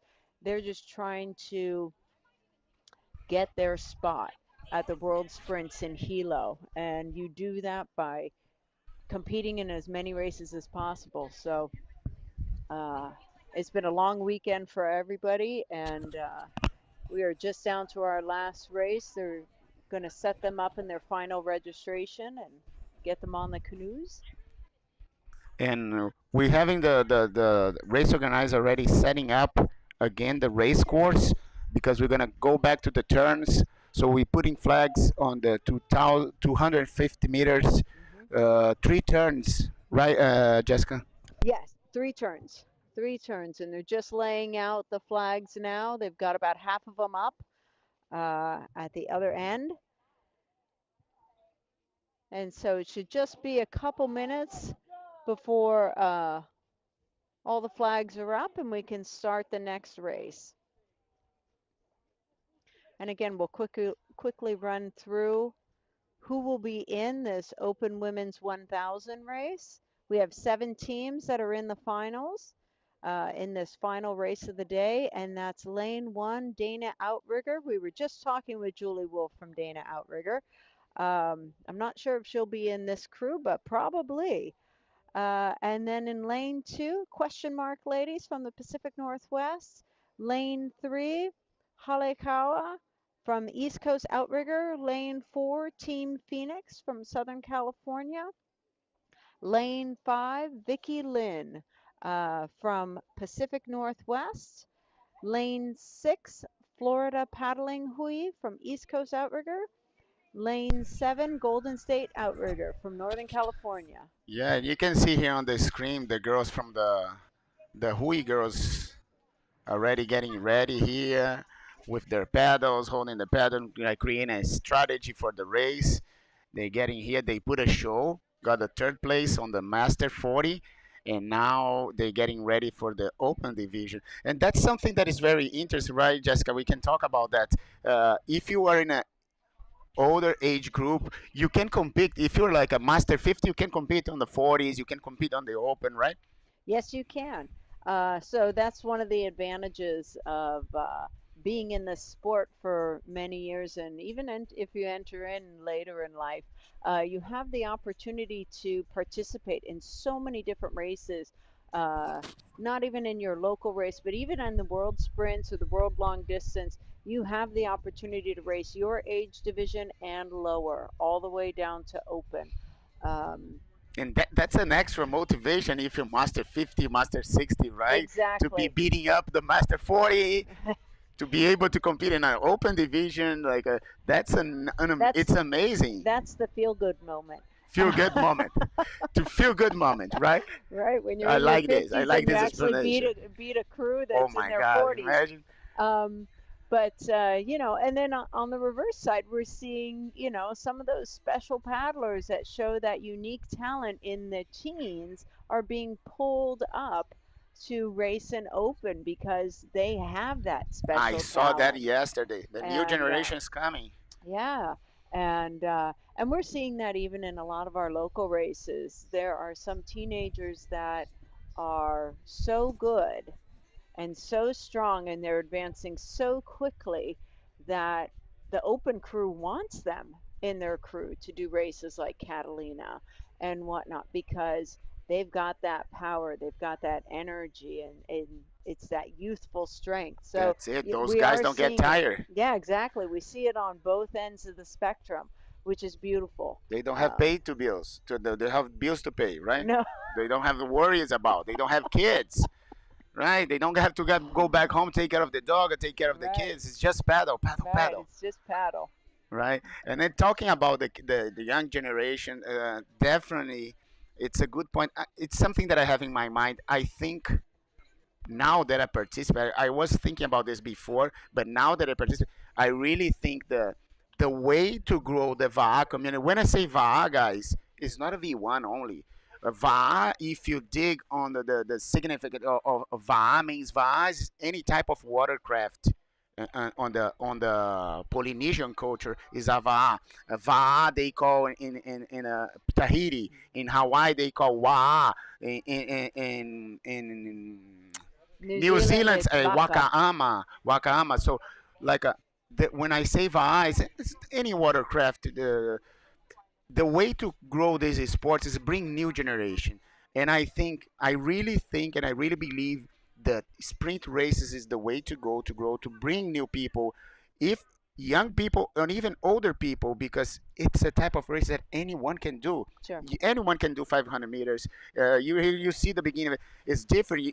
It's not anyone that can go in open water and do 20 miles if you're beginning. So I really believe that sprint is the way to go, and I'm motivated to see more races coming out in US. Not only nationals but maybe local races, sprint races to level up the sprint level in USA. That's right. Oh, and we see our first V6 canoe creeping up to the starting line. So it looks like they're getting ready to line up for race number 79, the final race of the day. That's the Open Women 1000 race. We see our first crew coming up. I wonder who that could be. That would be the question mark ladies. Oh, the question mark ladies. See? I had a question as to who they were. Those ladies are fast. The purple ladies and the question mark ladies are good crews, fast crews. I got stuck to those names. I love the names of some of these. I love those names. Yeah. But Dana is coming. It's coming too. Dana is already laning out there on lane one. Lane one. And you can behind see them, I think probably is Phoenix. Team Phoenix, yes, and the red jerseys are just coming up to the starting line now. So we have 7 crews in this race, and we've got 4 paddling up to the starting line right now. We have Hele Kau, which is just coming up now. They'll be in lane 3. Another team, the Miami crew, the FPH, Florida Paddling, who coming after that, like right behind the screen. Right behind them. There we go. And they will be in lane 6. Florida will be in lane 6. So again, we have a great representation of the West Coast and the East Coast. Northern California, Pacific Northwest, Southern California, Florida. In lane 3, East Coast outrigger Hele Kau. And then lots of women from the East Coast, even in Texas. That crew there has, I believe it's 3 paddlers from Texas. A few women from right there. Lone Star State. FPH, the Florida Paddling Hui. Let's hear it for the last race of the day. Come on. All right, we have our final crew coming up to the starting line. I'm excited. I'm excited for this final, Jessica. This'll be great. This is gonna be Angela. Is gonna be an amazing event, and we have the fastest crews in the country right now lining up for the 1,000 meters open women. Yeah, so that'll be 3 turns. We're ending it with a bang. 3 turns. Most of those girls are already representing USA in Hilo. There's in like Master 50, Master 40, in Or other the divisions, V1s. on V1s. Some of them in V1s. Just now, we're gonna see who is the fastest open crew in USA right now. Yeah. So they are about ready to start.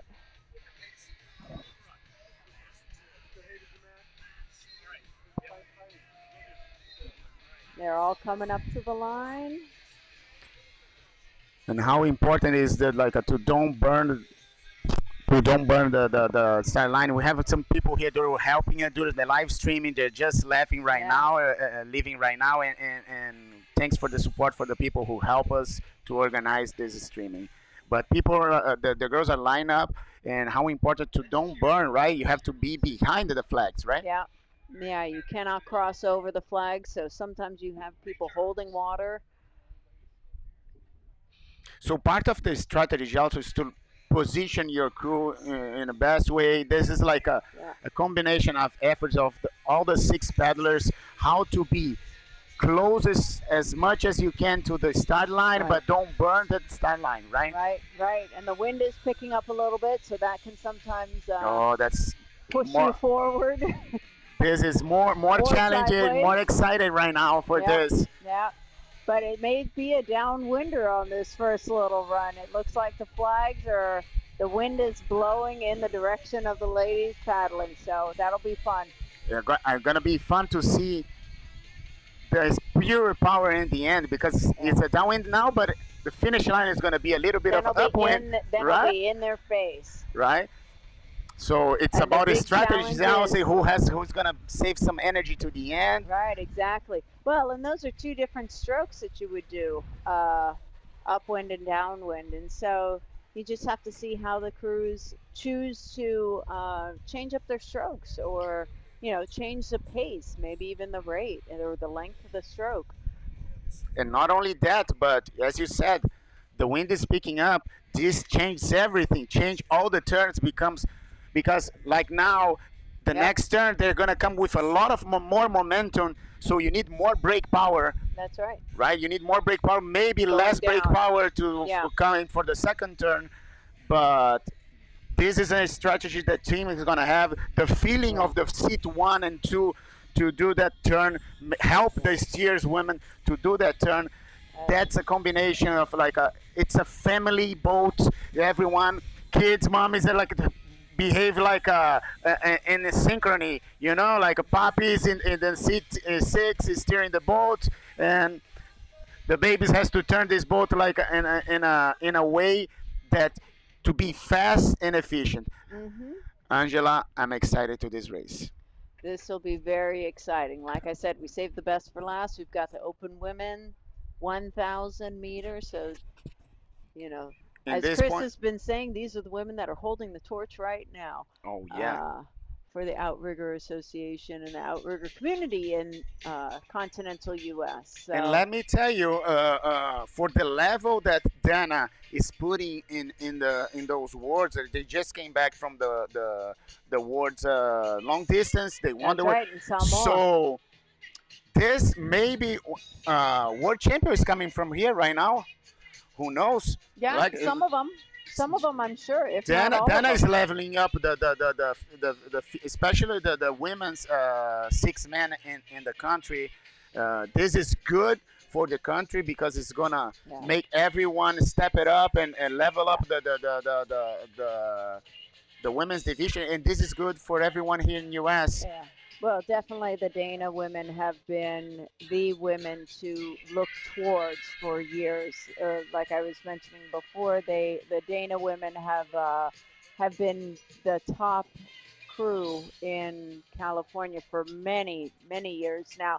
And they are off. The Open Women 1000 race. This is the final race of the day. And they just got off the starting line now. And Diana, it's already with the leader. It's one of the leaders of this race, but nothing is defining now. Yeah. Like they just started, we see a lot of canoes side by neck to neck. So we're gonna see the turns are the most important part in this race. How the teams are gonna be turning those canoes. And you can see the ripples on the water, how fast these women are moving. That's true. That's true. And there's no holding power now. That's the last race. They're gonna leave everything in those canoes. On the water. Leave it on the water. They're gonna leave everything over there. That's now they're the time approaching the flags. They're coming into the first turn right now. It's difficult from our vantage point to know who is entering the turn first, but they're still just on the way approaching. But you see already, Dana already put in an angle to make the turn. Yeah, Dana's already at an angle 1 and 2. Lanes 1 and 2 are entering into the turn first. And on lane. So that's Dana Point and the question mark ladies in 1 and 2. They and lane 5, I think, would say like turn like a little bit off behind them. I have to say they're all at the same point.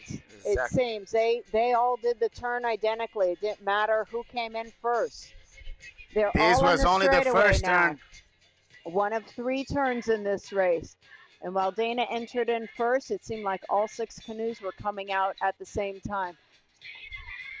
As the canoes come closer to us, we'll get a better idea of who's in the lead and who's not, but it's still early in the race. It's still early. And with 2 turns to go, anything can happen. But we see a movement on lane 1, lane 2, and lane 5. I would say if that's lane 5.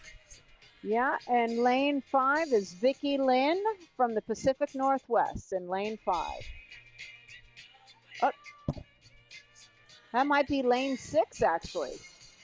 Lane 6 pulling ahead. So lane 6 is the Florida Paddling Hui. No. Paddling Hui, I can see from there, the furthest one. There. Yeah. That's my mistake. Okay, as they come in lining up, it looks like lane 1, lane 2, lane 1, and lane 5. Lane 2, a little bit ahead. But Dana just pulled ahead as they're about to approach the second turn. They're already positioning for the turn. They're entering into the turn simultaneously with lane 2 and lane 5. The question is, who comes out of the turn faster? In this image, you can see how those girls are turning those canoes. Amazing. How important that. Yeah, 1, 2, nothing and 3, is defined. tracking on the left. Everyone is turning together. You have at least 4 canoes here leading this race. Yeah. It's pretty tight Beautiful. competition. Lane 5 pulled out. That's lane 6. They had a little bit of trouble to don't burn. They still in the race. They choose to don't touch the buoy. Don't do the infraction, but they still in the race. That's something that we were talking before. Like you have to respect the rules and stay in the race because we don't know next turn who can probably back paddle. So just continue. Yes, exactly. Anything just continue. There's one last race, or there's one last turn coming up as they're approaching the flag. They still have a few meters left. As we saw coming out of turn number 2, it was lane 5, Vicki Lynn from the Pacific Northwest, who came out into the straightaway. They came out of the turn first. Now we're approaching the third and final turn for the 1,000-meter race, and this is the final turn of the weekend. We're coming down to the last 500 meters of this weekend. Dana Point going into their turn in lane 1. I think they got a little bit ahead now. In lane 2. Dana's making their movement. They got on the second turn. They were a little behind, but now they approach to the turn a little bit faster than the. And it's tough to tell. It feels like they're all turning at the same time. Now, Angela. From our vantage point. Now so this it's is the pure last, power now. Now it's pure power, 250 meters. Yeah. Who wants to win this race? Who wants to go to Hilo? That's about what's that. going to be decided right now. Who wants to go? Who wants to go? That's neck to neck. We have at least 3 or 4 canoes that can win this race. Now it's pure power. Who has more heart and power to finish this race? That's right. This is it. Last 250 meters of the weekend. This is the final race of the weekend, and this is the women's 1,000 open final. I think the Phoenix crew with the red shirts also giving a hard time for Oh, they are. They are pushing in lane 4. This is the final. This will decide who goes to the World Sprints in Hilo, Hawaii in August of 2024. Dana Point pulling it out in lane 1, pushing to the finish. Pushing with a strong stroke, every stroke, perfect unison. So, and in lane 4, Team Phoenix approaching the flag in lane 1, 2. Dana. Phoenix, lane as you 2 said. question mark. It's a big question mark. Who are those top 3? Dana Point bringing it home. Final race of the day. Good job, Dana. Good job. Everybody. It appears that Team Phoenix came in 2nd place. 3rd place was lane 2. Question mark ladies. Who are those mystery ladies from the Pacific Northwest? Congratulations to all the ladies that race in the Open Women's 1,000. That's the final race of our day, of our weekend of racing. Over 80 races were put on the water in the course of 2 days. And we now know who will go to Hilo, Hawaii for the World Sprints to represent the United States, the continental United States. And Angela, was a pleasure to have you here. It was a pleasure to meet you. And you have here. such a talent to be behind this microphone. I hope we can share more streams together. I hope so You know, too. the microphone is yours. We see each other in Tahiti, and we see each other in Hilo. Yeah, mahalo. I'm officially there, girl. Oh, there you I'm go. officially You're there. officially Yeah. there. So, guys, thank you very much for stay tuned and participating of this streaming. Thank everyone who participating, helping. Man, a lot of people helping me, Angela, this morning, setting up the equipment, setting up the cameras, helping with the cam. Forgive me if I forget a name, but like all the people from USAORCA, Anna, team, staff, Angela, everyone. The Ari Outrigger Award for bringing those canoes and helping to put this event. Joey Alvarez, Chris Cornell, everyone who participated in this stream. Thank you very much for the help, for the support. People who are sitting here, like volunteers, like taking care of the cameras. Guys, this is made for you guys. Thank you for staying tuned. Keep in touch. Click the bell notification so you don't miss any streaming that we're gonna put together. We're gonna be going to Hawaii Canoe right now, and Angela, I'm just happy. I'm very happy. It's been an amazing weekend. I've had so much fun spending the day with you and watching everybody race. It's been very inspiring to see all the V1 and V6 paddlers on the water this weekend. And Angela, now it's your turn to say thanks for your family or say hi to your whole family who's watching or anyone. Oh, well, thank you to my whole family that supported me over my many years of paddling and traveling to races and whatnot. And to my club that taught me and trained me and supports me in all of my endeavors in the V6 and in V1. All right, guys, and this is the end of this streaming. VA Vibes. André Souza is here, the black belt paddler, and we're done for the day. We're done for this weekend. It's an amazing venue that is Sacramento, and this was the streaming of the 2023 USA National Sprints Championship. A lot of people came out from this race and gonna be representing USA in Hilo 2024. So that's it for the day. Stay tuned. Yeah, big mahalo. Mahalo.